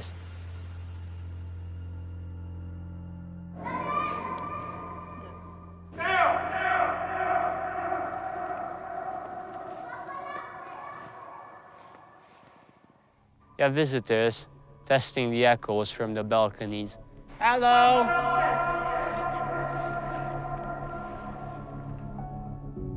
It hasn't been modernized yet. It's very interesting to see how a chamber like this looks like when it's empty, and you can really feel the pressure of this large space. Oh, this is very, very old. These are nails from the railway system, probably 18th century. So this is a bolt from the structure holding up the shafts, probably about 200 years old. People created this huge chamber, and they came here and they worked and extracted all this salt. I can only imagine how long it took them and how hard work it was for them.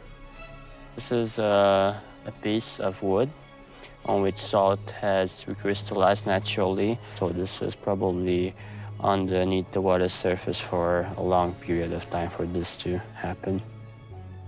All the crystals have a cubical shape. That's amazing. It's essentially a step back into the past. The skill of Romania's underground enthusiasts means Selina Torda's past and present have been seamlessly combined for the benefit of generations to come.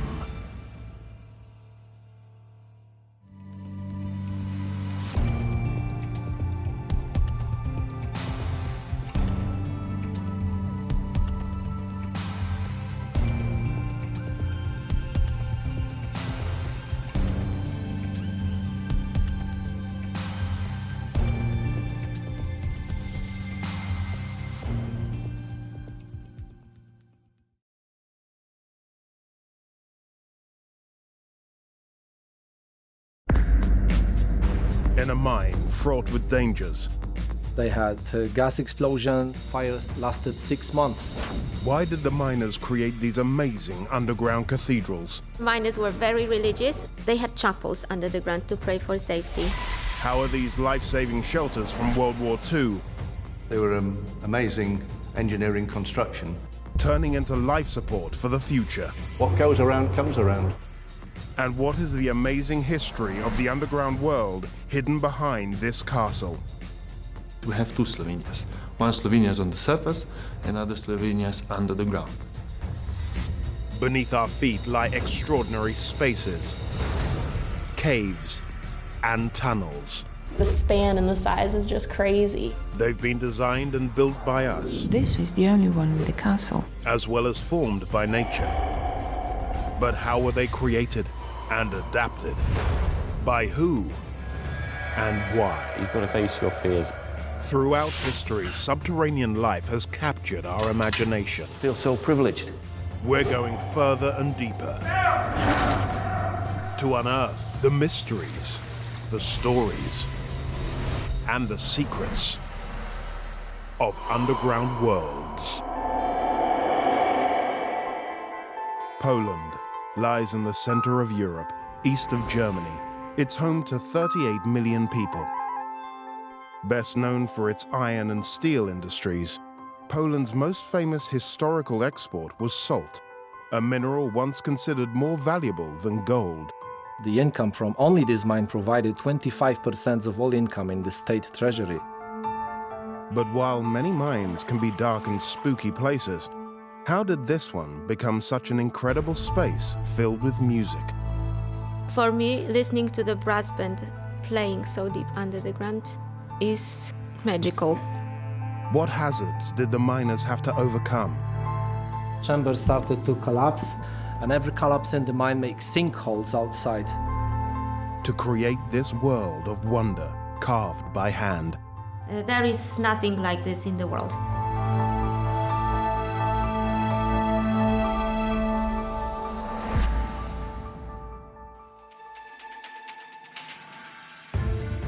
The Wieliczka salt mine lies on the outskirts of Krakow in southern Poland. It opened in the 13th century, and for the next 700 years, the miners dug down 9 stories to a depth of 327 meters. There are 250 kilometers of tunnels and more than 2,000 chambers. And Kamil Broniowski, a chief foreman, knows their layout intimately. Salt was taken out, an empty space was left behind. What distinguishes Wieliczka above other mines is that once the salt was extracted, the empty voids were transformed into extraordinary spaces, a cathedral, 4 chapels, and galleries of statues and sculptures, all carved from salt by the miners. Chambers were not created for the purpose of having an underground room, but they were more like a byproduct of the excavation process. The mine was built to exploit rock salt deposits that were created around 13 million years ago, when a prehistoric sea evaporated. Patrycja Antoniak is an expert on the history of the mine. The rock salt you can see here is the primary salt. The dark rock comes from the ancient sea. It is still possible to find fossils trapped in the rock, fossilized remains of plants and animals. Before the mine was built to process prehistoric rock salt, local people had found the mineral rising to the surface in pools and lagoons in the local countryside. For many centuries, the local people produced salt by evaporation of brine, salty water. When the sources of the salty water on the surface were almost exhausted, they started digging, sinking wells, hoping to find brine under the ground. On the bottom of one of them, they found rock salt, the first lump of the grey rock salt. What they found is halite, a crystalline form of sodium chloride. This is a salt crystal, cubic in form. Salt crystallizes in cubes always, and the salt crystals are perfect cubes. In the past, salt was very, very expensive. 600 years ago, 1/3 of the Polish state income came from salt, 36%. Salt was used to preserve food, that's why it was very, very precious. There is nothing like this in the world. The mine grew quickly. Working in extremely challenging conditions, men used basic hand tools to dig into the unknown for the precious salt. The mine employed over 300 workers and produced over 7,000 tons of salt per year. In the Middle Ages, the salt from the Wieliczka salt mine was considered to be the best salt in Europe. The miners produced blocks of salt weighing over a ton. By the 16th century, the miners were winching out 2-ton blocks with the help of horses. At any one time, there would be 100 horses in the mine, and many of them spent their entire lives underground. So there were stables on different levels. The miners would bring food for them, hay, oat, water to drink. In the 18th century, the mine produced about 30,000 tons of salt a year, and at the peak in the 20th century, more than 250,000 tons a year. Falling salt prices meant that commercial mining stopped here in the 1990s, but the end of the industry coincided with the rise of tourism. UNESCO made the mine a World Heritage Site in 1978. Now visitors from all over the world marvel at the chapels and sculptures created by the workforce in their free time. The miners were very religious. They had chapels under the ground to pray for safety, and the chapels were illuminated better than the other chambers. There are 15 chandeliers around the mine. Their frames are made of wood and decorated with strings of pure rock salt. In a painstaking process, the sculptors shaped them, giving them a beautiful glass-like finish. The largest and most stunning of all is in the chapel of St. Kinga, with 2,500 crystals. Before a service in the chapel, a miner would lower a chandelier on a rope to light candles. The chapels contain carvings which are almost a century old. Jesus and his disciples at the Last Supper took 9 years to carve, from 1936 to 1945. It's inspired by Leonardo da Vinci's Renaissance painting. Elsewhere, there are chambers with carvings of everything from gnomes to local heroes. The Janowitz chamber has a set-piece tableau called The Great Legend, carved in 1967. It's the story of a Hungarian princess who became a local saint. Princess Kinga came to Kraków in 1243. Now, the legend says that when she was about to leave Hungary, she asked her father to give her something as a wedding gift for the Polish nation. At the time in Poland we had no salt mines, and salt was very expensive because it was used for food preservation. Hungary was rich in salt, they had many salt mines, so her father, the King of Hungary, gave her one of the mines. It's believed Princess Kinga dropped her engagement ring into the mine, which was later found in the first lump of salt extracted from Wieliczka. Salt was produced in this area since the Neolithic period, so for over 5,500 years. But excavations began in the 13th century, so more or less at the same time that she came to Kraków. The tradition of carving statues from rock salt continues to the present day in the mine's ground-level workshop. This is Tadeusz Kościuszko, one of our national heroes and his soldiers. And here, a miner from the Middle Ages. And on this side, here we have a symbol of the mine, the tools the miners used to excavate the chambers hundreds of years ago, a pickaxe and a mallet. And on the top there is Polish eagle.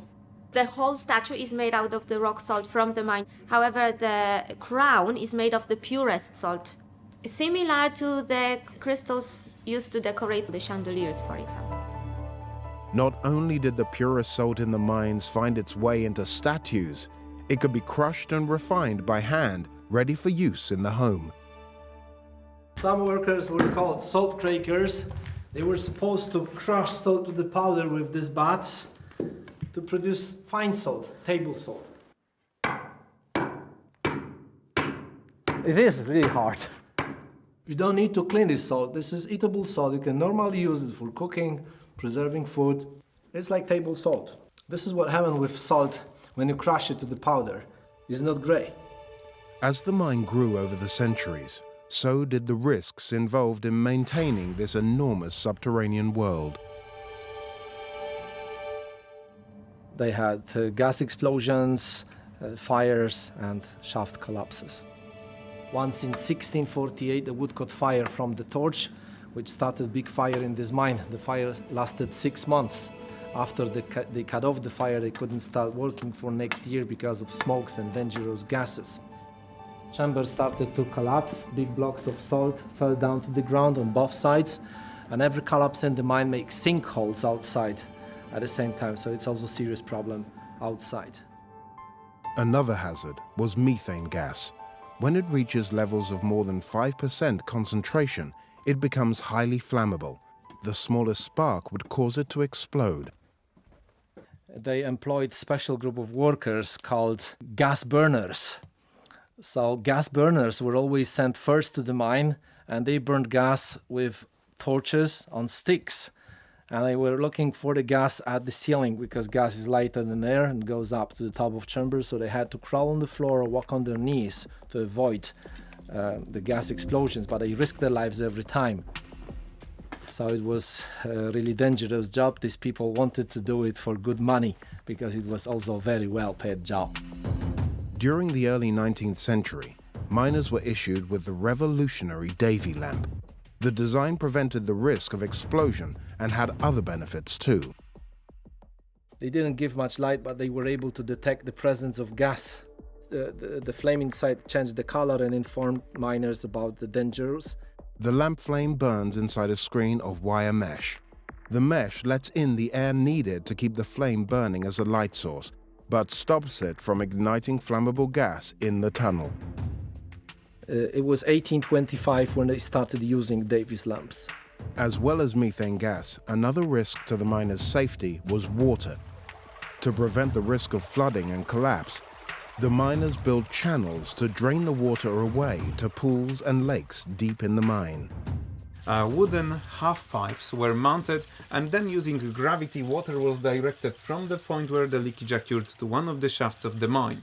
Wood was also used to support the largest chambers and the ever-growing collection of salty chandeliers.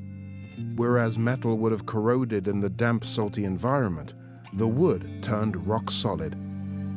For centuries, wood has been used to support ceilings of chambers in salt mines. Salt preserves it. The oldest wooden constructions we can find in the mine are 400 years old. The risk of roof collapse was a constant danger. Certain types of timber were useful to the miners because they would make cracking sounds under the strain. They would serve as an early warning system. There is about 2 million cubic meters of the wood in the mine. The first miners used a lot of pine and spruce to build the constructions, as they make a lot of noise cracking.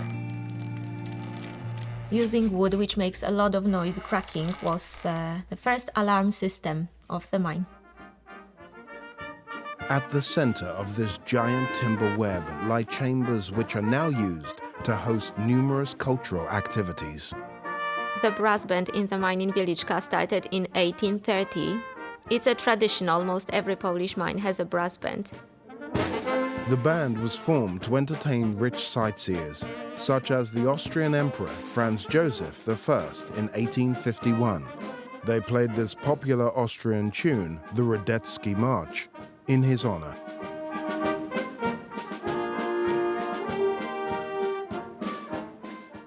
For me, listening to the brass band playing so deep under the ground is magical.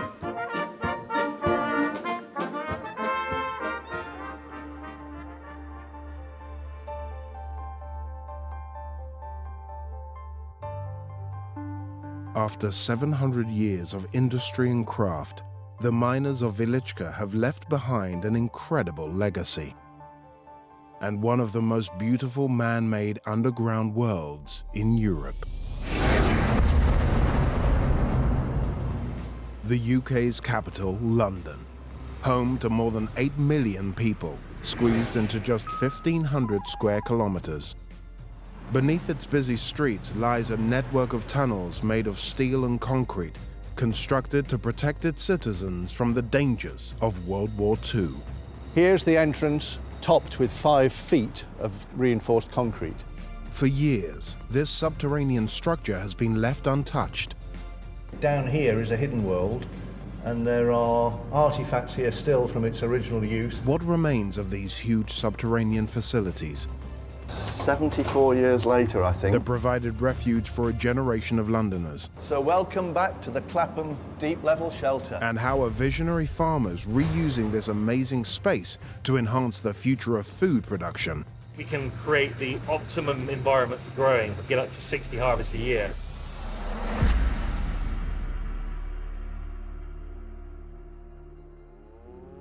Britain declared war on Germany in 1939. The conflict raged for 6 years and changed millions of lives forever. While most of World War II was fought in Europe and the Pacific, the German Air Force, the Luftwaffe, brought death and destruction to the streets of Britain, especially in London. Throughout 1940, the Germans bombed heavily many cities, but London in particular. And the people really needed shelter from that threat. Here in Clapham, South London, subterranean historian Martin Dixon is about to enter an underground world that few Londoners are aware of. The country was desperate to find accommodation to shelter the public. By 1940, they decided they needed a radical solution, and as a consequence, they built 8 deep-level shelters for the general public. Each was to house 9,600 And this, at Clapham Common, is the entrance to one of them. From 1940 to 41, 8 deep-level shelters were built underneath London. There were 4 north of the River Thames and 4 south. Partially with the idea that post-war they could be linked together into an express rail service underneath the capital. The Clapham Common shelter is hiding in plain sight, right in the middle of a South London high street. Here's the entrance, protected by a solid pillbox, because the shaft was the most vulnerable part of the network, topped with 5 feet of reinforced concrete. There were attempts to make the exact location secret, I guess to make sure that they weren't specifically targeted by German bombing. But in a sense, having a secret shelter is pretty pointless because you want, you know, the top side of 80,000 people to actually know where they are and be able to efficiently enter. On hearing London's air raid sirens, thousands of people would have raced for cover in these deep tunnels, always at short notice. People say that rather than being frightening to go underground, it was very reassuring. And when you see the photos of the damage that came as a result of the Blitz, you can imagine that coming underground and hearing the sort of reassuring rumble of the Northern Line was actually quite a comforting place to be. And in general, if it's warm above ground, then it's cooler here, and if it's cool above ground, it's warmer here. So it was probably quite a pleasant temperature as well. So in less than 2 years, in the middle of a major war, they were amazing engineering construction. The shelters lie 30 meters below the surface. That's twice as deep as the London Underground tube system. And at this level, shelterers would be safe from any conventional bombing. Each shelter was split into 2 levels by a mezzanine floor. To get into the shelter is almost 200 steps, and although there's a lift, that was only really available for supplies and for catering. All of the shelterers would have to use the spiral staircases to get into the shelter. Getting underground quickly was a matter of life and death. These ingenious stairwells layered 2 separate staircases within the same shaft. Because there are 2 levels, to try and increase the speed with which the shelterers could enter, there are actually 2 spiral staircases interleaved. This one leads to the lower floor, and the one above eventually leads to the upper floor. Skilled tunnelling experts from all over the UK were brought in to construct the shelters. Mostly it was hand dug, done largely by miners because they had the skill in excavation. Each shelter took a year to dig out. The miners started with the 2 vertical shafts, which now contain the stairs, then cross passages, and finally the main shelter tunnels. It's the same technique used to build a regular tube station, just further down. For every advance in the shaft, that the miners would insert 1 more segment, therefore protecting themselves and the structure from collapse. As it was extended downwards, these 2-foot wide segments were inserted to provide stability for the whole structure. Not only did the miners employ the same tunnelling techniques used to build the tube network, they also used the same cast iron construction materials. Virtually all of the tunnels are lined with what you might regard as standard London Transport tunnel linings. And LPTB, London Passenger Transport Board, shows that it was a standard London transport segment reused for the emergency war work. So they were, if you like, diverted from tube construction and used for this shelter. 100 meters inside the shelter, there are still signs of the working infrastructure. So this looks like the entrance to the original plant room. Yep. Down here would have been all the ventilation gear to make sure that there was a supply of clean air for the shelters. There would have been electricity and also water and wastewater in order to provide those necessities. The total length of each site is about 400 metres, 420 metres. So collectively, taking it end to end, there was about a mile of shelter space within each structure. Bunk beds were built along the walls. People were expected to bring their own bedding. And then on top of that, there was the facility for toilets, for catering, first aid or medical posts and so on. Given the size of the Clapham Common shelter and the 7 other deep shelters in London, it's remarkable how invisible they are to citizens today. So up above we've got the tube train rumbling away, and further up we've got Clapham High Street, which is a busy thoroughfare, thousands of people passing and repassing. Yet down here is a hidden world. Northern Line trains pass overhead every few minutes, carrying thousands of passengers over the shelter. But to go right up there, through that brick wall, that's Clapham Common Tube Station. When work began on building the shelters in 1940, the Royal Air Force was slowly winning the battle of the skies. The Luftwaffe conceded defeat after losing more than double the number of planes than the British. 2 years later, when the shelters were finally ready, it seemed as if they might not be needed after all. The immediate threat of the German air attacks had reduced somewhat. The other reason is the government still had the concern that if people went into this sort of shelter, that they developed some form of, I think they called it deep shelter mentality, meaning that they would retreat into themselves and that it would take away some of their fighting spirit, if you like. Within 2 years, the Germans had developed new weapons in vengeance for Allied bombing raids on Germany. In June 1944, the Germans launched their attack of the V weapons. First off, the V1 flying bomb, or the Doodlebug. Seeing the devastation that that could potentially cause to London, the government did decide to open the shelters to the public. New deep shelters built for this emergency were put to use and saved the lives of thousands of people.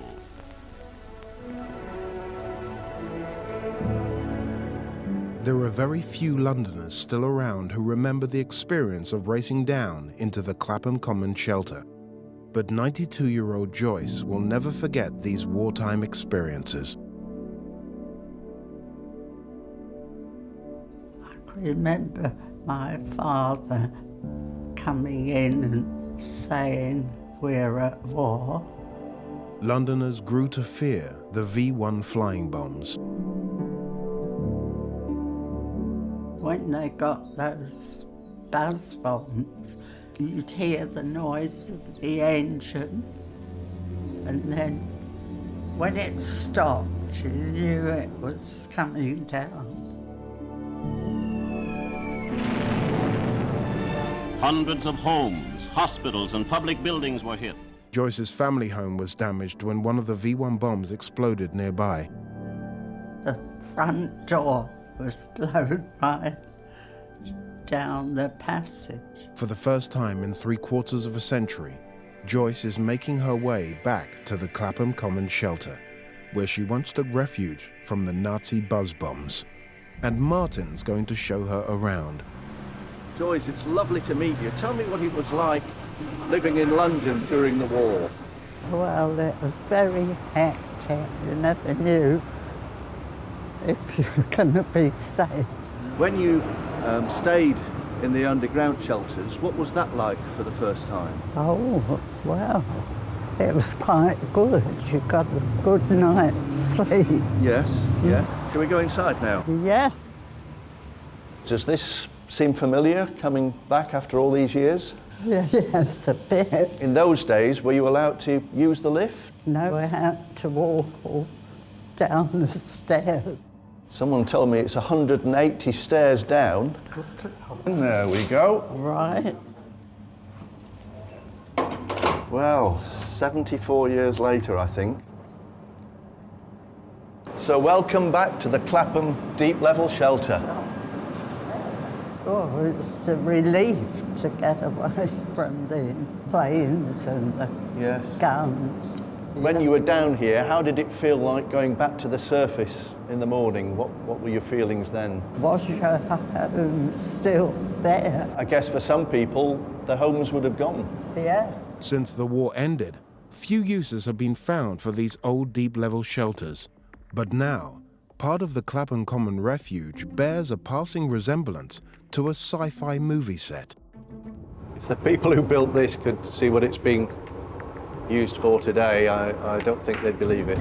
15 meters below the northern line, there now lies an underground world that's dedicated to growing food. What an amazing transition from World War II to space-age cultivation. The new use for this World War II air raid shelter could herald the beginning of a new era in food production. Growing Underground is an urban farm. It's situated 33 metres underneath the streets of Clapham, London. We use hydroponics LEDs to produce microgreens, which are tiny herbs packed full of flavour. This installation is at the forefront of an exciting new global trend for underground farming. And initially we looked at overground spaces, but the underground worked really well for us because it's an insulated space and we have 100 foot of soil above us. We've got a consistent temperature of about 15 degrees year round. We can create the optimum environment for growing. Fresh herbs are in demand all year round. Many have a large carbon footprint because they are imported by air and road and are highly perishable. This farm delivers to London's food markets just a few miles away. This product conventionally comes in out of season from places like Israel or Egypt. So it's reducing food miles and pollution from large vehicles coming into the capital. And in turn, this actually reduces food waste by giving our customers a longer shelf life. This shelter once protected the vulnerable. Now it's being repurposed to nourish the growing urban population. Is this the future of farming? We power the site entirely by renewable energy and we're working towards carbon neutrality. How we are going to use waste products like CO2 or grey water really sort of resonated with me. Other countries, including the USA and China, are also looking at ways to repurpose their disused subterranean spaces and for ways to feed their ever-growing populations. It's phenomenal to know how much space is available. About how future cities are going to feed and power themselves with this growing population that we expect to have an extra 2 billion people on the planet by the middle of this century. These deep shelters came about through resourceful planning and saved the lives of thousands of Londoners in their time of need.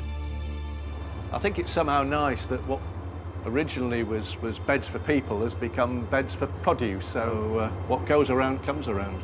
This shelter could be improving our lives for many years to come. There's a lot of locals that perhaps don't even realise this big space is underneath them.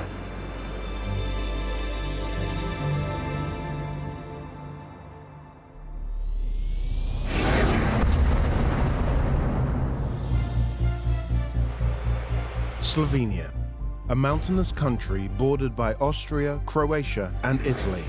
Its modest landmass contains no less than 39 peaks, and beneath them, a region of limestone gorges, caves, and underground rivers known as a karst. For centuries, the Slovenians have relied on this magical underground world for protection from the elements and from invaders. But who was the first to chart these subterranean passages as a means of survival? We can say that Erasmus was the first cave explorer in Slovenia. What underground secrets are hidden behind this incredible castle perched on a mountainside? They got water into the castle that was fresh, clean, and completely safe. And who were the experts preserving and mapping the caves for future generations to enjoy? In Slovenia, we say that we have two Slovenias. One Slovenia is on the surface, and other Slovenia is under the ground.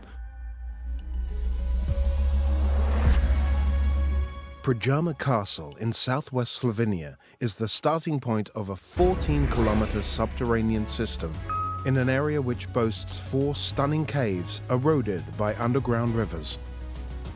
The first of these breathtaking chambers is a fantastic secret, hidden away behind the 16th century battlements of Projama Castle. This impenetrable fortress, which covers the cave mouth, is perched on a cliff face 123 meters high. Sergej Karish knows the fascinating history of why it was built and what it conceals. It is officially the biggest cave castle in the world.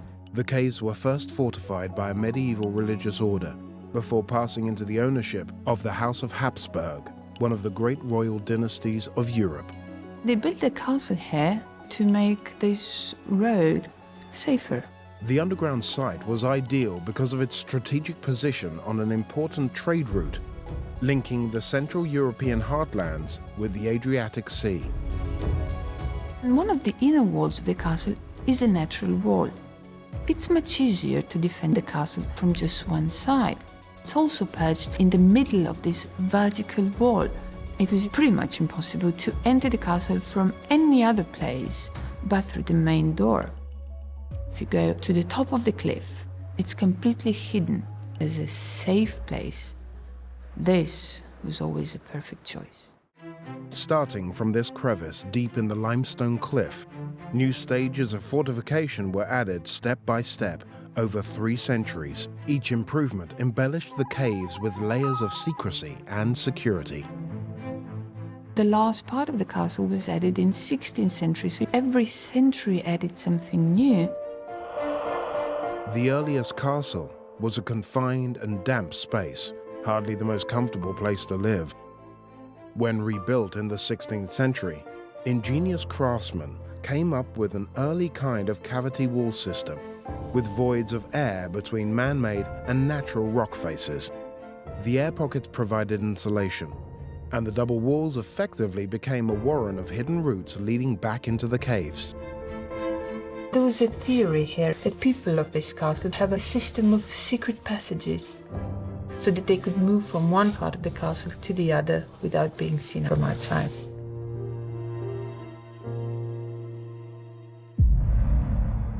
The defensive and strategic value of these caves was exploited by their most famous resident, the knight Erasm Pujama, better known as Erasmus, a robber baron who lived here during the 15th century. Following a dispute with the Austrian emperor, Erasmus was sentenced to death, but he escaped into the cave system. But eventually, the soldiers that the emperor sent found him and began with the siege. Now, he knew this castle very well, so he knew that he's going to be very safe here. The caves offered Erasmus one big advantage, a natural supply of fresh water. Because it drips through the porous rock, it's safe from contamination by any attacker. The ingenuity of people building the place is apparent. You have dripping water in any cave. They took advantage of what nature was already offering them. Now here we can see the channels. This is part of the water supply system here in the castle. That's how they got the water from above, from the cave, to the lower parts of the castle where it was needed the most. They got water into the castle that was fresh, clean, and completely safe. It was impossible to poison it. Erasmus may have had a continuous supply of clean water, but he needed food. The knight-errant had a cunning plan, which depended on the caverns behind his stronghold. At the back of the castle, in the cave behind, Erasmus had a secret passage. Now, the secret passage comes out in the forest above the cave. It is impossible to find it from outside. Erasmus would use a secret passage to get food supplies into the cave. The secret route was unknown to the emperor's soldiers. Erasmus used it to avoid their siege and continue his raids on neighboring towns. With the castle fully supplied, he would taunt the soldiers by sending food down to them, kind of showing them that there's absolutely nothing they could do to him. They had no idea that it would be possible to have a secret passage in the solid rock. So for them, according to the legend, a much more logical explanation was that there were some dark forces on his side. Of course, Erasmus wasn't a magician, just a devious robber baron who made capital from these extraordinary and beautiful caves. The most important part about that passage is that it's not just a cave, that it was a lifeline during the siege. The legend of the secret passage has been a lifetime inspiration to cave explorer Marjan Villar. I was impressed when I was a boy here looking at this big cliff and this beautiful castle. When I started with cave exploration, the cave under the castle was my first cave that I visited. We can say that Erasmus was kind of a first cave explorer in Slovenia. At that time, they were using candles, maybe some oil lanterns, and this was it. It was a big challenge for him to go out. He was kind of a revolutionary at that time for caving. Now Marjan retraces the difficult climb that Erasm once took by candlelight. It's a stunning cave network, eroded by fresh water over millions of years. The secret passage is almost vertical and extends for 42 meters from the rear of the castle cave up to the forest above the cliffs. Dimensions narrow. We're talking about in some squeezes just a few centimeters away from your chests. For Erasmus was not an easy task to go all the way up to the surface. Today, with the modern technology, we have good equipment, not easy, but years back when Erasmus was walking around the candle, crazy times. Yes, we can see the exit right here, in front of us, going up. He was going towards the valley, around 15 kilometers from here, for the supplies and food. Definitely it was not easy to bring all the supplies through the narrow passage all the way to the castle. The castle was hidden, the exit right here was really hidden, so this was the best hiding place.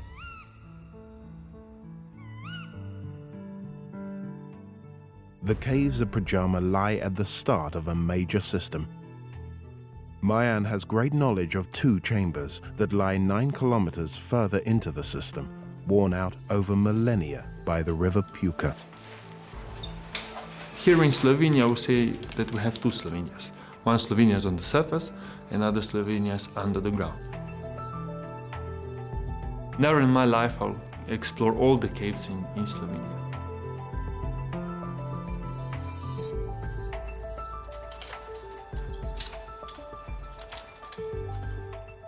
Slovenia has more than 13,000 caves, and experts believe there are many more yet to be discovered. At the beginning of cave exploration, there are different stories and legends of devils possessing the caves. In Middle Ages, the people actually thought that cave is the portal door of hell. The Black Cave is around 3 kilometers in length. It was discovered in the 19th century when the ceiling collapsed into a sinkhole. The cave was named after sooty deposits, which have stained the calcite formations a dark gray when they were once white. The theory is that the first cave explorers, when they entered the cave, used lanterns, candles, torches, and all this smoke deposit on formations, and that's why we can see the black color.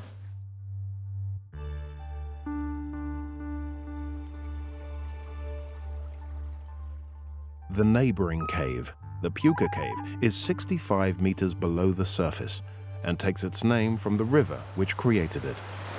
It's 5 kilometers in length. This is known as an active cave. The water is flowing, eroding the rock, and actually shaping the cave. It's important to know in which direction the water is flowing, so we need to protect the water, and if we know the cave better, then we can protect them this way. The Black Cave and the Puka Cave are the last two on the river before it disappears into inaccessible depths, at least 150 meters below the surface. The Puka then reappears flowing towards Slovenia's capital, Ljubljana, 50 kilometers away. Some of the caves are also show caves, so it's good to show people what is underground, that people can appreciate nature, and they can also protect and respect the nature for future generations. Experts like Mayan are proud to show tourists the beauty of these underground caverns. But free access to some of them has been restricted to ensure the caves are not damaged by visitors.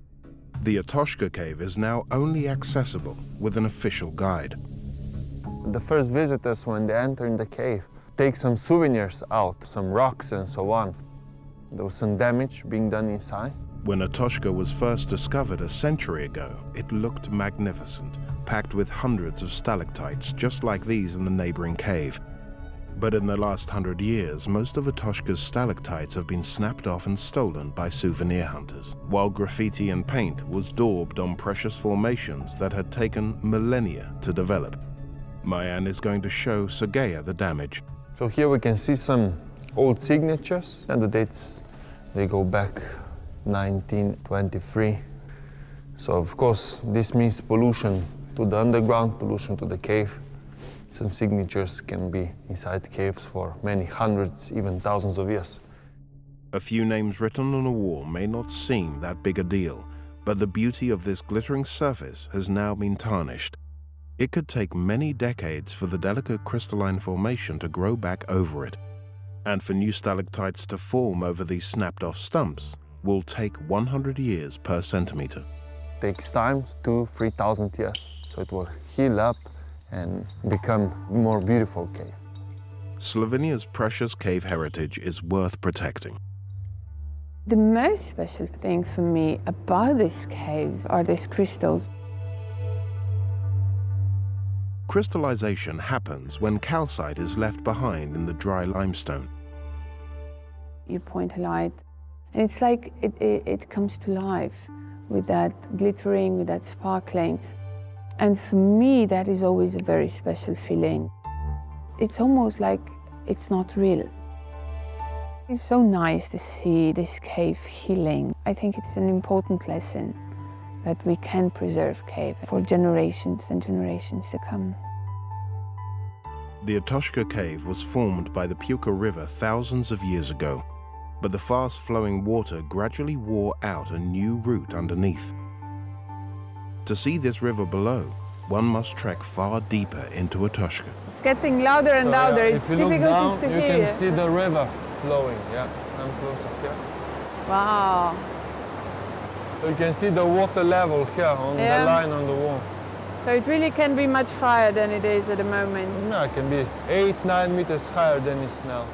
The Puka River races through these underground caverns at speeds of up to 40 kilometers per hour, continuing its remarkable work of thousands of years, carving out new underground worlds.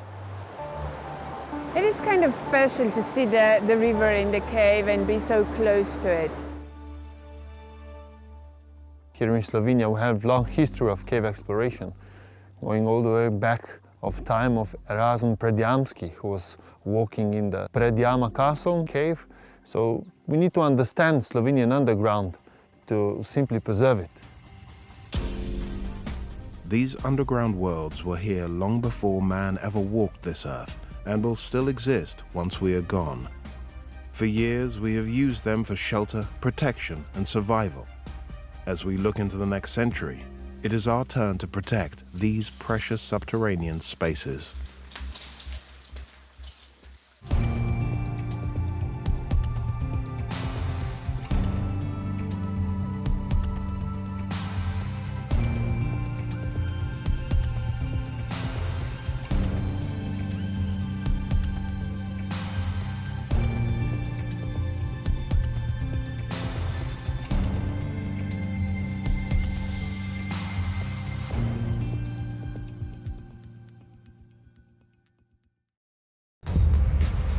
Hidden beneath a forest in northern France. They carved their name to make sure we will remember them.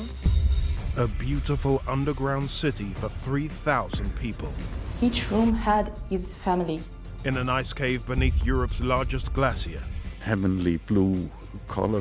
How do experts react to the unstable environment to keep visitors safe? They are constantly changing. It's so dramatic. And hidden beneath the city of London, how is a state-of-the-art regeneration project improving the lives of Londoners? They don't believe that there's a power station right in the middle of the city.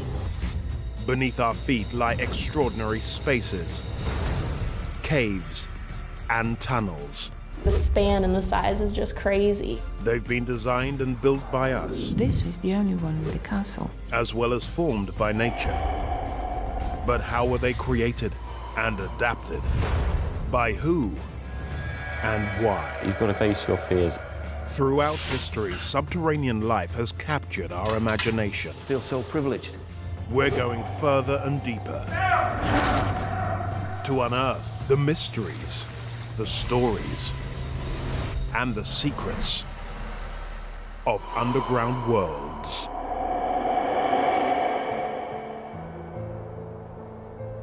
Naur is a small village in the Somme Valley in the Picardy region of northern France. Just east of the village, on a wooded limestone hill, is a cluster of farm buildings and a small chapel. They disguise the way to a subterranean labyrinth.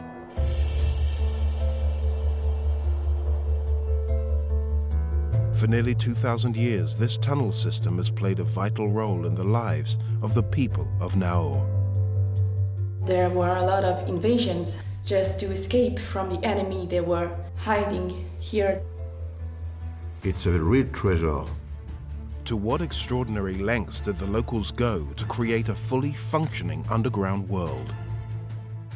On the top of the hill, if they let the smoke out, just like that, the enemy could imagine that there was something inside. Who surprisingly became tourists here in the early 20th century? I can't imagine a soldier, tourist during the Great War.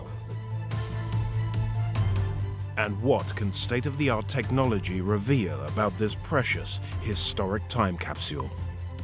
You can produce a 3D model. They will wear the virtual reality glasses and be able to navigate in the model, and that's fantastic.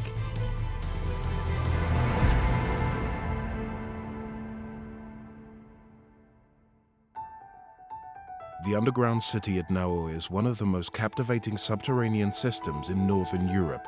It runs 22 meters deep and extends for 2 kilometers under the village which bears the same name. In all, there are 28 galleries and 300 chambers in this underground complex. The earliest passages date back to the 2nd century AD, when the Romans dug down into the hill to quarry limestone. Caroline Le Bourgeois is in charge of this 2,000-year-old wonder. When I first came here a year ago, I did not expect to discover a place like that. It was just amazing, a special feeling. And when I discovered the history here, I just felt the emotion of the site. As we can see, it's all made by the hand of man. It's nearly 2 kilometers tunnels here, just amazing. And imagine that. In almost 2,000 years since the Romans started their excavations here, the tunnels have slowly expanded and been repurposed as secret shelters for local people. During times of conflict or invasion, they could have found themselves living and working down here for months at a time. People from the village, they knew that there were a lot of quarries here in this area, and they just transformed quarries into those tunnels that was shelter for them. This underground is very well protected. On the top of our head is just forest, and thanks to trees, we are protected. For centuries, this area of northern France and its people were under constant threat from invading armies. At that time, there were a lot of invasions in this part of France, and just to escape from the enemy, they were hiding here themselves in this shelter. The more the locals sheltered here in the Middle Ages, the more they developed their underground city. They constructed wells, stables, bakeries, and chapels in this warren of caves and tunnels. This is the chapel of the underground, and this is exactly like a real church.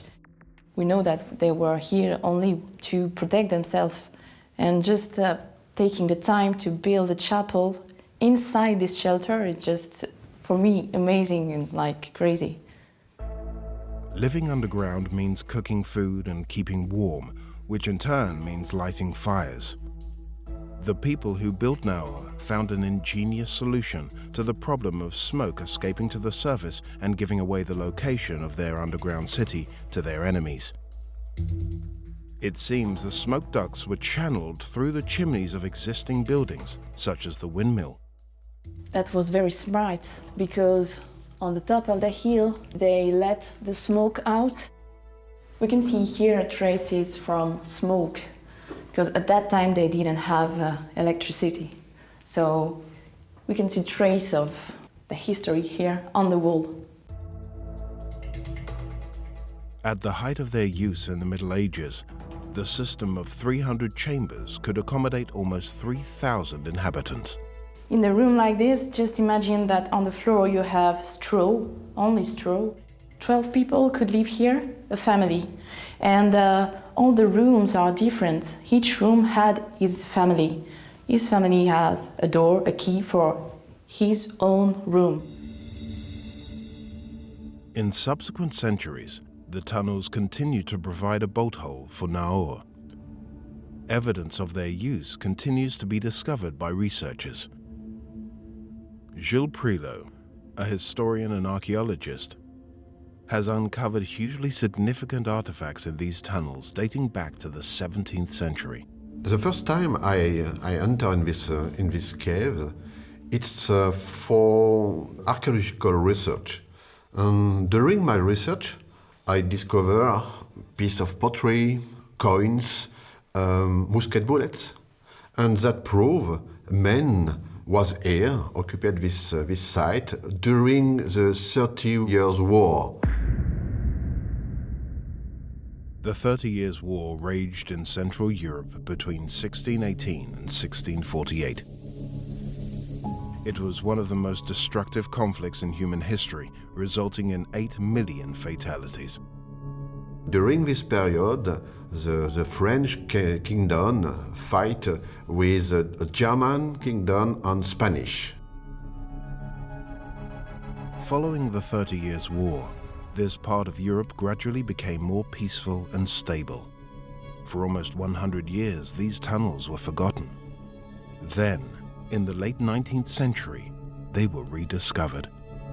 In 1887, the priest Danicourt, priest of the village, rediscovered the site. He heard about those tunnels, those undergrounds in the village, and he wanted to rehabilitate the site and to make the site famous, to present the site to the world. The abbot Ernest Danicourt was determined to revive the forgotten tunnel network of Naur as a tourist attraction. When the priest Danicourt rediscovered the site, it was in this room. This is the largest of the chambers in the Naur complex, called Le Calvaire. You are speechless when you're here because it's like nearly 30 meters high and you feel just really tiny. I can understand why you wanted to go further and discover the other parts of the underground. It was the work of his life. The tunnels were a popular tourist attraction for the next 25 years, even as World War I got underway. A surprising number of visits were made by Allied soldiers seeking respite from the horrors of battle. I learned the soldiers during the Great War, they stay on the front line 50% of their time, and after they go to the back front to take a break. The soldiers would travel to Naur to join the ranks of tourists visiting this underground curiosity.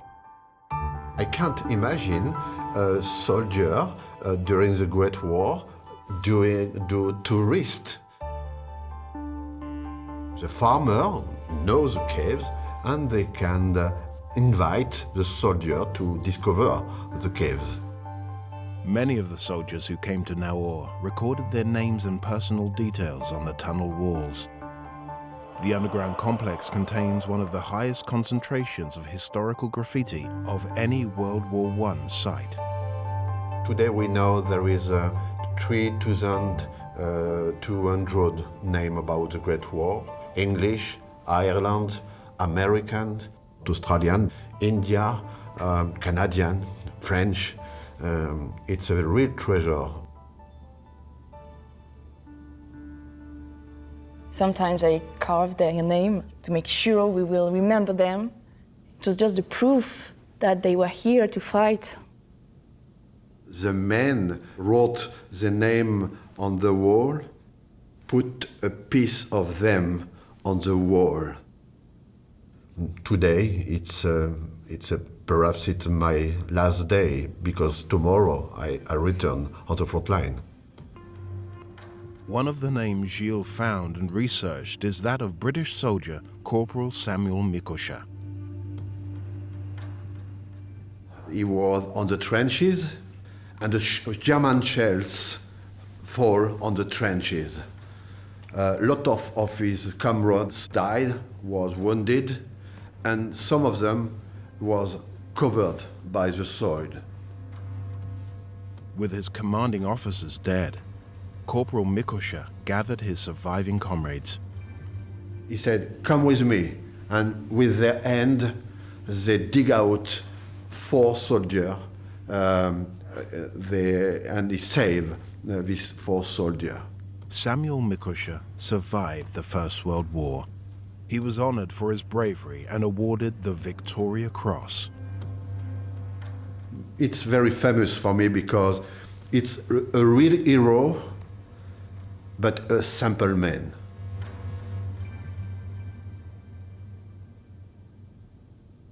With so much graffiti as a record of the experiences of many thousands of Allied soldiers, the tunnel system is highly significant to historians.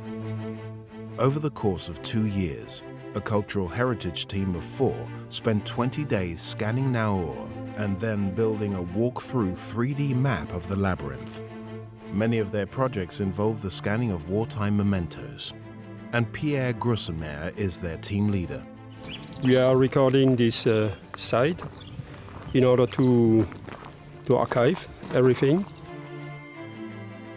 You can produce a 3D model and after that make some 3D printing or some replicas. So that's also things we can do after the recording. The team's efforts to accurately record the tunnel system are due to the site's historical significance, not least because of the First World War. This place tells us the story of the Great War. So I think it's very important to keep this information forever. To do that, we have to work very accurately because we merge several kinds of data. They will wear the virtual reality glasses and be able to navigate in the model, and that's fantastic. Sharing of technology and the local history. We are starting to scan there with the terrestrial laser scanner, and you may see all around the side these white spheres. Each sphere will have very accurate coordinates, and that will help to merge everything together in the best way. Mapping the extensive network at Naur has been a vast and painstaking project. Each of the 300 chambers has so much detail to be recorded as a digital scan, dating back to the site's origins as a Roman limestone quarry. Today we are mapping this underground quarry, and it's first time we scan this area. This underground quarry is very interesting for us because there is a huge volume. We can better see faults and geological structures. So it's very interesting for us geologists to make a map in this area.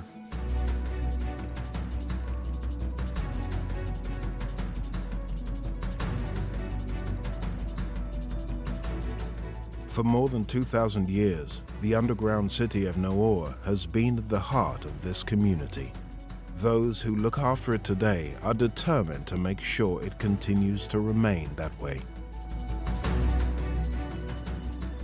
I'm very proud of my little job, my little research with the signature. We have to preserve it. It's beautiful, so we have to continue the work. Nowhere else you can find an underground world like this.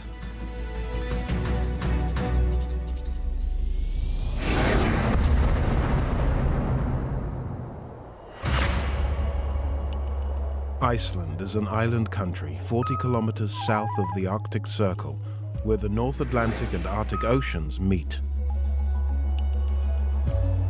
Iceland has Europe's largest glacier.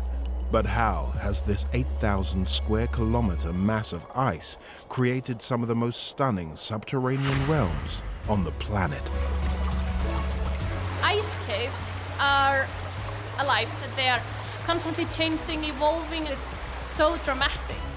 Why are these glittering ceilings important to the scientific study of the Earth? We can see inside the ceiling black lines here and there, probably many hundreds years old. So we have history of Iceland here. And what risk does global warming pose to the glacier and its beautiful ice caves? They can disappear very quickly. They are very sensitive to climate. Now the glacier is receded over 100 meters per year.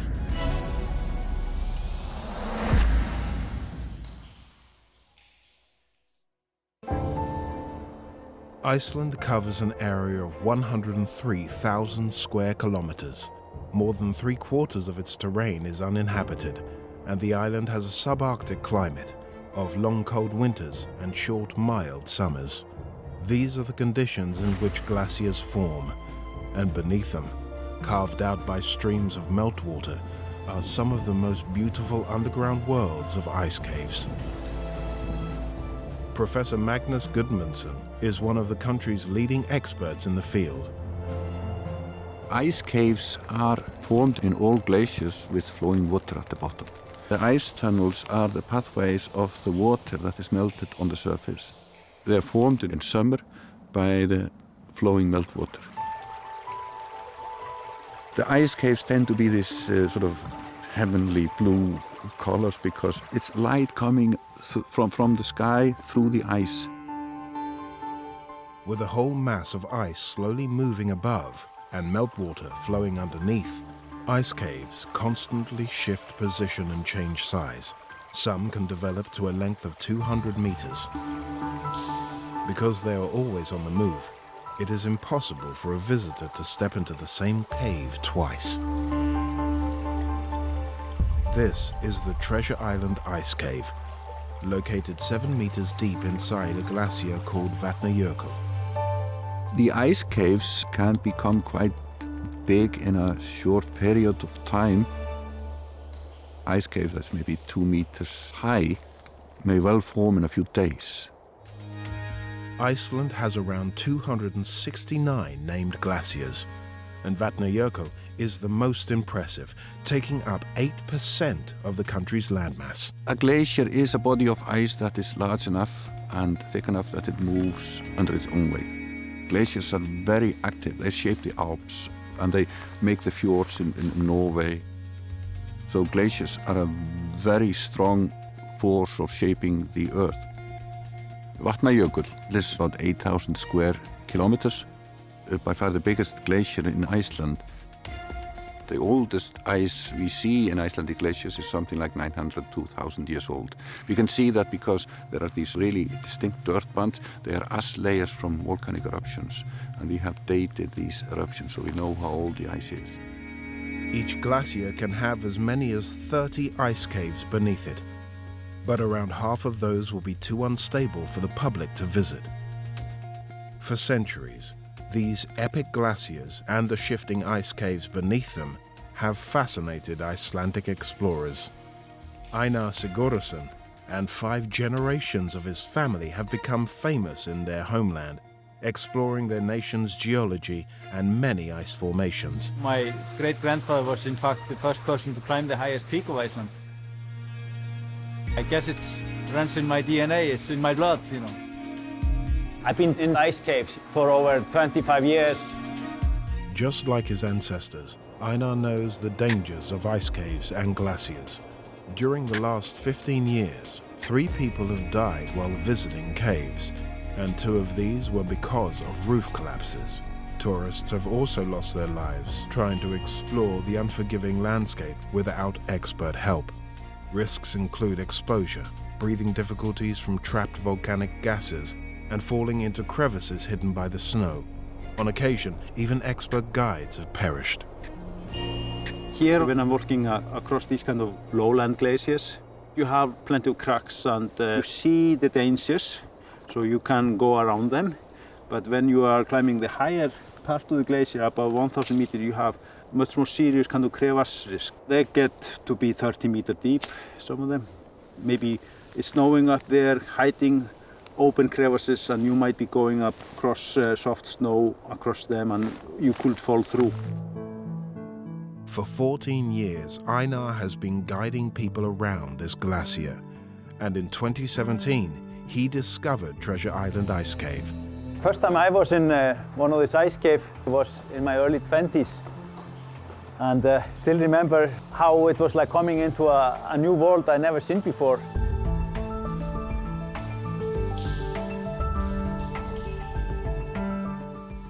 Water, ice, and light combine to create a magical subterranean environment. In this particular cave we are in now, you really have so nice details. To see this material so blue, that's amazing. There's plenty of light here. Looks like it's very thin, but it's probably 5 meters already thickness of ice here just above us. It's been like you're underneath the sea or something. We can see inside the ceiling black lines here and there and sand. The sand that is in there, for example, this is probably many hundreds years old, So we have history of Iceland here in the ceilings here inside the deep cave. These stunning underground spaces constantly evolve with fluctuating seasonal temperatures. As the warmth of summer arrives, ice turns to water. It's the heat traveling with the river that kind of melts this into this domy kind of shape. It's just amazing how beautiful, if you're on the right day, the right time of year, the right cave for that season, how beautiful places you can find, This is just the start of the system. We can go actually 200 meters into the glacier here. Iceland is definitely the place for ice cave exploring. You have so many lowland glaciers here, and they are so big and easy to access. Even so, Iceland's glaciers are also retreating, and experts believe it's due to climate change. The rate of winter snowfall has stopped exceeding the summer melt. This in turn adds to the instability of the ice caves. Guides fear that there could soon be a major roof collapse. There can be as many as 1,000 visitors every day between October and March, so it is vital to make sure they're safe. Stefan Mantler from Iceland's search and rescue team monitors the constantly changing glacier from above. When you think about where you enter an ice cave, it is almost always from the front of the glacier, where the ice is the thinnest and where it is most susceptible to change and to melting away. So the front part of the caves and the roofs there are the most dangerous and the ones that we want to really have a very good eye on. This is a part of the glacier that we visit very often, and so even coming here in prior years we saw a lot of change, and I found it important to try to document these changes. I've now accumulated about a year of change documented. So to actually map the glacier with the drone, I need to tell the drone to take a lot of pictures from a lot of different angles, and then my computer at home combines them essentially to 3D models, so we see really also the shape of the glacier and how that changes. Standing here on the glacier, it looks very permanent to us, but it really is not. It's almost alive and it changes every day. It's important for Stefan to regularly monitor how the glacier and its ice caves are changing. The last image, for example, on Google Maps of this area is, I think, 4 years old. And the last image that I have online is 4 days old. It is important to document these changes because the glacier recedes. It not only removes back from the front, right? It becomes thinner over its entire surface. And so if you think about caves, for example, ice caves, the roof is only a certain thickness. And so if the glacier changes, the roof becomes thinner. By monitoring how the ice changes, you can see that maybe you recognize, okay, there is something that needs to be addressed. Stefan's work with the drone from above means his search and rescue colleague, Sola Svenbjørnsdottir, can investigate what's going on below the surface. There's a lot to think about when you're visiting ice caves like this.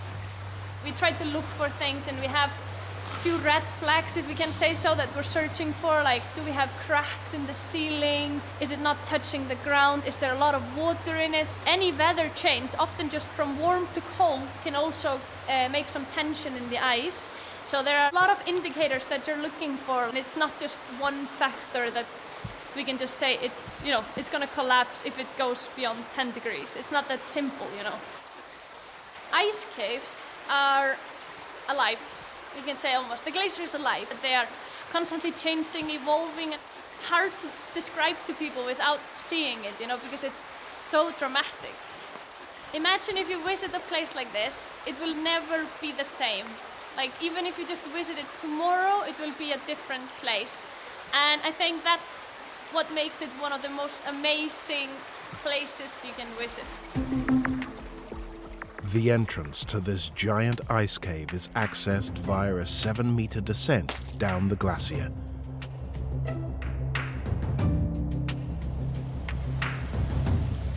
Einar brings groups of tourists here, so is meeting Sola to see how the subterranean spaces have changed. Here is the true blue I'm always looking for. It's really beautiful.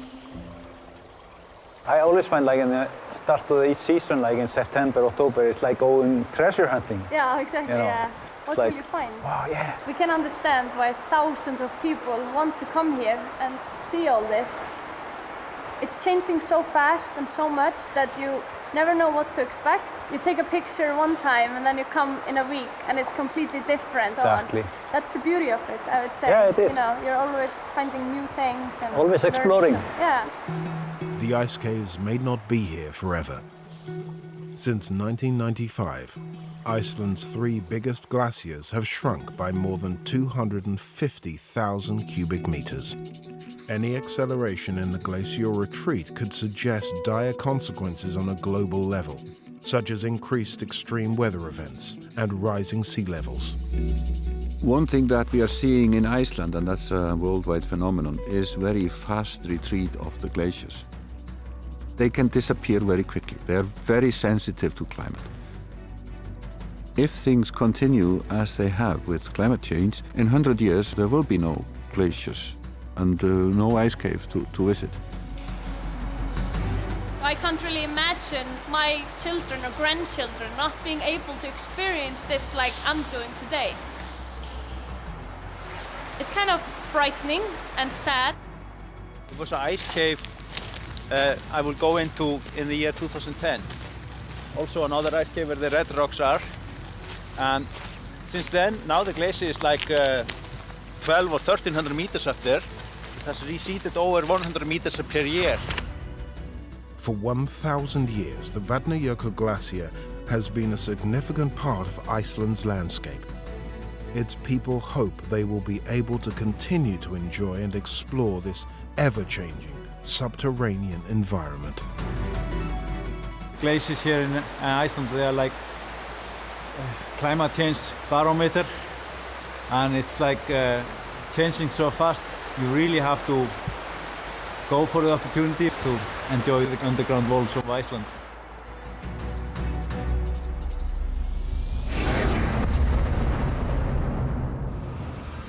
The City of London, also known as the Square Mile, is the center of British finance and one of the world's most influential business districts.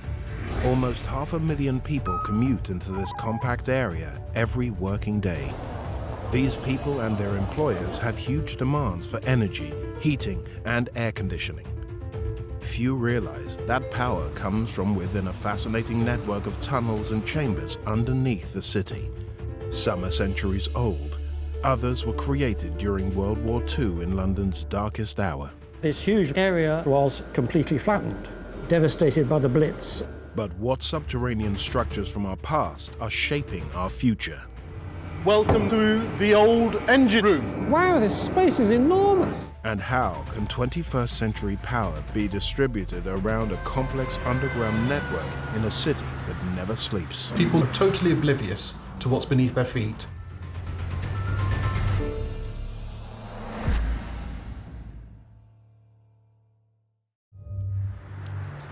On the outskirts of London's financial district stands a 19th century building that goes largely unnoticed by passers-by. The street-level facade belies a vast system of underground spaces which house the largest urban combined heat and power system in the UK. At the center of this warren sits an impressive 4-story energy station, and John Armstrong is its director of operations. Often, when I tell people where I work in London, they don't believe that there's a power station right in the middle of the city, and it's actually only when they walk past they realise what's here and look in a bit more detail. So how did a power plant end up in the middle of the centuries-old district of London? The historic Smithfield Meat Market may provide the answer. When the building was redesigned in 1860, it gave rise to a system of underground spaces which have been integral to its growth and expansion over the years. Roger Morgan, an expert in subterranean, has been investigating the legacy of the changing uses underneath these buildings. We're standing in Smithfields, which is the medieval meat market. Below the main selling floor was a huge railway goods depot where the meat trains from the north would discharge their cargoes and it would be hoisted up onto the selling floor on hydraulic lifts. And then next door is a coal store for storing the meat which wasn't sold immediately. Meat was stored deep below street level under controlled conditions. Carcasses, generally cows from the market over the road, were brought in and kept cold in this building. So this room is 20 metres long, 10 metres high, 10 metres wide, so 2,000 metres cubed. Potentially you could fit about 8 double-decker buses in here. So this is original steelwork holding up the structure from the cold store from 1895. In the late 19th century, as electricity and refrigeration developed, coal-powered boilers were installed below the cold storage room. Here they generated much-needed power for the Smithfield market. In this vault over here, this vaulted structure, which is all brick-lined, you can see some of that history from the original coal power station that was here, and you can actually touch the walls that in 1895 they burnt coal in this space. It's absolutely amazing to think that over 100 years ago, people doing the same job that I do now were here, very, very differently, but generating power and distributing it around the city. During World War II, the city of London was heavily bombed. The last of Germany's huge rocket-propelled missiles hit Smithfield in March 1945, killing 110 people and injuring dozens more. London's authorities made plans to rebuild the city and especially make use of its underground spaces. Roger is looking at a 1940s map which shows all the plots ideal for redevelopment. So in orange is the area devastated by the Blitz and the V1s and the V2s.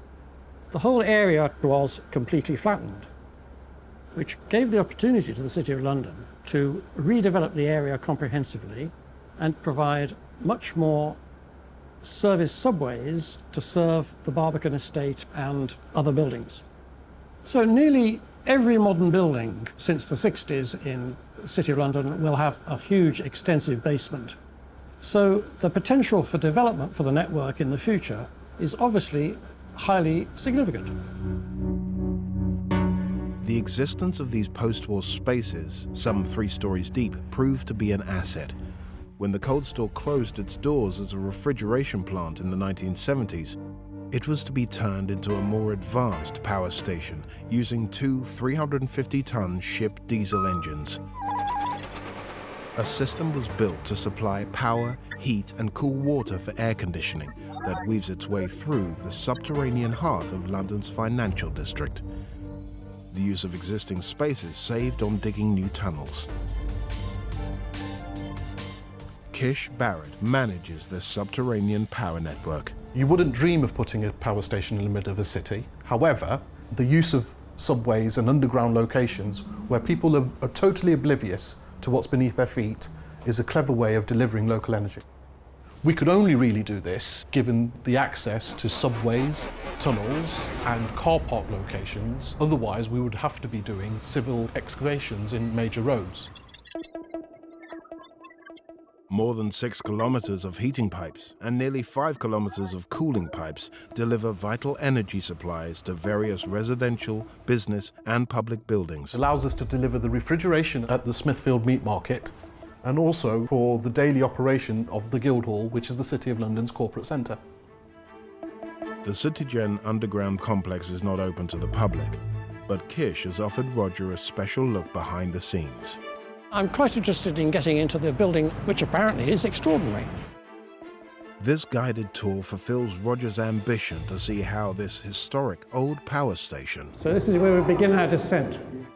has a new use well into the 21st century. Welcome now to the old engine room. Ah, thank you.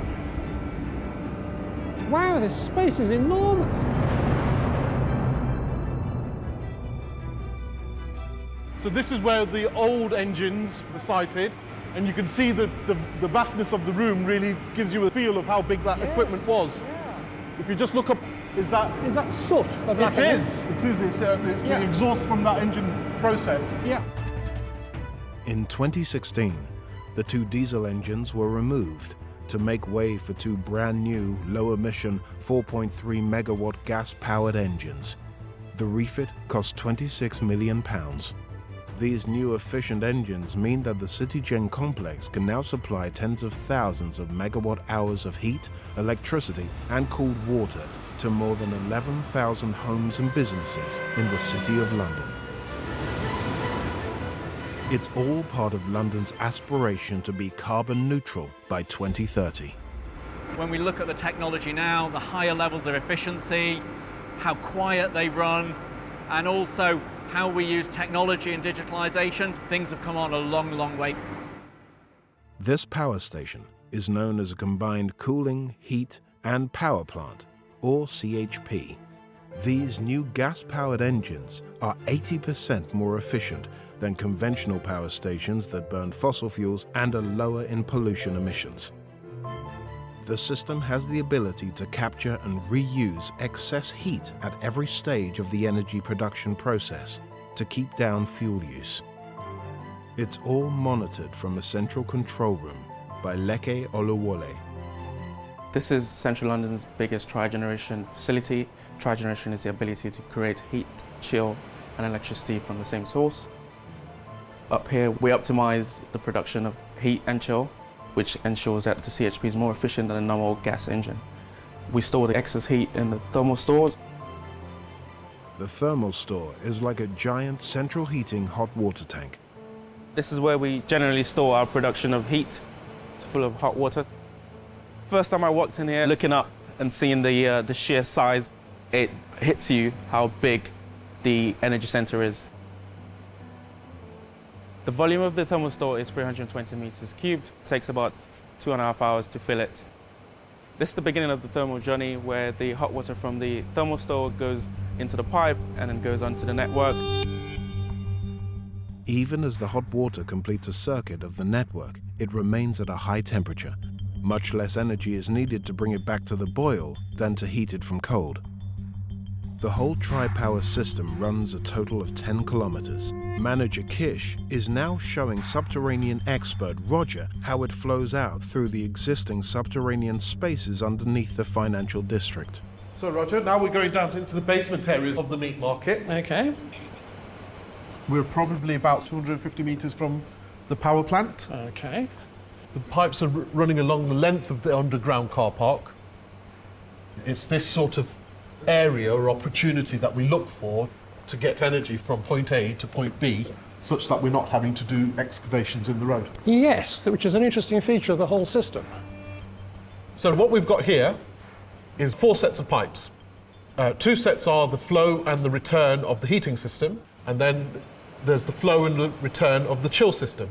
So the whole thing's a bit like a domestic central heating system, only 200 times bigger. Absolutely, the flow and return.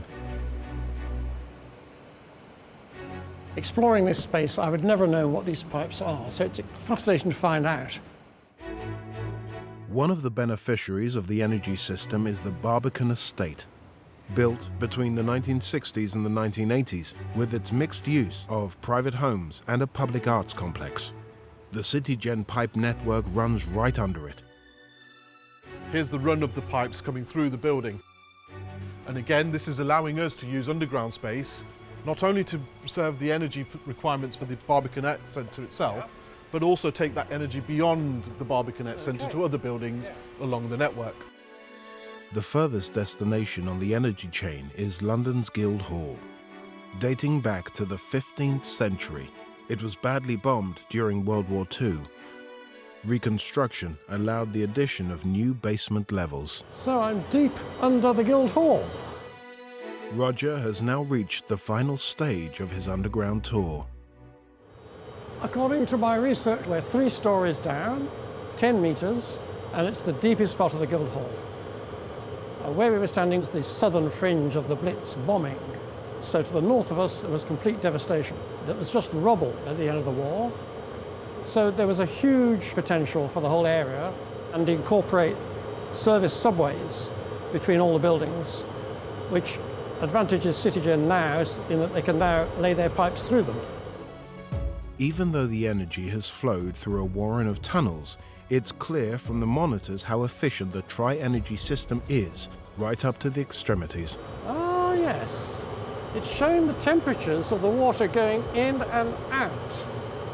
So the in temperature is 93.7 and the out temperature is 71.3.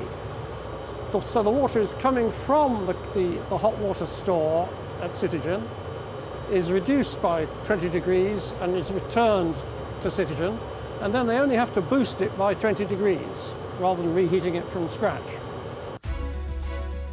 As our cities expand and our needs for cleaner, more efficient energy grow, innovators strive to meet London's 2030 target to become a carbon-neutral city.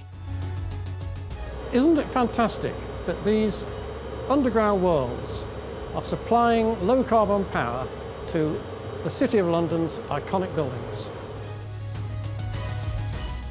What's underground, the subway tunnels, the car parks and basements, allows us to install a network in those locations underground that's benefiting the air quality above ground.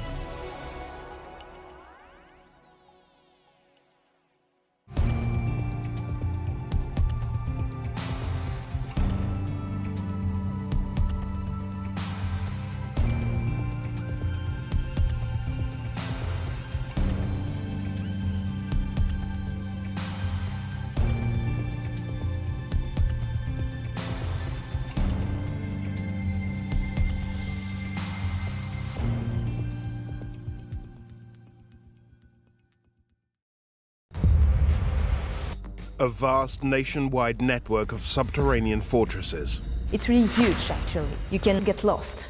Designed to stop a German invasion. The soldiers were shooting blind.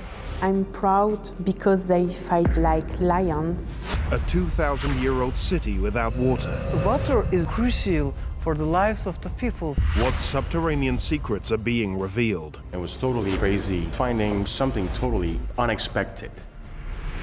And deep beneath a mountain, a new discovery after 150 years. Wow, this is like a geologist's toy shop, and I've got all the toys. Beneath our feet lie extraordinary spaces, caves, and tunnels. The span and the size is just crazy. They've been designed and built by us. This is the only one with the castle. As well as formed by nature. But how were they created and adapted? By who and why? You've got to face your fears. Throughout history, subterranean life has captured our imagination. I feel so privileged. We're going further and deeper to unearth the mysteries, the stories, and the secrets of underground worlds.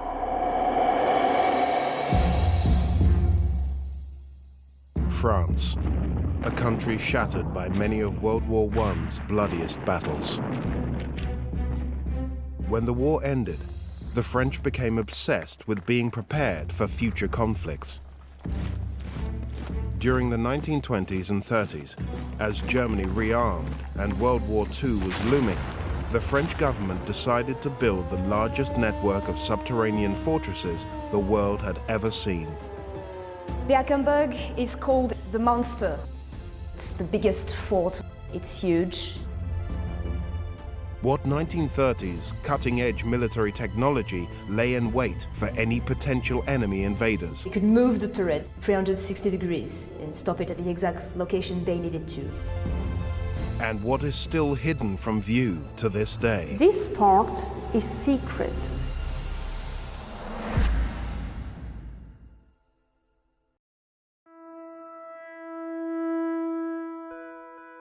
In 1929, André Maginot, a World War I veteran who was now the French Minister for War, convinced the French government to build a defensive line of 142 subterranean forts, 352 gun encasements, 78 shelters, 17 observatories, and 5,000 fortified concrete bunkers along its entire eastern border. Its construction began in 1930 and was largely completed by 1939 at a cost of 3 billion francs. This state-of-the-art, massive military marvel was designed to deter and slow down any direct German invasion across its border with France. It became known as the Maginot Line. The largest subterranean fortress along France's 450-kilometer border with Germany is at its most northerly point. It's called Hackenberg Fort, or Ouvrage Hackenberg.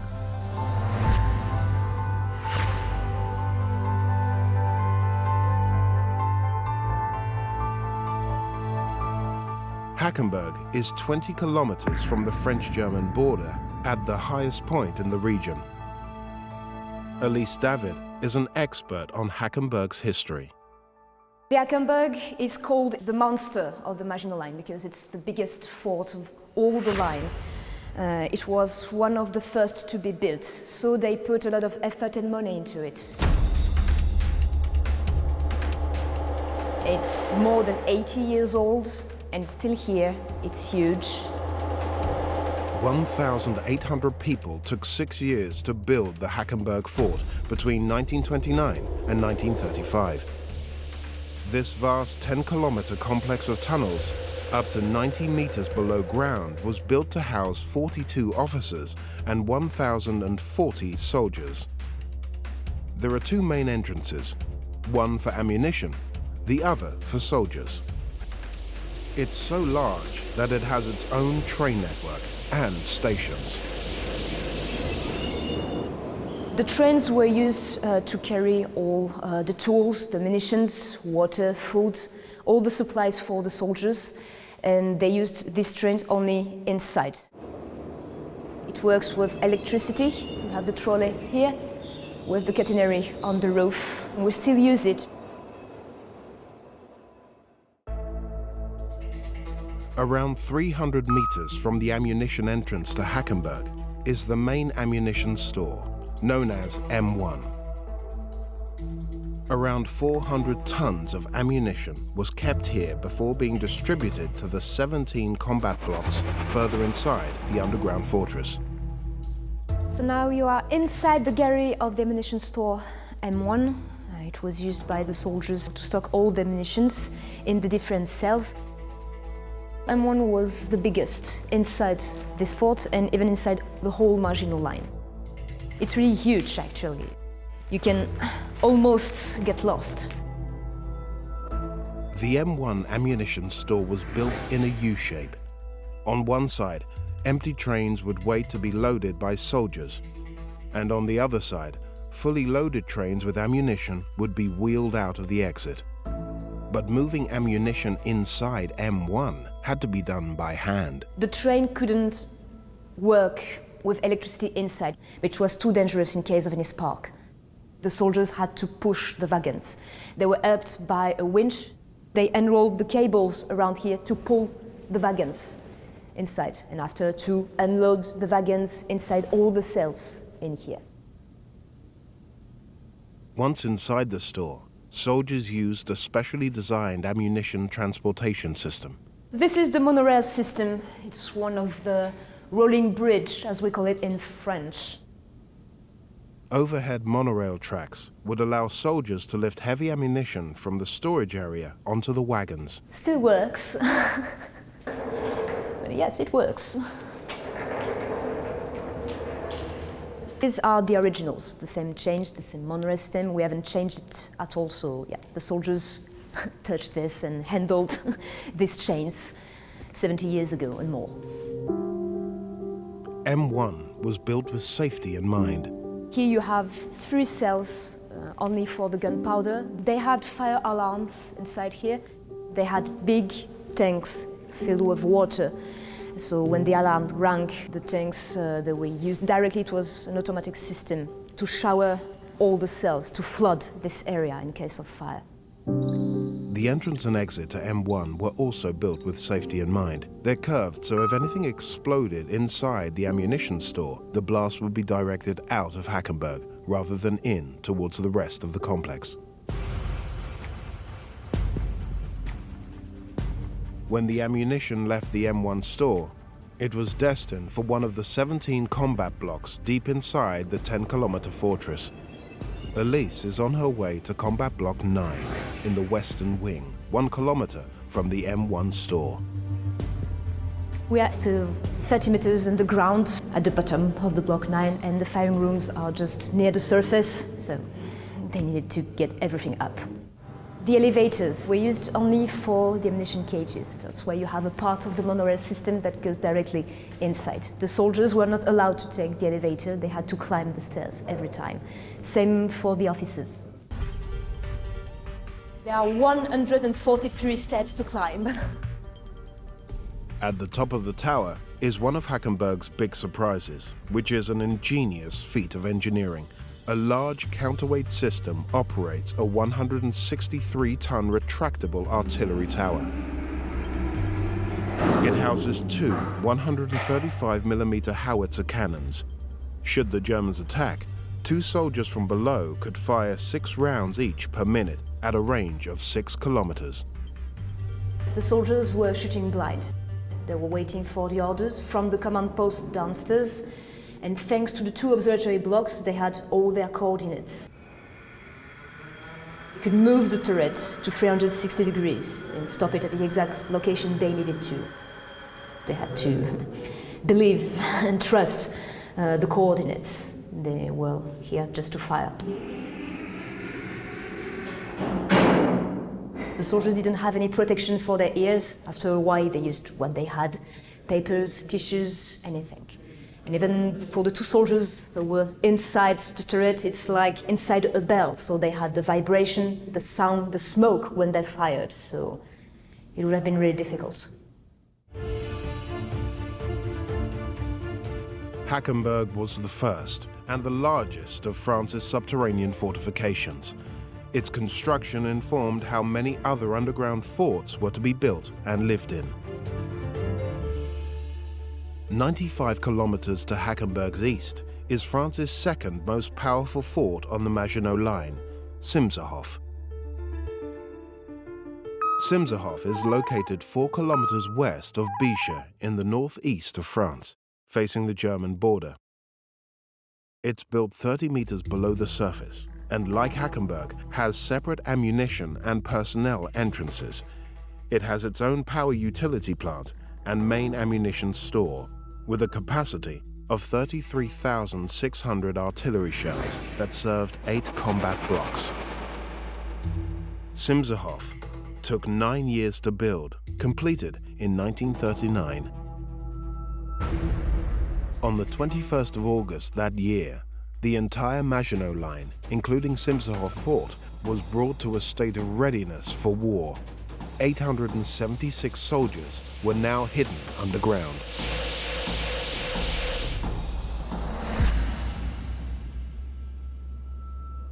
Betty Bruhl is an expert on Simserhof and how military personnel lived in this subterranean fortress while waiting for the Germans to invade. This part is secret. Visitors could not see this part. Here you feel really how it was, because it looked like yesterday. Soldier bedroom. There was between 24 and 36 soldiers in a bedroom, one bed for 3 persons, but they didn't sleep together, they working in shift, like in a submarine, so it was hot bank. You never could be alone, so you could not relax. If soldiers from outside have to come inside, there was not enough beds. They could make hammock that they could sleep. This was an officer bedroom. And you see, there is decoration, painting on the wall. It's beautiful. If soldiers were asleep in the dark depths of Simshof and the Germans attacked, they could be certain of finding their way to their combat blocks quickly and easily. You see, above both doors are S, exit, sortie. There is a glowing arrow showing the way of man entrance. So if enemy coming and switch out the light, you just have to follow the glowing arrows and you could find the exit. In comparison to the horrific trenches of World War I, living conditions for soldiers in forts like Simshof were significantly better.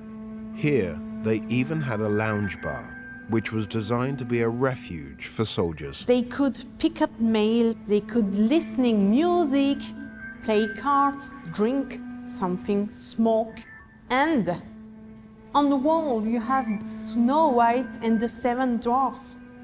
This was painted by Romain Simon, soldier in the Simshof, and he decided to paint Snow White because the cartoon from Walt Disney coming in 1937 in France, first one in color, so very, very famous. This is the only room they could relax and feel like at home. Soldiers living in Simshof spent much of their time waiting for German invasion. They brought many elements of their lives above ground into the subterranean fortress. This is the chapel.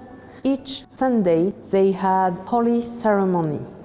In this part of France, religion was very important for the men.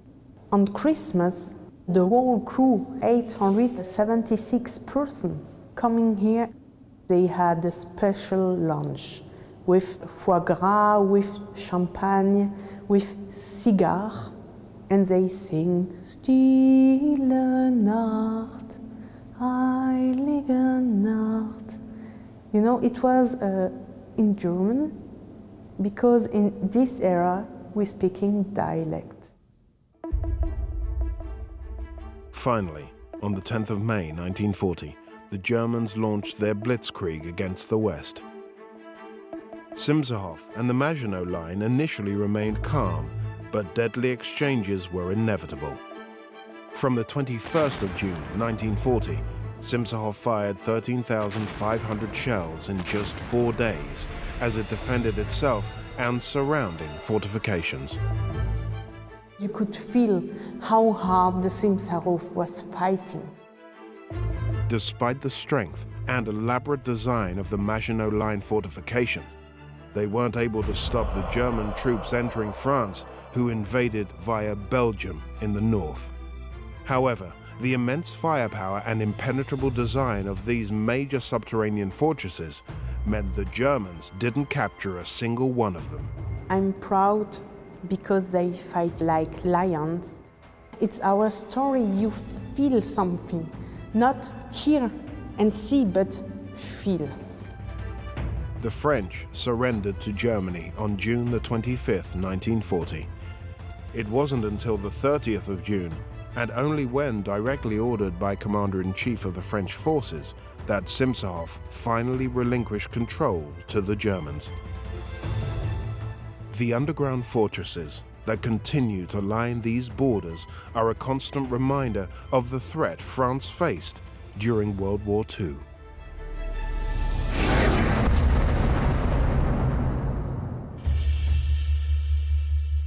Beneath the rolling hills of Derbyshire in England, after 150 years of searching, a surprise discovery. The saw started to plunge into the wall. Wow, that is quite outstanding.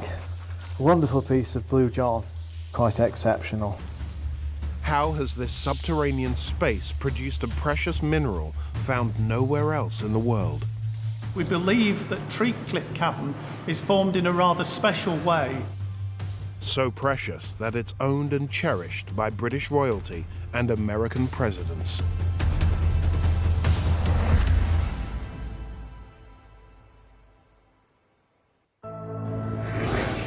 Derbyshire, Britain. The small town of Castleton sits in the northern part of the county.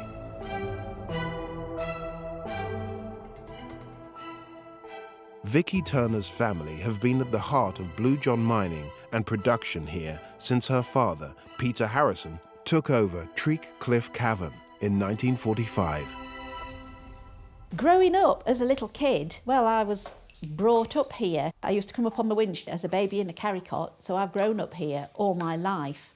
I can't remember not knowing about Blue John, not knowing about Treecliff, because it is my life. I grew up here and I third generation Treecliff Cavern. So from 1945, the family have been here consistently, and we still are.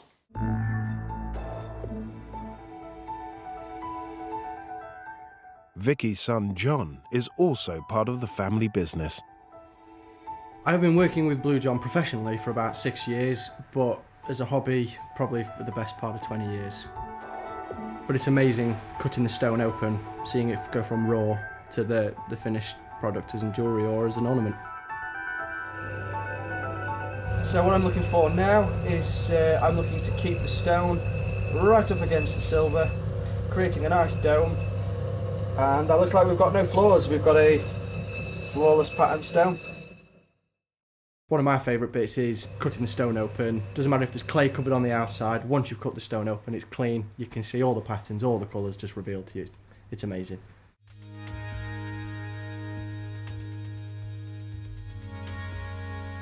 Blue John was formed around 300 million years ago, when this landscape was buried 3 kilometers beneath the Earth's surface.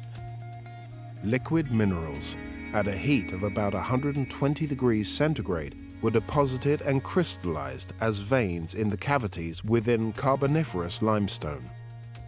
Dr. Noel Worley is a geologist and expert on Blue John. Blue John is calcium fluoride, which is a mineral called fluorite. Despite much investigation, geologists remain uncertain of the origin of Blue John's color. One hypothesis suggests that atoms in the fluorite molecules may somehow have been disturbed to create this unique color. We believe that the blue colour here has been produced as a consequence of the irradiation of the layers of fluorite within the cavities. The origin of Blue John's name is also shrouded in mystery. Some believe it comes from when it was exported to France in the 18th century. The colors of the mineral, blue and yellow, when said in French, being bleu, jaune. Wow! Well, this is like a geologist's toy shop, and I've got all the toys. A wonderful piece of Blue John. Beautiful. That is quite outstanding. I can see that this material is going to be quite exceptional. It is believed that Blue John was first discovered by accident in the mid-18th century. Gary Ridley is Treecliff's cavern manager and is a Blue John miner. The original miners that discovered these caves were actually lead miners looking for lead, and when they broke through into these caves, they found very little lead at all. Nowadays, you can see just these empty passageways. Back then, they would have been absolutely full of Blue John, and I would imagine for the first few years, they would hardly doing any mining, they'd just be picking the stuff off the floor and around them. So much Blue John there would have been in these caves. In 300 years of mining on Tree Cliff Hill, about 2,000 tons of Blue John has been extracted from 15 so-called veins. They all vary in colour and form. Most of the Blue John veins are very different from each other, and 9 times out of 10, when you see a piece of Blue John jewellery or an ornament, you can tell exactly which vein it's come from just by looking at it. Tree Cliff Caverns and its Blue John deposits only run about 150 metres into the limestone rock. Mining here has never been on a large scale, requiring explosives. Each piece of Blue John has carefully been extracted in the same way for centuries. The mining methods would have been called plug and feather. And until quite recently, we used to still use the plug and feather method. You would have had 2 miners, and one would have had a drill bit, quite a long drill steel, and he would have held it on his shoulder. And the other miner would stand behind, and he'd whack the end of the steel, and every time he'd whacked it, the guy in front would twist the steel. And this must have taken absolutely hours to drill these holes. The busiest period of Blue John mining was in the 18th century, when about 20 tons per year was extracted. Once the Blue John industry had taken off, of course everybody wanted to get in on the act, especially if you're a local. So you could walk the hills and you might find some of this vein coming out on the surface in little outcrops. So you could dig some of the Blue John out from there. Probably at its height, there would have been as many as 20 little operations going on this one little hillside. Today, there are only 2 working Blue John mines. When Tree Cliff was taken over by the Harrison family in 1945, the previous tenant, John Royce, who was unwell at the time, showed Peter Harrison around the Witch's Cave and suggested he had discovered an unmined part of the upper Tree Cliff Blue vein. He was told by John Royce that there was a vein of stone that he wanted to dig out. But John Royce died before Peter found out any more. Grandad was never told whether it was a vein still in the wall or loose rock ready to be carried out. Despite huge efforts, Peter couldn't find the mysterious Blue John deposit. It became known as the Lost Vein. But then, 68 years later, in 2013, Gary Ridley was showing Peter's grandson John how to search for new veins using hand tools on the soft clay, when they stumbled across something exciting. About half an hour into digging, I discovered this vein in the wall, which was telltale signs of hidden vein. There was carpet, sticks, stones to hide it. They rediscovered the lost Blue John deposit. He hid it, and he hid it a little bit too well, and yeah, we had about 4 or 5 tons of stone out of it. 2 years later, in 2015, Gary was testing out a new way of mining using a stone chainsaw in an area of the cavern he'd never dug before. At first, I was drilling into limestone. It was quite hard to drill, and the water that was coming back from the chain was very white, so I knew we were in limestone. And then after a few minutes, the colour of the water started to change, and the saw started to plunge quite quickly into the wall. So I knew we were in Blue John. Unlike the discovery of the lost vein, Gary had found an entirely new variety of Blue John, and the first for over 150 years. I then thought, well, how much is this? Well, we brought a jet wash in and we started cleaning the walls down, and then we could see that the vein itself was travelling into the rock and it was twisting up around the corner. So there's a fair bit to go at, and it should keep us going for quite a few years. And once I got a piece outside and cleaned it up, we realised what we got was a completely new vein, and Vicky, the owner, decided to name it after myself.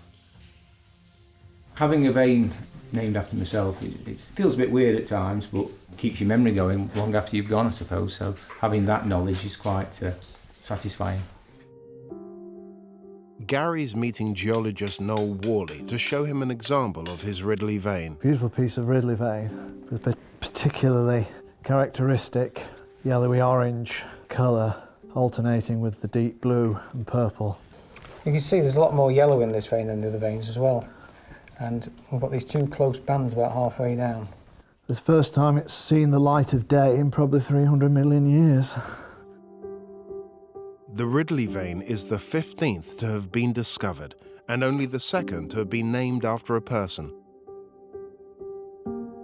Blue John and Treecliffe Cavern aren't just of interest to geologists. Professor John Gunn from Birmingham University is a speleologist, a cave scientist. He's fascinated by how these caves were formed. We believe that Treecliffe Cavern is formed in a rather special way, not by water descending, but by water actually coming up. And we call this hypogenic speleogenesis. So the water rising up is forming the cave.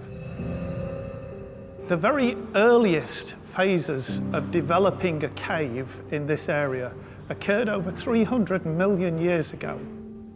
Then we had a phase when the rising fluids were mineralizing fluids, and they brought in the fluorite minerals, one of which is Blue John. John is here to explore a recently discovered series of caves named the Hidden Depths. He wants to see what traces of Blue John there might be in this newly found space. He's agreed to film his journey down through the rock with a small camera. There was always a thrill in going into somewhere that very few people have been in, some newly discovered cave. From a scientific point of view, I was particularly interested.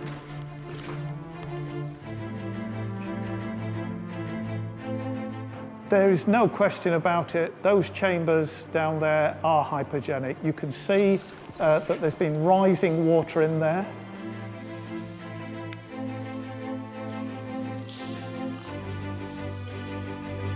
They're also really interesting because they've got the Blue John mineralization. So this is some of the lowest elevation Blue John mineralization we've got in the area. Great. So it's absolutely pristine down there, absolutely beautiful. You know, one of the really amazing things about a place like this is how few people have been down there. And we reckon that less than 20 people have ever been down in that part of the cave. More people have been to the moon.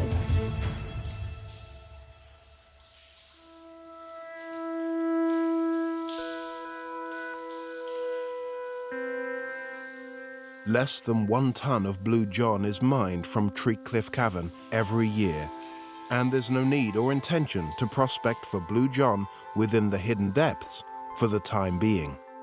The demand for Blue John as an ornamental stone diminished throughout the 20th century, but with the turn of the 21st century and the new veins being found, it's experiencing something of a renaissance. It's a great vein to work with, and the pattern really stands out no matter whatever you put it in. There are very few areas in the British Isles that you can see geology so clearly displayed. This is a superb example. People like John Turner are working with the mineral anew, and large old vases have realized enormous prices at auction houses. Blue John is rare enough that it will never support a major industry, but its role within the decorative arts continues to evolve. I'm 30 now, and I've been running around here for the last 11 years like a child, loving it, love the place.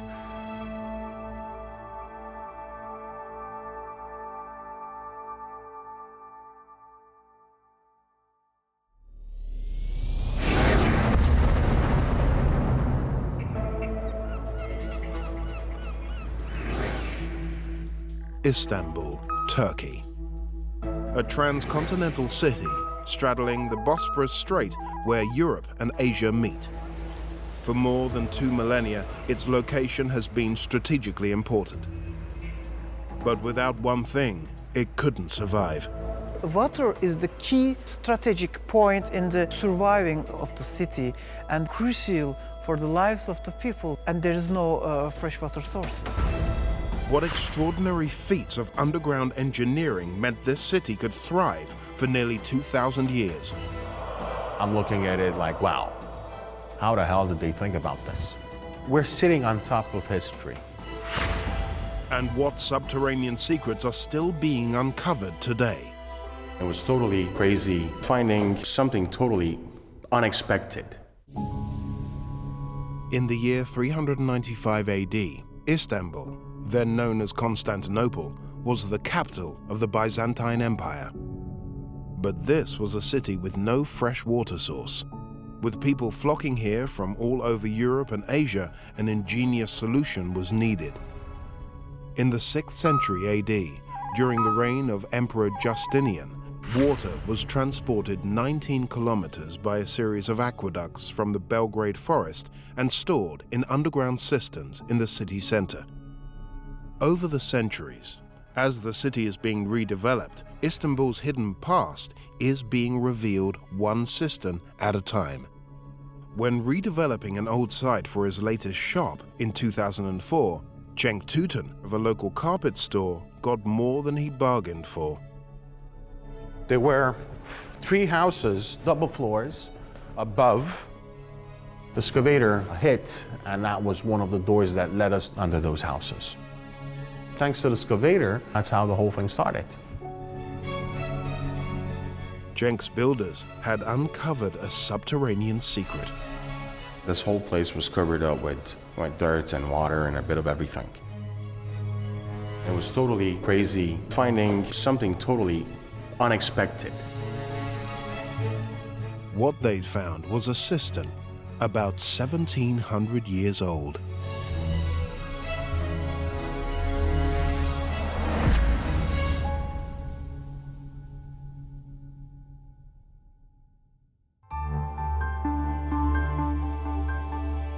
Cenk's carpet shop is on the site of a very important ancient palace. This was the water for the upper class. They were using it to shower, they were using it to cook their meal, they were using it to drink it. This cistern and its 18 marble columns would have provided water to the great palace of Constantinople during the reign of Emperor Justinian. Can you imagine the water that was preserved in here was actually drank by the royal families? He has invited Dr. Kerem Altug to his carpet shop's restored subterranean secret to see if he can reveal anything more about it. Dr. Kerem is an archaeologist and historian and has been researching Istanbul's cisterns for more than 20 years. This is the original staircase. You can still see the steps. So that was the entrance. What's the stone made out of? This is a brick-built structure. Okay, so brick. Brick and mortar. Okay. You can see a thick layer of plaster. This is the waterproof hydraulic plaster, original Byzantine plaster. When the plaster ends, this indicates the maximum storage level for the cistern. Right. These are monolithic marble columns, and these are reinforcements built during the later period, in the Ottoman era. Okay, so this is not the actual original one. No. That's the original one. That's the original, exactly. Okay, fantastic.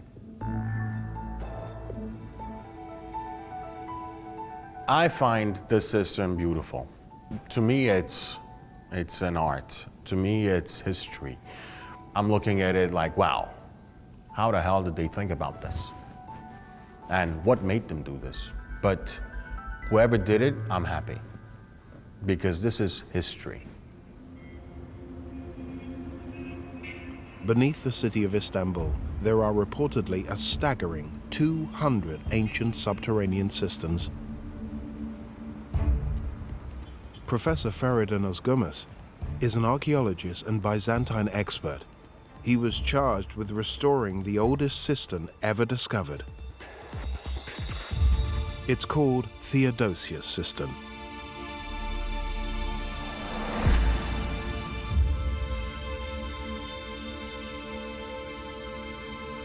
In 2009, I was appointed for the restoration consultant of the substructure. It's very important for us because this is one of the few Byzantine substructures very well preserved to our days. Theodosius cistern was discovered under a 20th century mansion and a municipal building that was constructed in the 1950s. It is 45 meters by 25 in size and has 32 marble columns, 9 meters in height. So, how were these robust subterranean structures built? Before the construction, engineers dug the ground and all the height and the width and the length of the structure fixed by the engineers. And then they put these column shafts. The walls of cisterns were typically made from brick, 4 meters thick. Builders then needed to guarantee they were watertight. They plastered the walls. Those plaster is waterproof. And if you look at the corner there, you can see the corner is rounded. If the corners of cisterns were not like this, the water itself could go out of the cistern easily through the joints of the walls. When we excavate a big, empty space like this, if we see the corners rounded, then we assume that this must have been a cistern, water cistern once used in antiquity. The 8-year renovation of Theodosius has been true to its original design. The plaster on the walls, the restoration plaster from 2016, it has the same ingredients in it. Lime and ground bricks, that's it. The lime gets solid in 15 days, but it can stand 5,000 years maybe. If you use cement, it gets hard 3 hours, but that destroys the fabric of the wall because it has salt in it. That one has no salt. Across the ceiling are holes leading to the surface above, meaning water was available to everyone. Those holes are used for taking water by buckets from the cistern. Some of the cisterns have fountains outside the building, and this was the main source of water for the public use. The people of Constantinople had perfected the design and construction of cisterns. There are remarkable similarities between all of them. Those are original steps from the 5th century, belong to that cistern, hidden underneath this modern plaster. All of the cisterns in Istanbul from the Byzantine period have steps on one of the walls of them. Those steps may have been used for cleaning purpose, but we don't know for sure their original function. What is clear from the design and construction of these 1700-year-old structures is that they were built to last, even through natural disasters. Although many earthquakes hit this city and a lot of buildings were damaged badly, some of the ancient buildings, including this one, remain to our days almost without any damage. So this tells us that good engineering, good calculation, good workmanship, thanks to all those three things, beautiful ancient buildings remain to our days without any damage. The most famous cistern known to have survived beneath Istanbul is known as Basilica Cistern.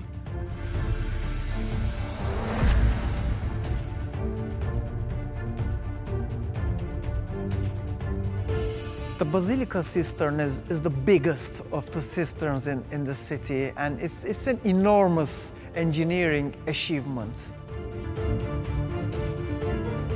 It was built in the 6th century to supply water for the Great Palace and the nearby buildings during the reign of Justinian. It is a very sophisticated system of water supply. It's definitely one of the most important monuments of Byzantine Constantinople. This vast cavern, measuring 138 meters by 65 meters, could be filled with 80,000 cubic meters of water. Its ceiling is supported by 336 marble columns, each measuring 9 meters high. Many were recycled. Here we can see one of the reused architectural elements here, a stylized wood trunk manufactured in the 4th century. The decoration on this column resembles others found elsewhere in the city. Ancient texts suggest that the tier-like decoration pays tribute to the hundreds of slaves who died during the construction of the Basilica cistern. In the northwest corner, there are 2 striking columns standing on the heads of Medusa. That's probably from the 4th century, Roman. There's a second one you can see, which is upside down. It's not known where these came from, but the significance of their use and orientation is clear. In a newly Christianized city, characters like these that were associated with previous belief systems would have been scrapped. These are also reused in the structure. A local tradition also suggests that the faces were positioned sideways and upside down to eliminate the petrifying power of Medusa's stare.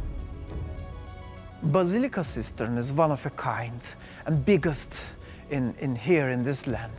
There's nowhere we can have a bigger example of a Brazilian structure like this. Cisterns aren't needed for water supply today, but experts and passionate locals are determined to make sure they're preserved for generations to come. This had to be preserved and had to be refurbished. We're trying to provide people the information and the history that they're actually stepping on. Cenk and his colleagues have taken extraordinary steps to ensure that Nakas cistern is preserved. In order to protect and preserve the whole beautiful history under this building, we have a huge steel construction that carries the weight of the main building, and this way doesn't give any pressure to the cistern itself. The weight is pushed out. Many of Istanbul's subterranean cisterns have been transformed, giving them relevance to life in the 21st century. Most of these things are privately owned. One of them is a restaurant or a beautiful hotel. Some of them are museums. Some, like this, is exhibition hall. We've had painters from around the world coming. We had musicians. There are a lot of things to be discovered in Istanbul. Most of these buildings in Istanbul have mysteries. We're sitting on top of history. You know, if we drilled at the moment on these roads over here, we'd probably find more cisterns. There is no other Roman city to compare with the size and number of the water storage units as Constantinople.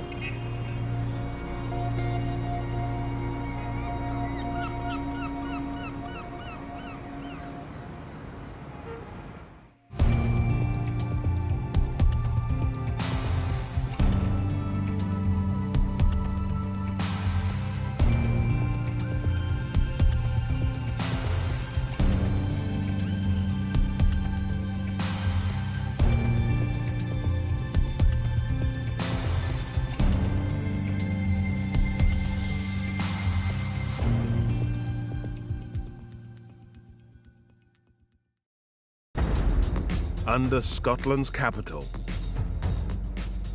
How did these tunnels become a den of criminal activity? The illegal trades decided, why are we not using this space? It's vast, it's dark, it's perfect. Underneath Italy's busiest port, why did these ancient aqueducts and royal escape routes become a haven during World War II? This was about something good. They survived. And what Cold War relics are hiding in plain sight beneath Finland's first city? This swimming pool works as a shelter for 3,800 people. Beneath our feet lie extraordinary spaces, caves, and tunnels. The span and the size is just crazy. They've been designed and built by us. This is the only one with a castle. As well as formed by nature. But how were they created and adapted? By who and why? You've got to face your fears. Throughout history, subterranean life has captured our imagination. I feel so privileged. We're going further and deeper to unearth the mysteries, the stories, and the secrets of underground worlds. Scotland's capital, Edinburgh, a city rich in heritage, but few visitors appreciate that many of its fine Georgian streets stand on top of a network of hidden bridges. The bridge was built to span the Cowgate Valley, under the bridge as it were. A lot of people get confused really how there's so much space down here. Within the bridge, a labyrinth of cellars and passageways that lay forgotten for over a century, until an amazing discovery. So I thought, oh, more vaults. was quite exciting finding all these pieces. But those vaults now reveal a sinister side to the city's past. They needed a constant supply of human corpses to keep dissecting them for their students. So you had the rise of body snatchers, grave robbers.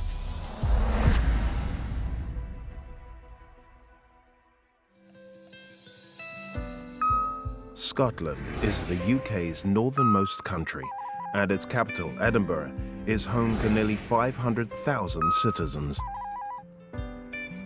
The city stands among hills and valleys.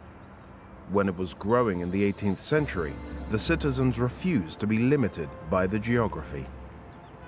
They built bridges to join the hills together, and the first one was across the Cowgate Valley. Southbridge took 3 years to construct. It's 300 meters long. When it opened in 1788, a whole shopping street was built along the top. Simon Bendel has been guiding visitors around the arches and subterranean spaces within the bridge for 3.5 years. The bridge was built to span the Cowgate Valley to link the old town in that direction to the new suburb, supported by 19 large arches.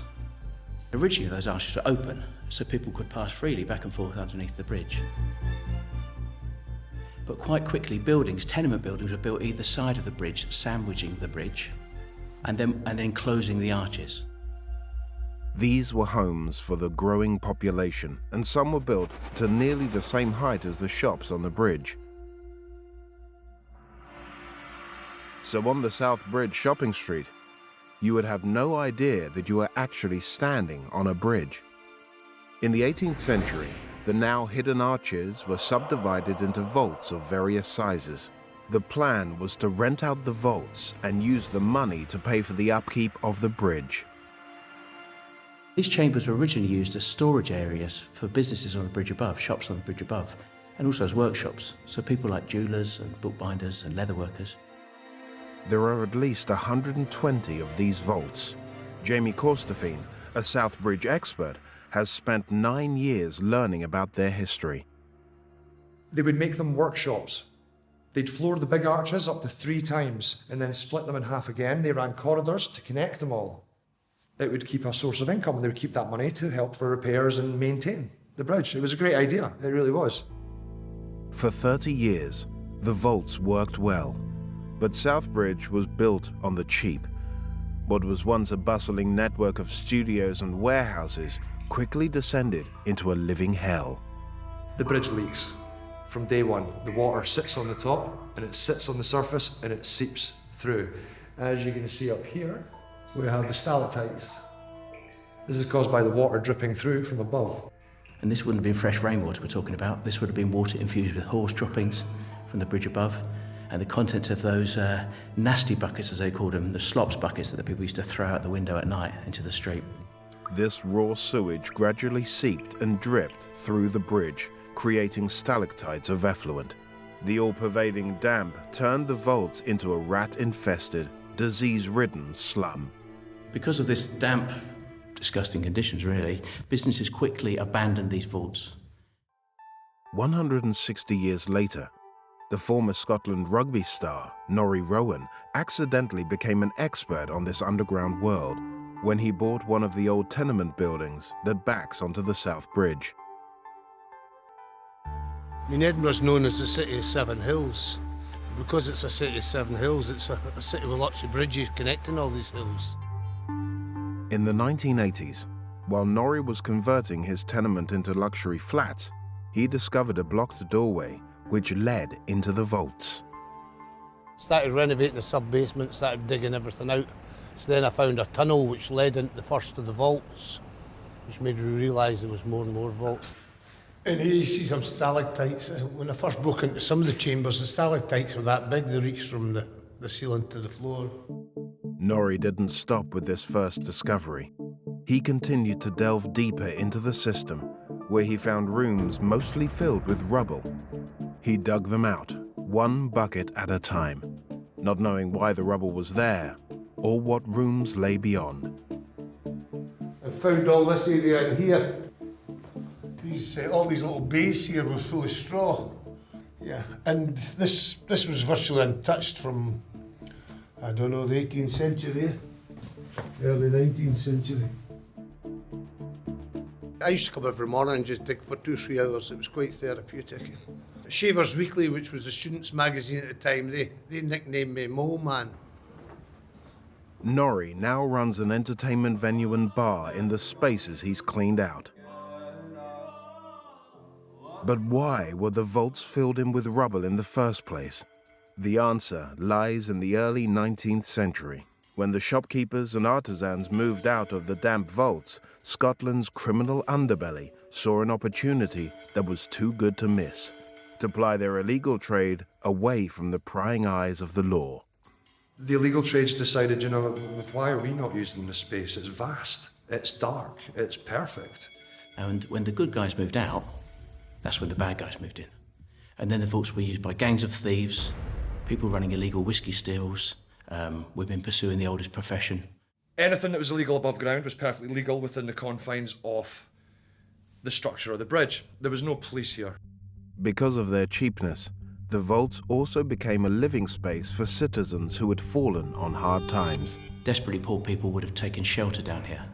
This was a time when people were pouring into Edinburgh from the Highlands and from across the water in Ireland. So whole families, the poorest of the poor, would have lived down here in appalling conditions. And that continued right onto the 1860s. In amongst the poor families and petty thieves, there operated the most feared criminals of them all. And that's when these vaults were handed over to the criminal types, the bootleggers and the body snatchers. In the 1830s, Edinburgh was renowned for its medical schools, and a grisly new trade sprang up. Enterprising criminals would dig up newly buried corpses from their graves and sell them to student doctors so they could study human anatomy. If you could deliver a body to a doctor in a good condition, you could get perhaps £10, which are a year's wages for a labourer at the time. They needed a constant supply of human corpses to keep dissecting them for their students. The law at the time said only the bodies of executed criminals could be legally dissected. So you had the rise of body snatchers, grave robbers, or, as they preferred to call themselves, the resurrectionists. To avoid the risk of arrest by the police, body snatchers worked in the dead of night. What grave robbers used to do is strip the bodies of any shrouds or clothes or any wedding rings because they feared they could be charged with theft. And that was a capital crime. You'd hang for that. But if you were caught carrying a naked body around, it was more of a kind of weird new grey area. You're more likely to be charged with a lesser crime of desecrating a grave. In the early 19th century, the Southbridge Vaults were apparently a hunting ground for the infamous criminals William Burke and William Hare. They embraced the crime of selling dead bodies for cash and took it one step further. The curious thing about Burke and Hare is they were neither Scottish nor were they body snatchers. They came from the north of Ireland in search of work. I suppose you could say they were innovators. They cut out the hard work of digging up their bodies and they just killed people instead. So they were serial killers. The killing of 16 people in 10 months and Burke's execution and public dissection as punishment shocked respectable society. The notoriety of the Southbridge Vaults in this case meant that respectable Edinburgh would rather see them forgotten. By the 1870s, they'd been filled in with builders' rubble and consigned to history. Despite Norrie's extensive clearing of the vaults, there is still much to discover. Kept finding more chambers, and it was quite exciting finding all these pieces. I kept thinking I was going to find the crown jewels or something really valuable. This is a tiny, tiny section of this entire structure when it first opened. It really was an underground labyrinth of tunnels and chambers. Norrie's taking Jamie into one of the deepest areas of the Southbridge Vaults. So is this the original point of entry? It was through here, yeah.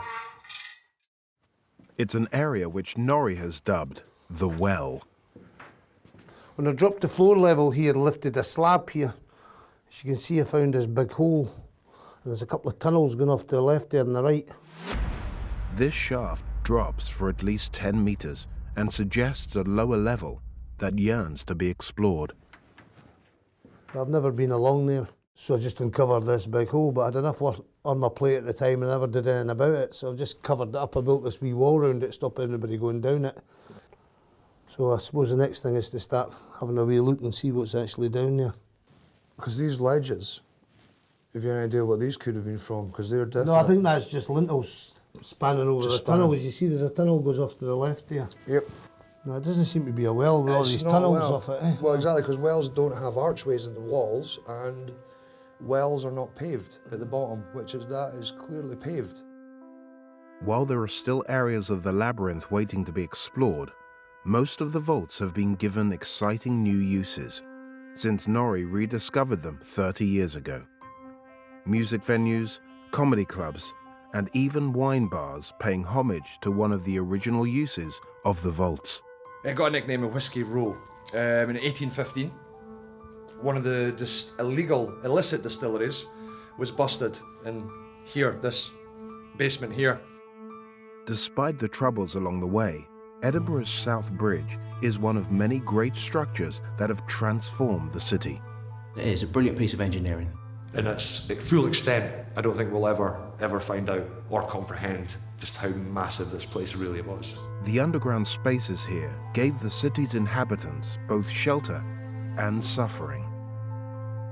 I think the reason why I find them so interesting, these vaults, is simple as they look, they're kind of like a window into the social history of Edinburgh. The stories of these spaces still capture people's imaginations to this day. Well, I think it's great that they're still being used here. They are 200 years after they were built and they're still in use for something. And they'll probably keep reinventing themselves as time goes on.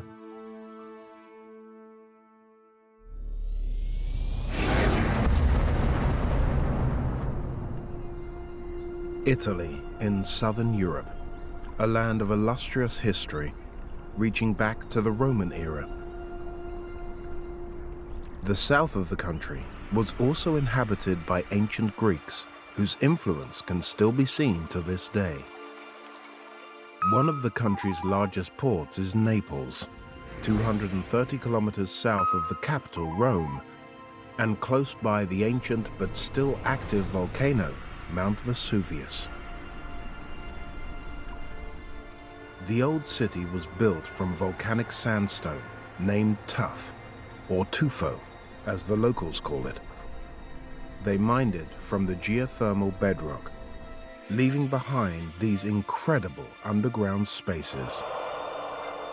The city was built thanks to this rock. But how did the ancient engineers achieve these feats of excavation? It's like a parallel town in the underground. What uses are being found for tunnels which date back more than 2 millennia? This was a tunnel underneath the city for royal families. And how many more underground worlds are to be discovered? Wow.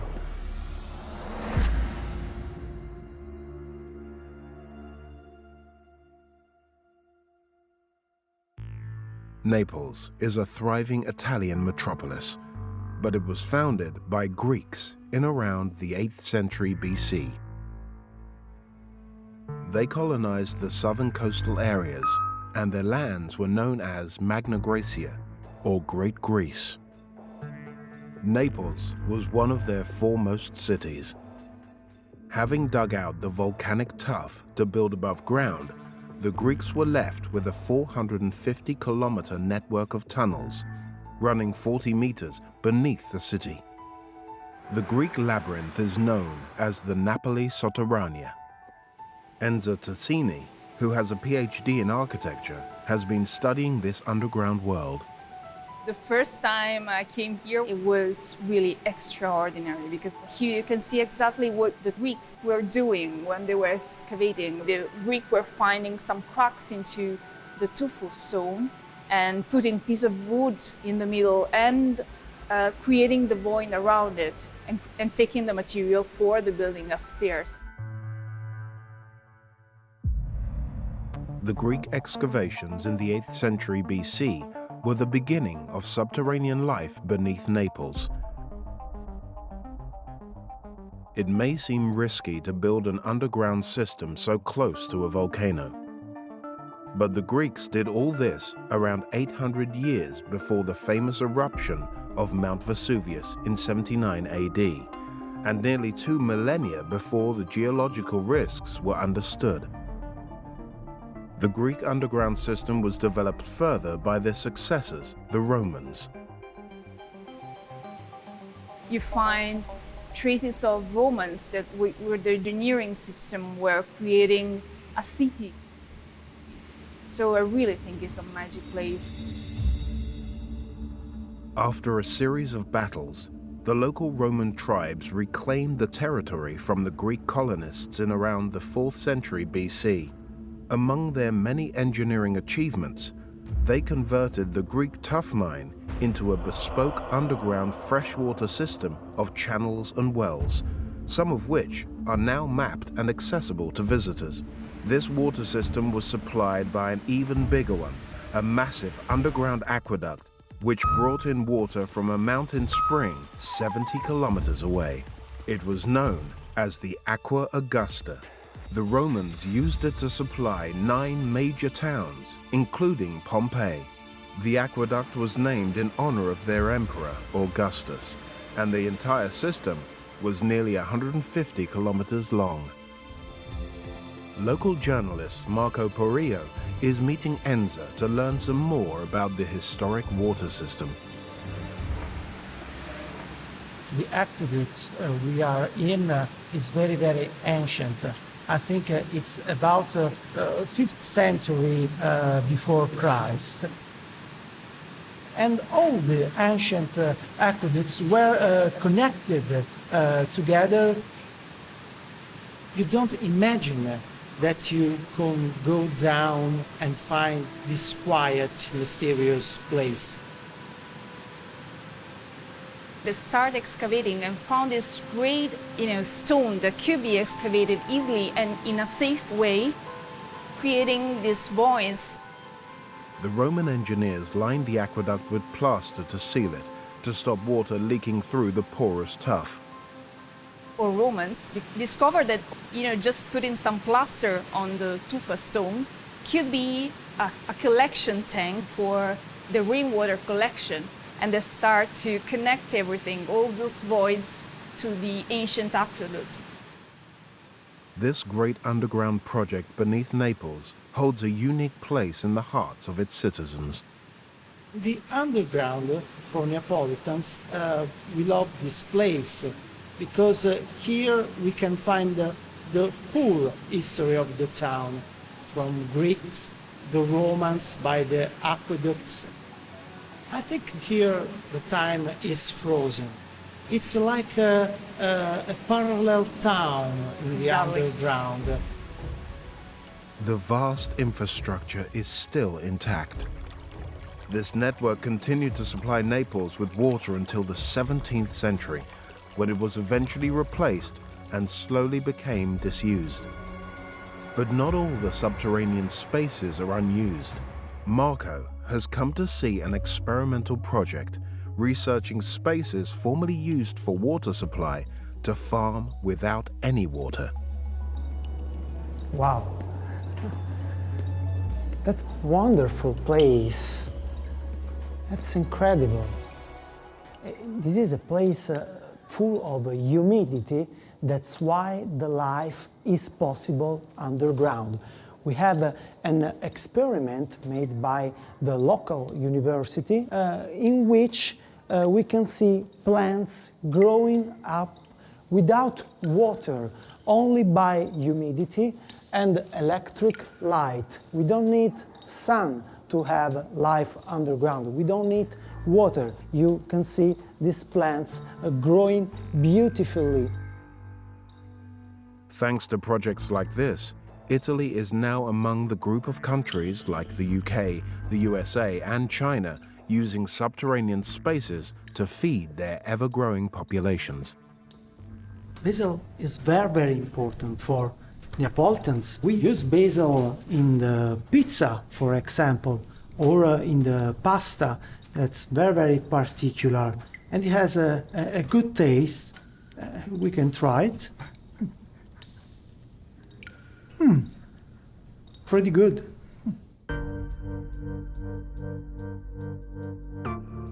the volcanic tuff beneath Naples continued to be relevant to the city's fortunes long after the Aqua Augusta was abandoned. In the mid-19th century, another underground project was begun. This was a tunnel underneath the city for a royal family, so everything must be beautiful.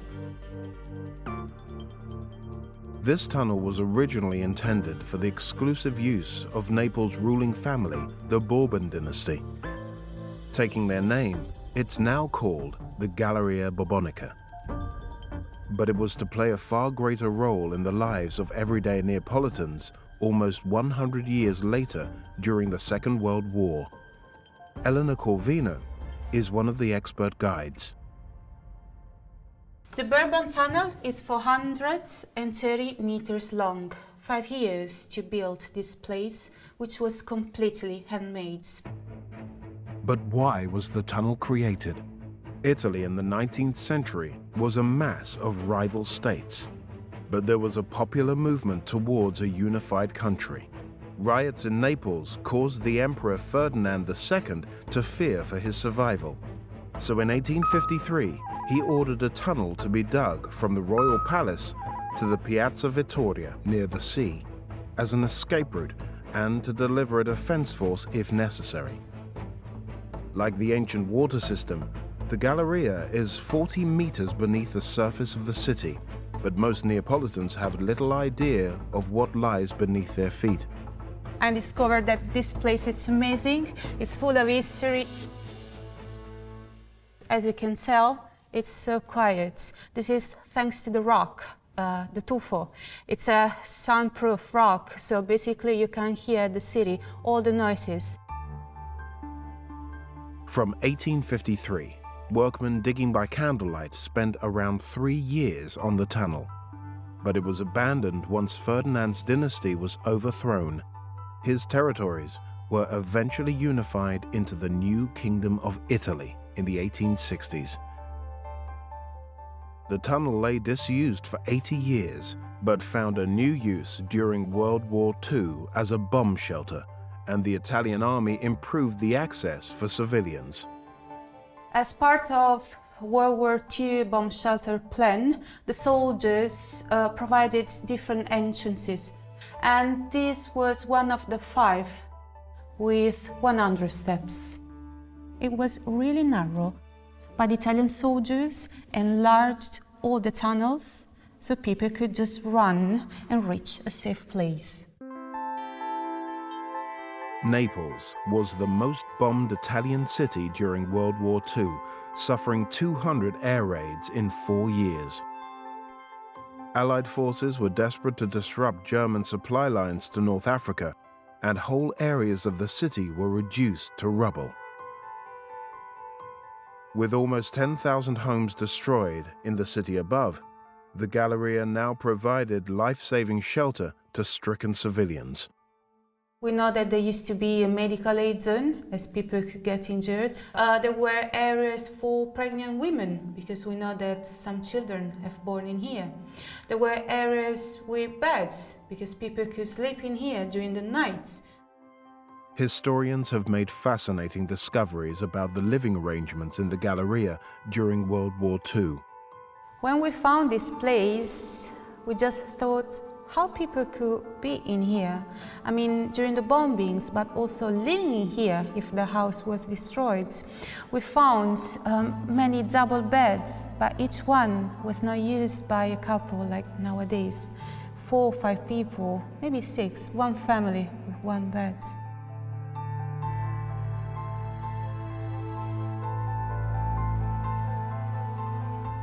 Historians were surprised to find graffiti, probably left behind by a civilian who sheltered here during the Allied bombing campaign. And we have a special writing in here, Noi vivi. Noi vivi means we are alive, and this is the most beautiful writing that we found. This was about something good. They survived. People during the war have been saved thanks to these places. For more than 2,000 years, Vesuvius's volcanic rock under Naples has been excavated to create ambitious subterranean spaces. In 1986, work started on a new underground railway. Naples now has more than 20 kilometers of metro line, serving 22 stations. Art historian Maria Corby has an in-depth knowledge of the newly built art stations, as they're known, an exciting architectural project.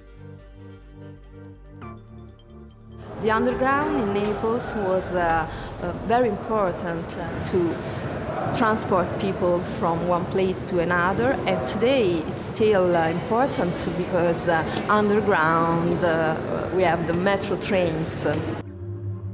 International architects were entrusted with designing new stations to make these public spaces aesthetically pleasing. It's another instance of the ingenuity shown by Neapolitans over thousands of years in their attitude towards underground worlds. Garibaldi is Naples' central station, the work of the prestigious French architect Dominique Perrault. The station is 15 meters deep, and the light comes down till the platform layers. This is maybe the more contemporary station. A lot of mirrors and steel.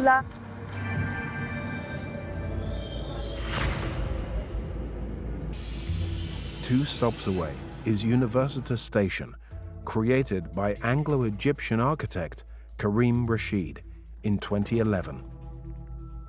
The vibrant artworks are based on continuous profiles of human faces, but they also conceal structural pillars. Toledo Station is the deepest on the line at 55 meters, the work of Catalan architect Oscar Tusquets Blanca. Inspired by the shape of a volcano's crater, the design incorporates conical shafts that bring light deep underground from wells at street level.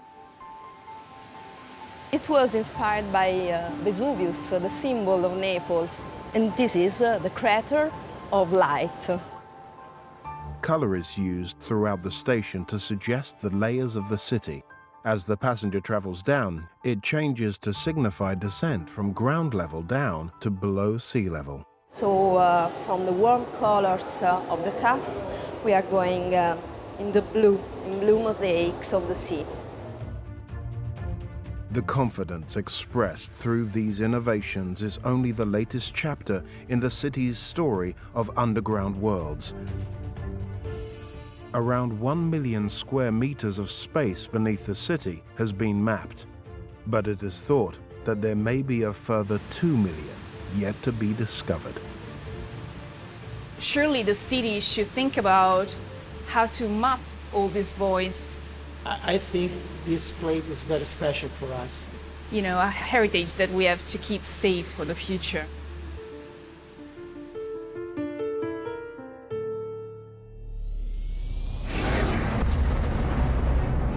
Finland, a Scandinavian country in the north of Europe between Sweden, Norway and Russia. The capital, Helsinki, is now using relics of the past to create incredible underground worlds for all its citizens. How have the ingenious Finnish people transformed their Cold War shelters to give them a new role in the 21st century? We have over 900,000 shelter places, more than we have citizens. What exciting uses have been found for the disused emergency bunkers? This is our track. It's about 300 meters long, and here is our long straight where you can get up to the top speed of 60 kph.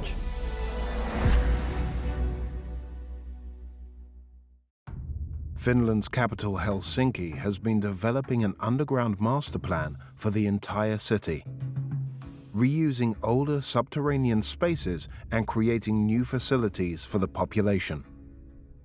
Here in Helsinki, we have actually created 12 million cubic meters of extra space underground. Geologist Erend Oudman has been working since 2012 on some of Helsinki's most important underground structures. The dark yellow These are locations where we can build other caverns. The city is built on granite, which makes excavating large spaces underground relatively safe, inexpensive, and sustainable. This granite is really strong, and that means that we can blast holes and make excavations in it. Finland started to build its underground worlds in the 1960s. The country was neutral during the Cold War, but they excavated hundreds of underground bunkers to shelter their citizens in the event of an attack. It's a unique feature that we have here in Helsinki, that we have so many tunnels, and if you compare that to other countries, this is really, in Helsinki, is very special. In the city area, we have over 900,000 shelter places, more than we have citizens. Andreas Schneider is the head of emergency preparedness at Helsinki City Rescue Department. He's responsible for hundreds of Cold War emergency bunkers hiding in plain sight all over the city. It is my responsibility to put the plans for the civil defense and the protection plan of the city of Helsinki. These rock shelters that are inside the rock, we have over 50 in Helsinki area. The biggest ones are for 10,000 persons. As Cold War tensions subsided in the 1990s, Helsinki found imaginative ways to use the underground bunkers whilst keeping them operational. Combining defense capabilities and community facilities would later become the Underground Master Plan. The shelter system consists of independent shelter places all around the city, and they are in the double use. So we are trying and planning to use them in normal situations as widely as we can. So they are not just laying empty or as a storage rooms, so they are actively in the use of the society and the citizens. There are over 400 facilities around the city, some of which can be transformed into shelters in 72 hours. This one has been incorporated into the largest leisure centre in Helsinki, the Itäkaska swimming pool.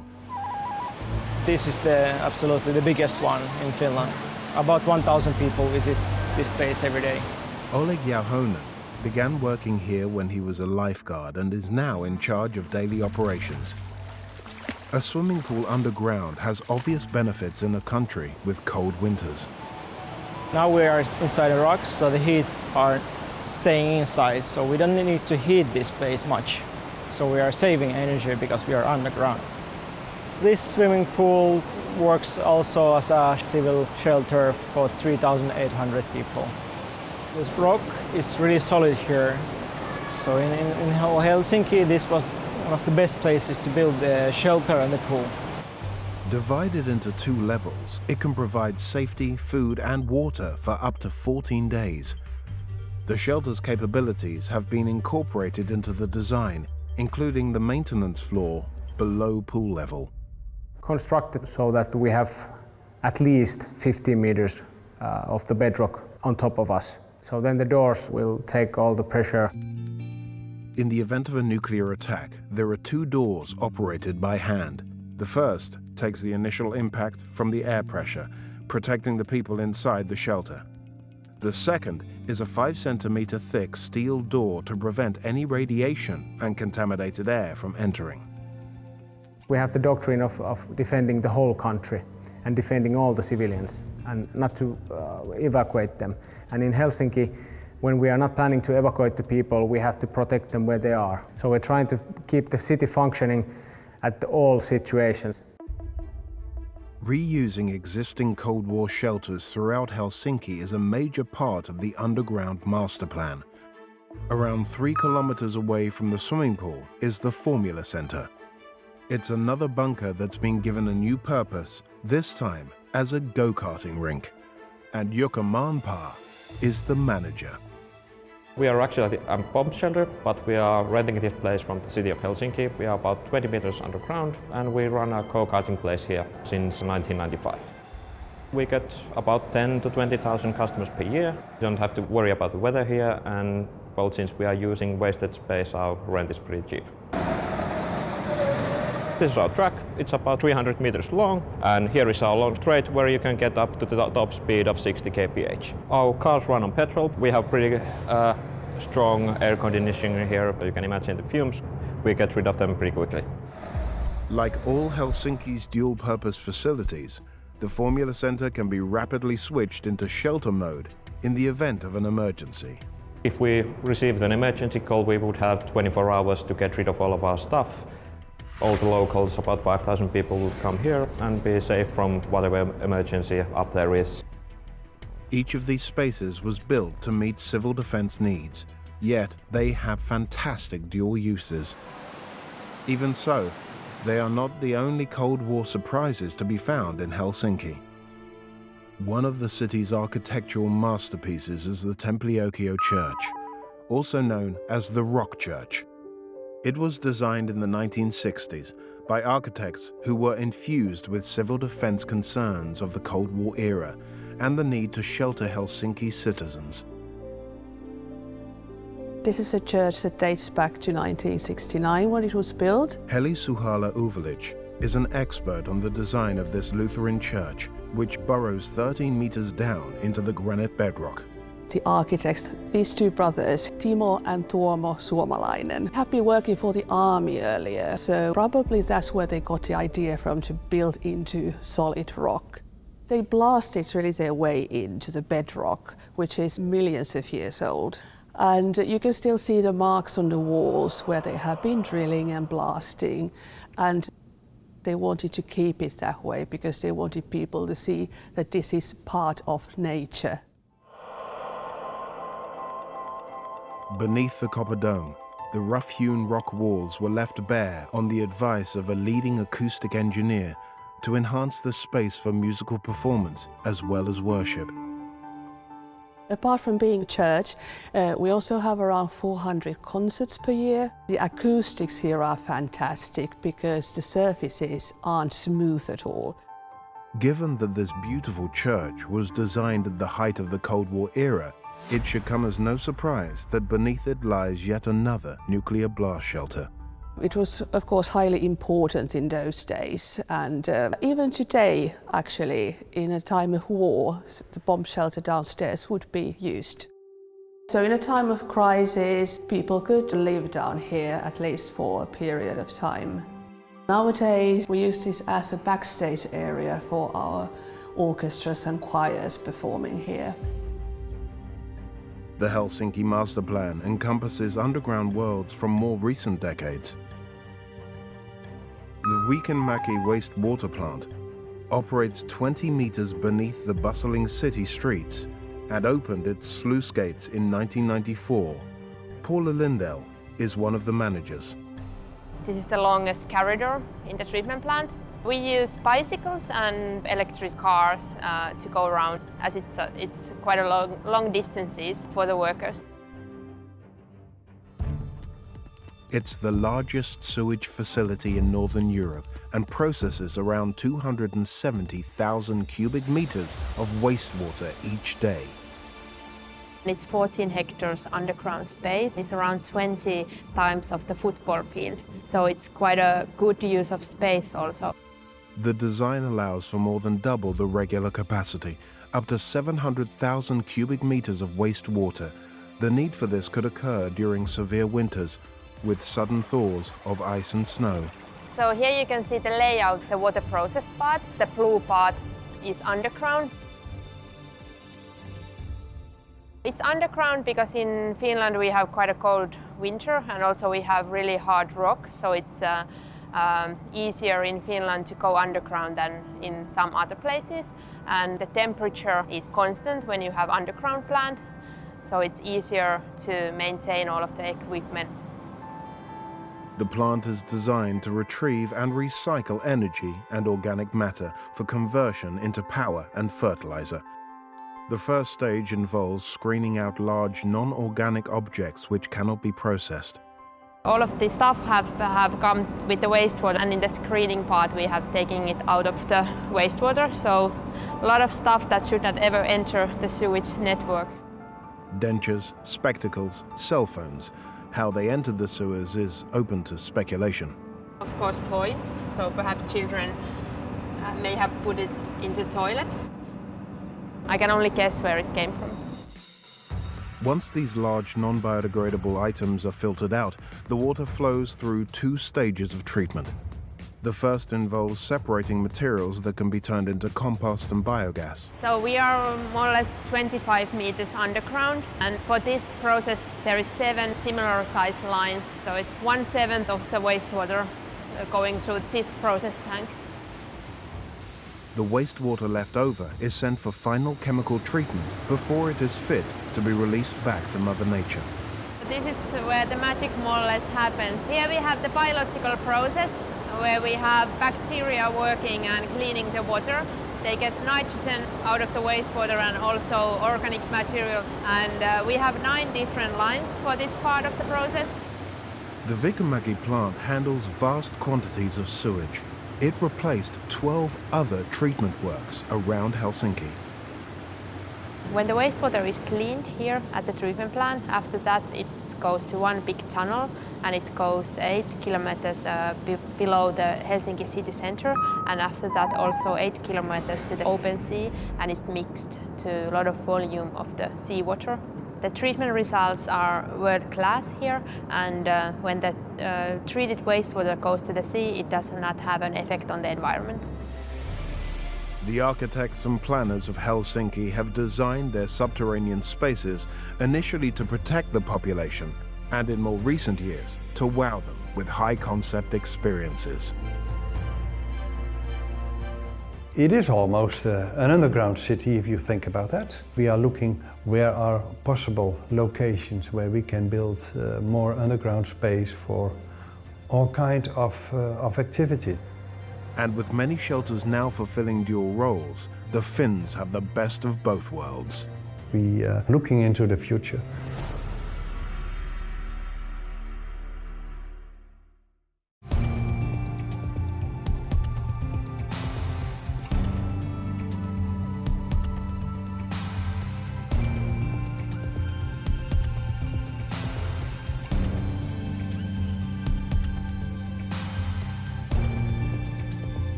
On England's coast, how did a secret wartime bunker save thousands of soldiers?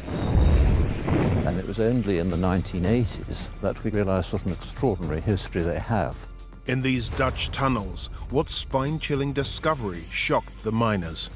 All of a sudden, you find this terrifying skull, and they were frightened, these people. And in Eastern Europe, the world's biggest labyrinth, what secrets are now being revealed? They didn't want anybody knew about the truth, what happened to Euro-Soviet war. Beneath our feet lie extraordinary spaces, caves, and tunnels.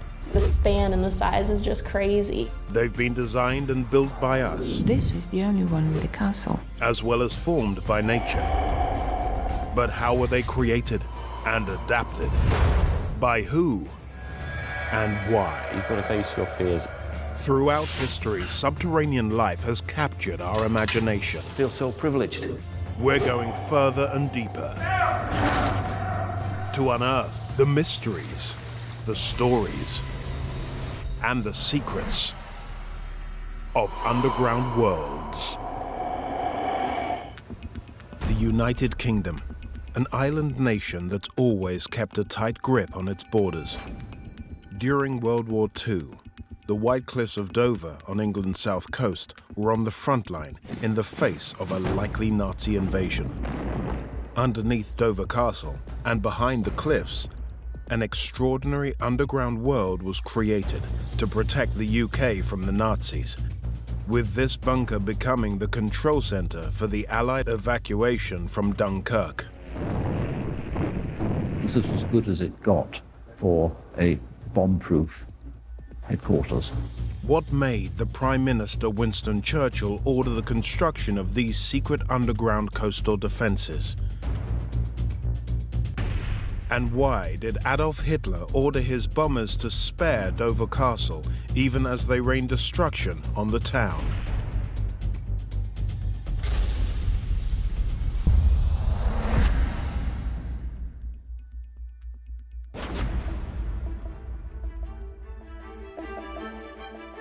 These chalk cliffs, 106 meters high, overlook the Strait of Dover in southeast England.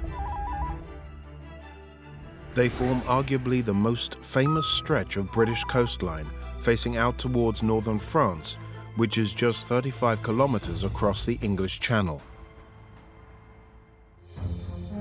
There's a long history of tunnels at the White Cliffs, mostly under the famous Dover Castle, a significant defensive landmark since the 11th century. Historian and author Jonathan Code has spent more than 40 years researching the castle and its underground worlds. Dover Castle has a very long history as a garrison fortress, since 1066 right through to 1958. The castle has a three-story complex of tunnels beneath it. Two of those date from World War II, but the earliest level to be built was casemate, 15 meters below the surface. It dates from the late 18th century, when the UK feared an invasion by the Emperor Napoleon's French army. Dover's garrison of soldiers was increased, and because the castle ran out of space, the extra barracks were built underneath it. These original tunnels were begun in 1797 at the peak of the Napoleonic Wars, when there were about 2,000 troops. Men could have lived down here for months. Once those British troops defeated Napoleon in 1815, the casemate barrack tunnel was no longer needed. It lay abandoned for more than a century. In 1938, with World War II inevitable, the Royal Navy brought it back into use as a command center. 15 meters below ground, these tunnels would be able to withstand any German aerial bombing raids. It would be a very, very difficult target, so this is as good as it got for a bomb-proof headquarters. From 1940 to 1942, and with Britain in the grip of war, the Navy wanted to expand the base under Dover Castle to bolster the country's defenses along the south coast. They added 2 additional stories. First, Annex, and then 50 meters deep, Dumpy.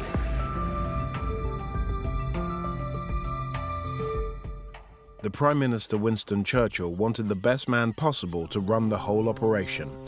He persuaded a respected First World War veteran out of retirement, Vice Admiral Bertram Ramsay.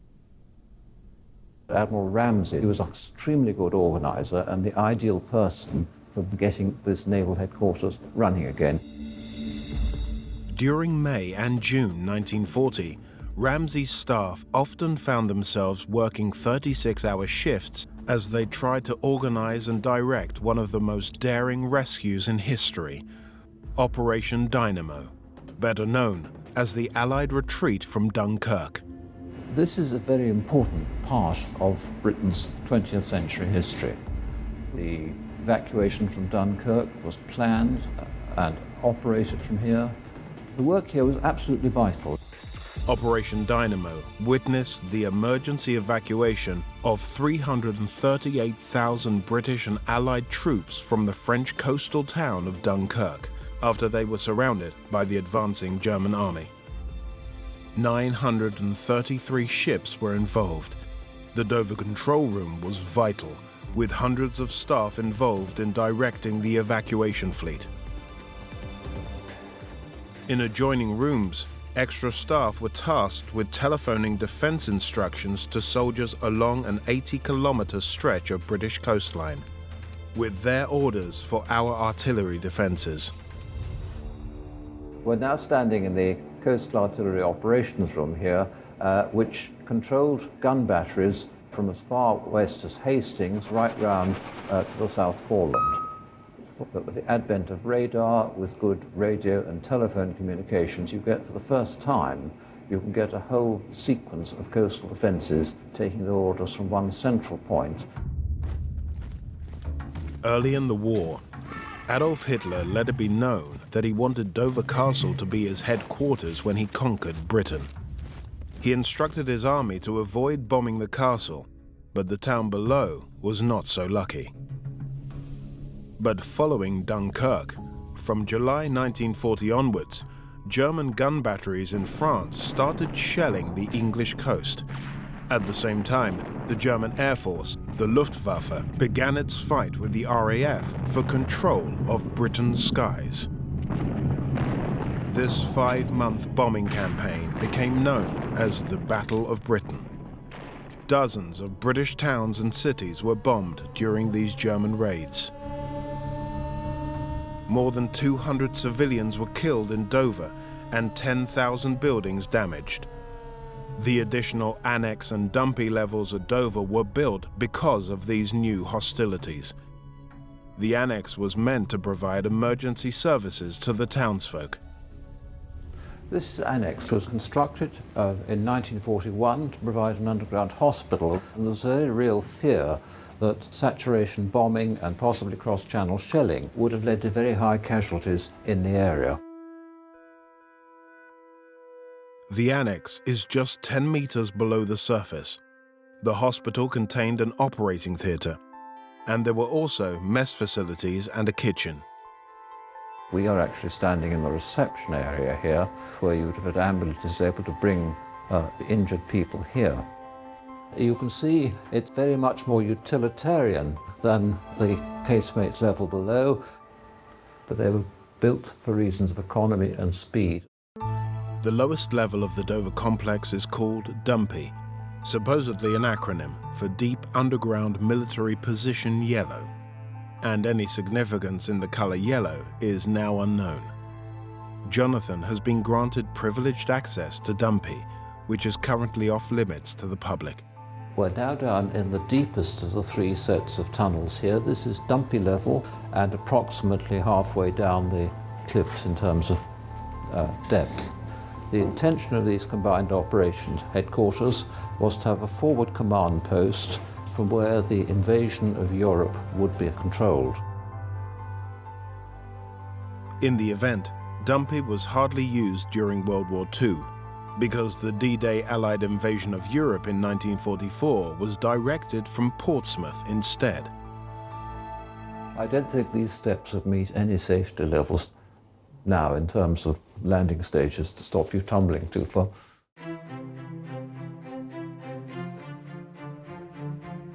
With the exception of the Dumpy level, the Dover Castle Control Centre has been restored to look just as it did in the 1940s. There's another wartime shelter nearby that has undergone restoration without period fixtures and fittings. 8 kilometers east of Dover Castle at Fan Bay stands the remains of a gun battery. In the 1940s, it would have looked something like this German-built gun battery on the Channel Islands. There was a group of concrete platforms on the cliff top, each with a 6-inch anti-aircraft gun at its center. But the Fan Bay site was demolished and buried nearly 50 years ago. The underground shelter beneath it was dug out by enthusiasts in 2014. Gordon Wise is a volunteer guide here. He knows the story of why it was built.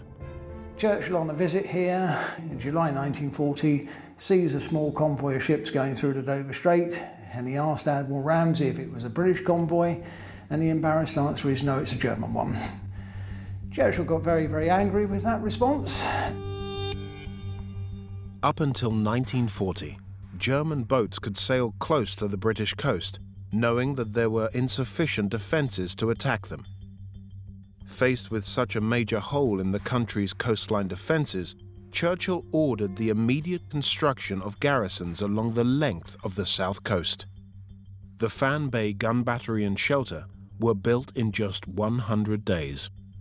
Construction started in the November of 1940. Fan Bay went operational St. Valentine's Day 1941.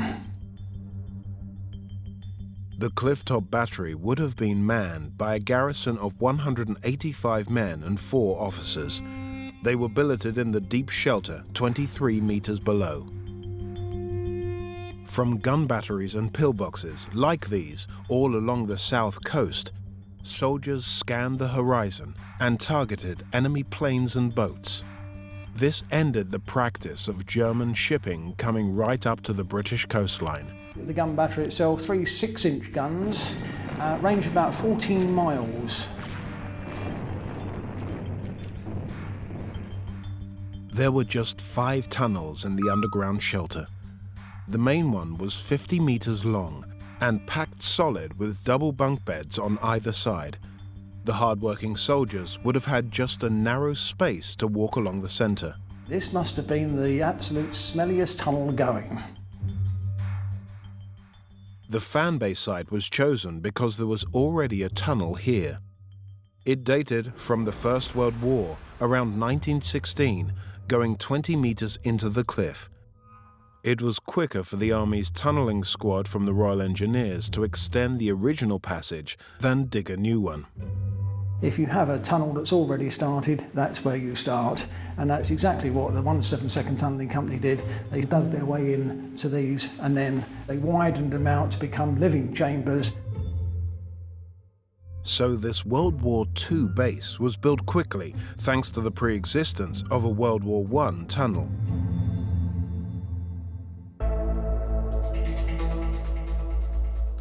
It was originally built into the cliff face as a shelter for the soldiers who manned these concrete sound mirror structures, which date from 1916. Photographer Joe Pettit-Smith has been documenting these and other surviving acoustic mirrors along the south coast because his grandfather, Bob Smith, played a role in developing the technology. The 2 here at Dover are part of a series of 13 that are still intact and remain. When these were built originally, they were the absolute cutting edge of technology. These acoustic early warning systems predate the development of radar in the 1930s. Because they reflect and amplify distant sounds, the British Army used them to listen out for German bombers during World War I. So you can hear something far before you can see it on the horizon. How can you possibly try to get ground crews, in position to somehow defend? These structures were that. The reason that the sound mirrors and the fan bay tunnels survive in such good condition is that they were buried for nearly 50 years.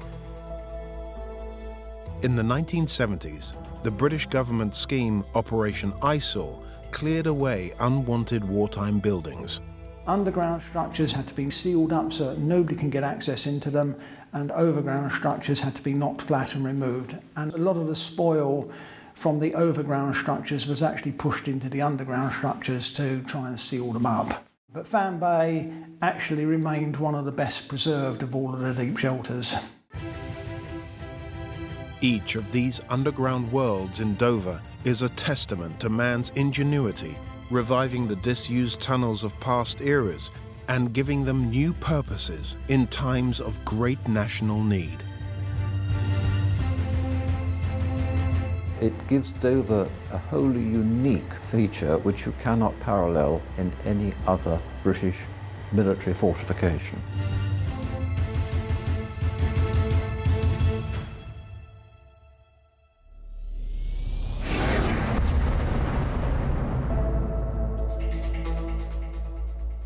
The Netherlands, a North European country best known for its tulips and windmills. But few realize that it's also the location of an extraordinary underground world, the St. Petersburg Caves. These tunnels have preserved and protected the local citizens for centuries. They created, hold on, 20,000 tunnels. It's one of the biggest cave structures of Holland. What shocking discovery was found deep inside this labyrinth? All of a sudden, they find this terrifying skull. And how did the World War II Dutch resistance use these tunnels and a Rembrandt masterpiece to outwit the Nazis? Once in a while, they took out the Rembrandt, picked out the radio and sent messages to England.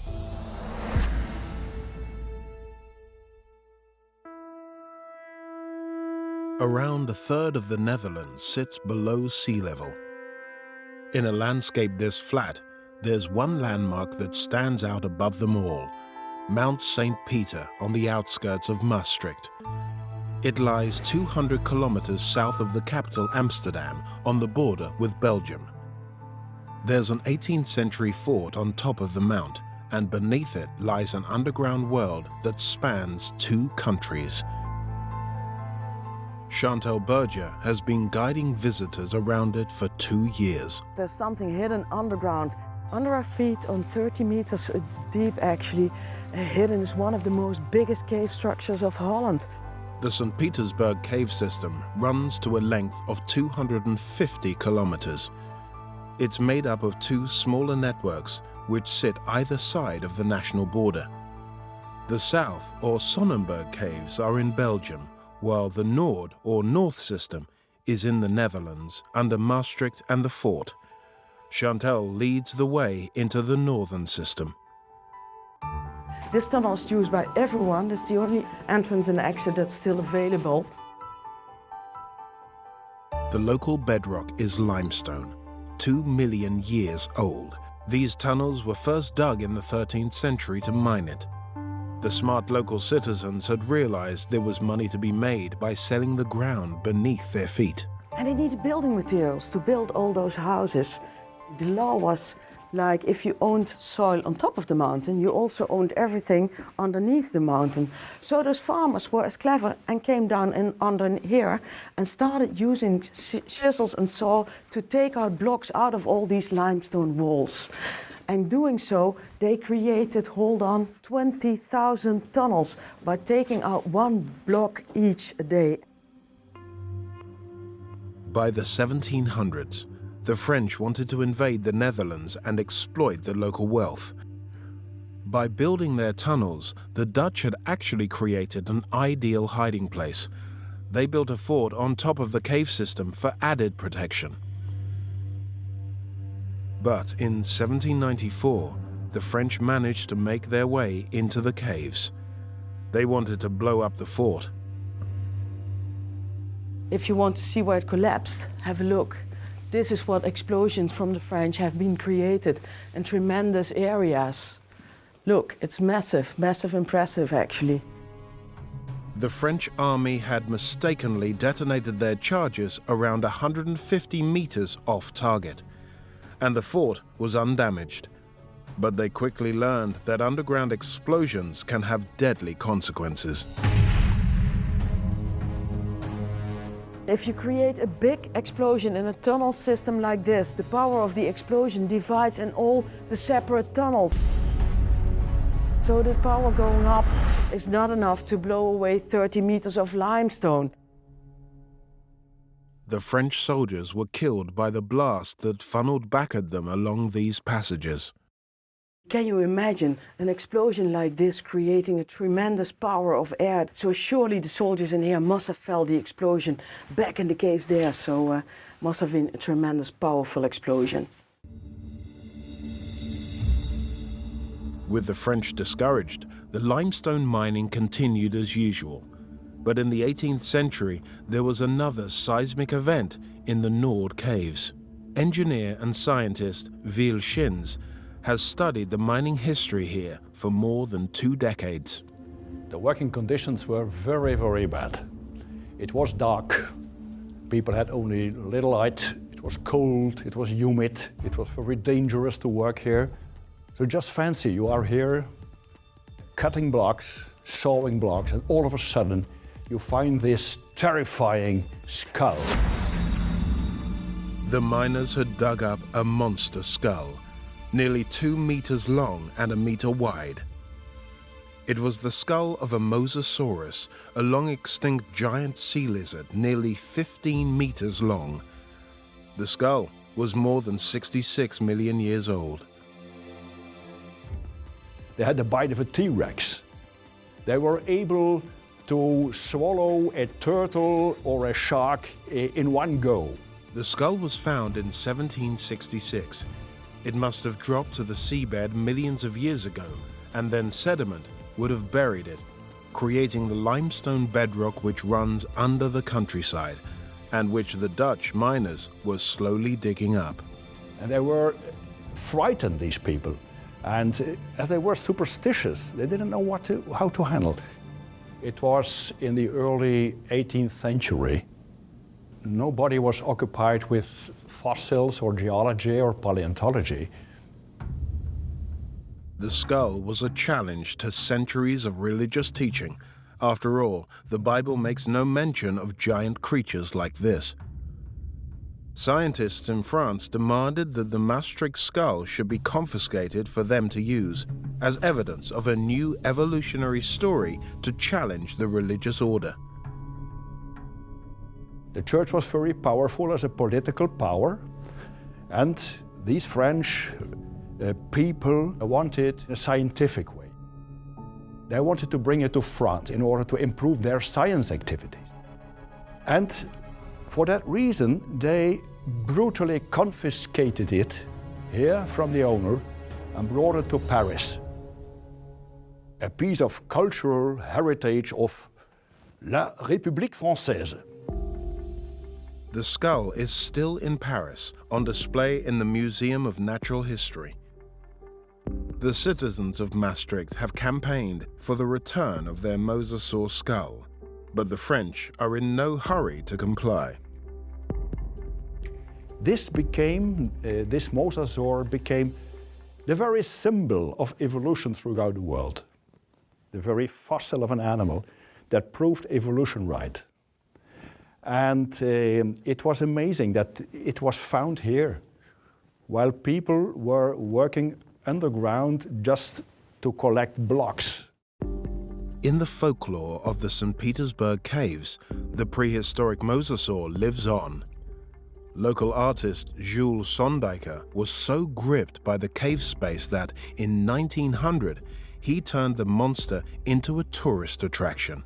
As part of an art installation he helped to create in the Nord Caves. 4 generations later, his great-grandnephew Jean-Jacques Spizers is a guide here, proud to show off his ancestors' work. This was made in 1900, and it maybe looks more like a crocodile than a mosasaur, but still it's a very amazing piece of art here.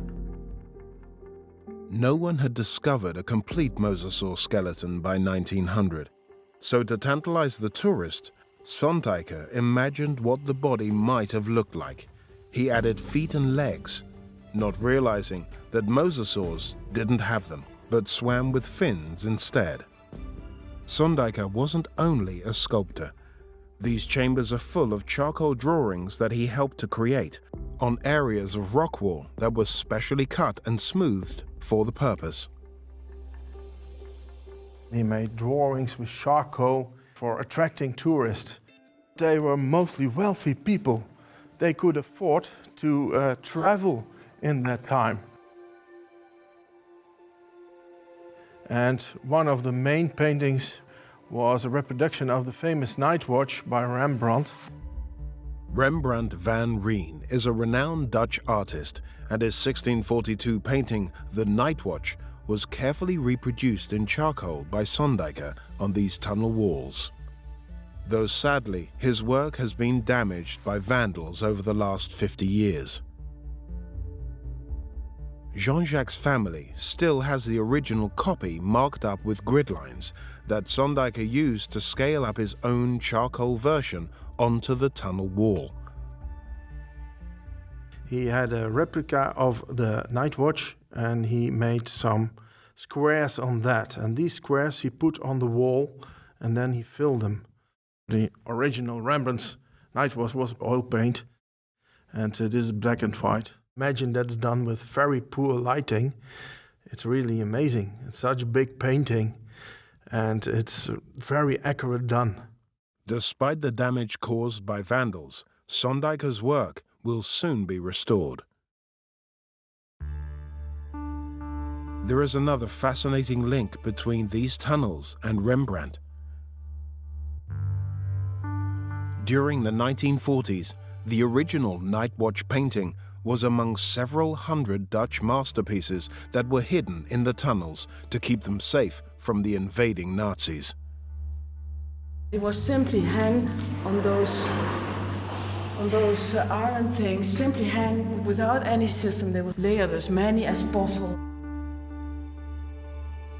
Rembrandt, the most famous painter, the Night Watch, has one big disadvantage: its size.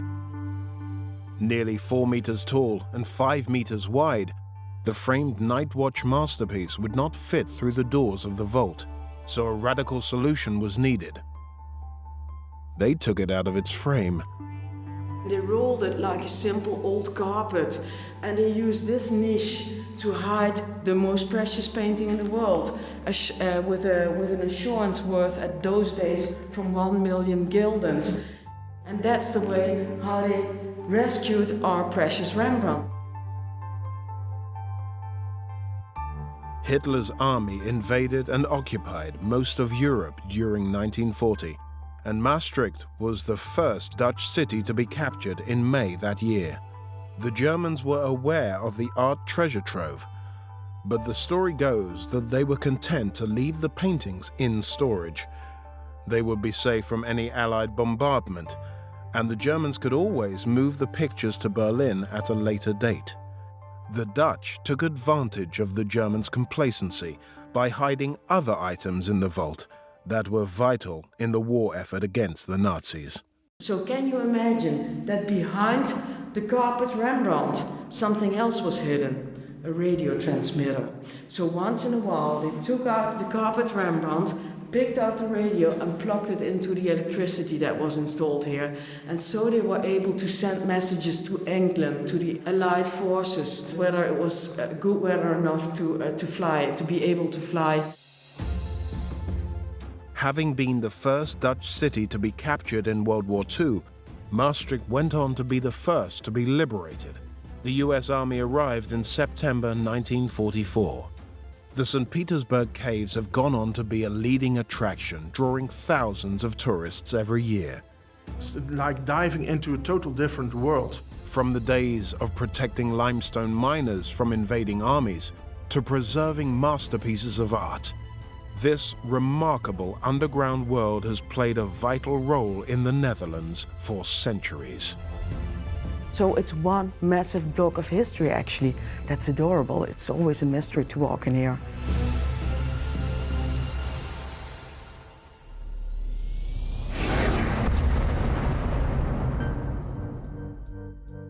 Ukraine, the second largest country in Europe after Russia. It has a population of nearly 44 million. The Black Sea coastal resort of Odessa is the location of one of the world's most extraordinary tunnel networks. We are inside the biggest underground system in the world. Lying 60 meters underground, these Odessa catacombs are an incredible 2,500 kilometers long. For centuries, through all kinds of wars, they've protected the local people from danger. Yet these very tunnels have also been the scene of tragedy. Just to stay sane in this condition, it's quite a sad story. All of them died eventually. It's such a big network that dozens of people have set foot here and never come out again. If you scream, nobody can hear you just 10 meters away.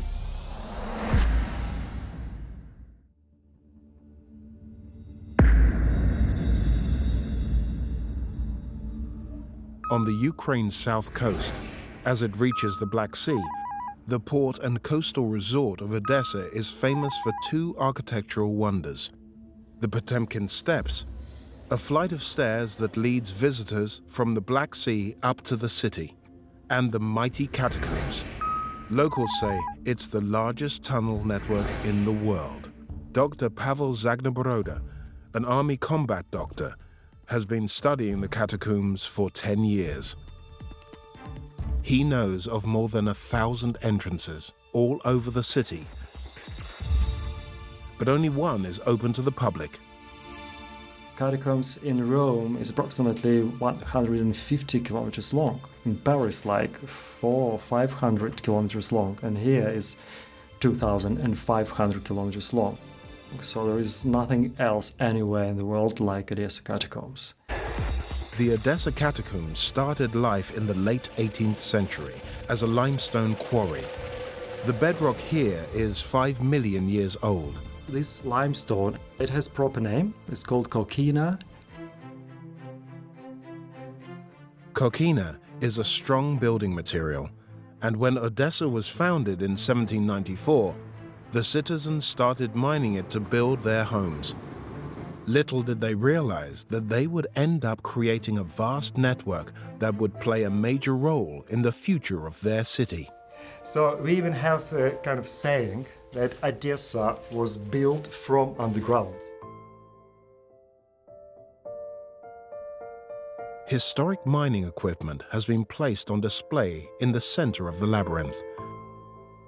And Yulia Pelavina has been guiding visitors around these exhibits for 2 years.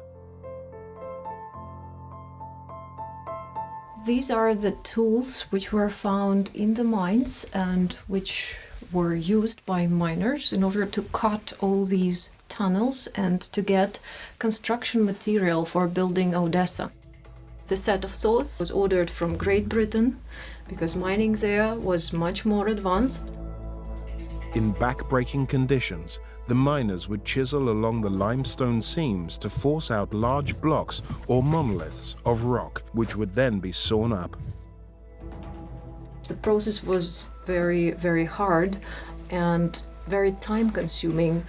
Keep in mind that in one shift, which could be about 10 or 12 hours, a group of 6 miners, 6 really strong men, could only make a corridor 1.5 meters long.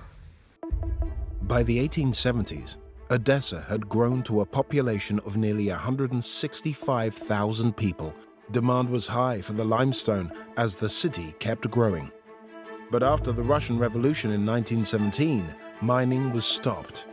New industries like metalworking and machine building took priority in the new Soviet Union. But the catacombs found new uses. When the big mining had stopped, people started using the catacombs for all sorts of purposes. So then all sorts of criminals have been hiding here, like smugglers and thieves and pickpockets. They were hiding here from the police. They hid here their belongings, their stuff, guns, money. The tunnels beneath Odessa were to play their most vital role for locals during World War II. In 1941, Nazi Germany decided to invade the Soviet Union. Hitler's plan was codenamed Operation Barbarossa. Odessa was a key target and fell to German and Romanian forces in October 1941 after a 4-month siege. 82,000 citizens of Odessa were killed and another 78,000 taken prisoner as slave labor for Germany. But a local resistance movement called the Partisans attacked the Axis invaders wherever possible. One group of partisans, during the Second World War, they stayed in this part of catacombs. There were around 45 such resistance groups, totaling 6,000 fighters. Their graffiti lines the tunnels, and their posters are on display calling for their property to be reclaimed from the fascist invaders. The Axis soldiers sealed hundreds of tunnel exits, hoping to kill the partisans. Pavel knows the story of one group of 13 men who were trapped. They couldn't go out, all the exits were blocked. So just to stay sane in this condition, it is a very big deal. It's quite a sad story. All of them died eventually. The story goes that months of living and surviving underground drove the partisans mad, causing them all to kill each other. Only one survived, Alexander Glushenko. He spent another 1 year on his own underground, and then he managed to get to his home just nearby, and his wife hid him in the catacombs under their house for another year. So he spent more than 3 years underground. So this guy who stayed here for 3 years and remained sane, he's really a hero to me. Apparently, Glushenko's survival was inconvenient. After the war, the Soviets wanted to suppress information about the partisans. Instead of rewarding him, they silenced him. Unfortunately to him, when the Soviet army freed the city, in a couple of days they just shot him dead. They didn't want anybody knew about the truth, what happened to heroes of the war.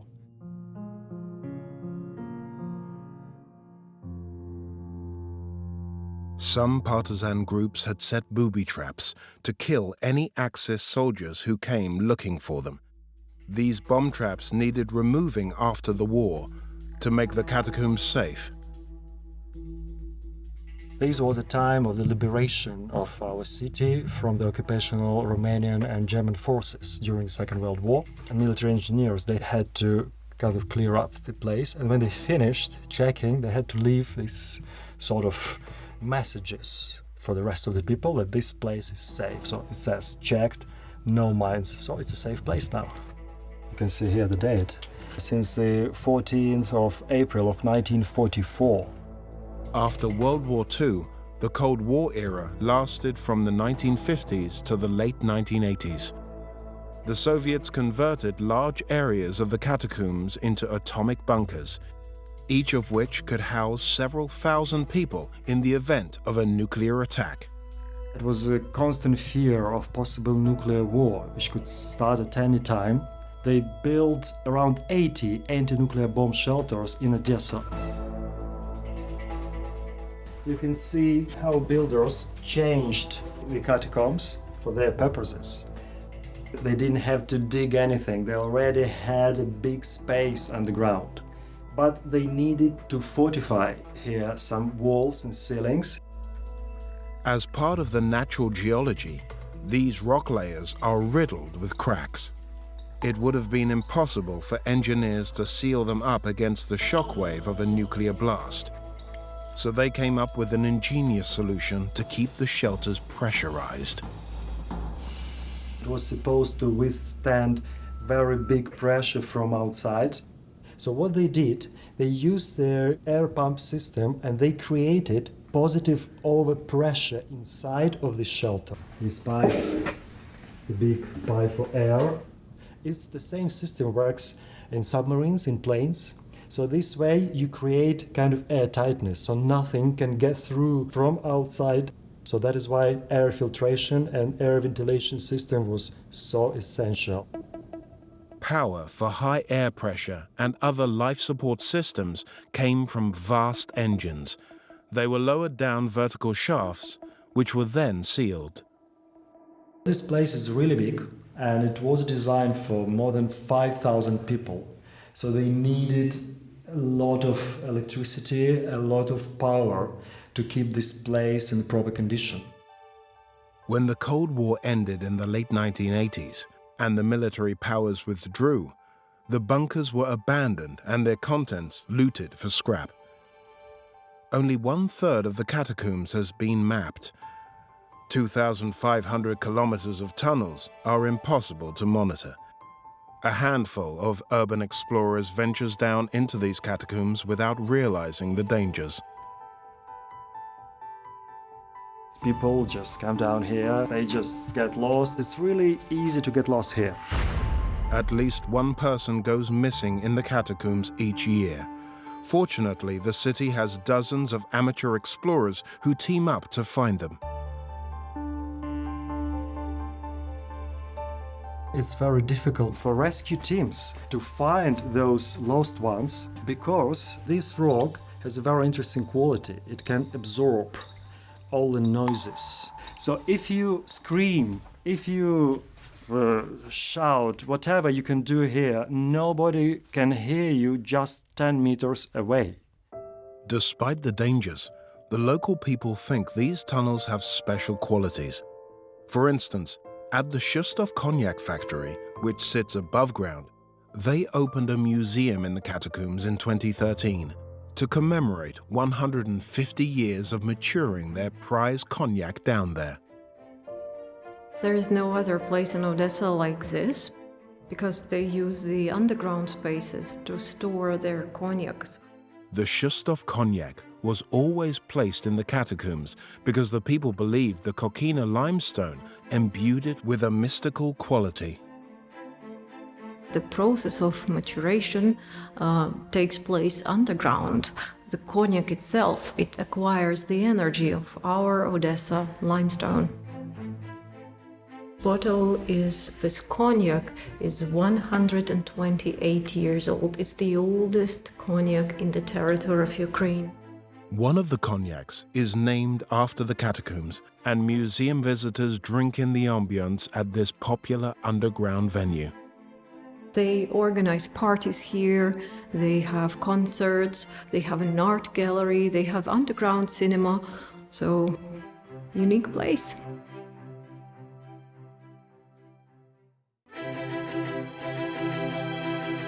From the Kokina mine, which provided the limestone to build the city, to the bomb shelters, which would have kept the citizens safe, these catacombs have played a vital role in this city's history.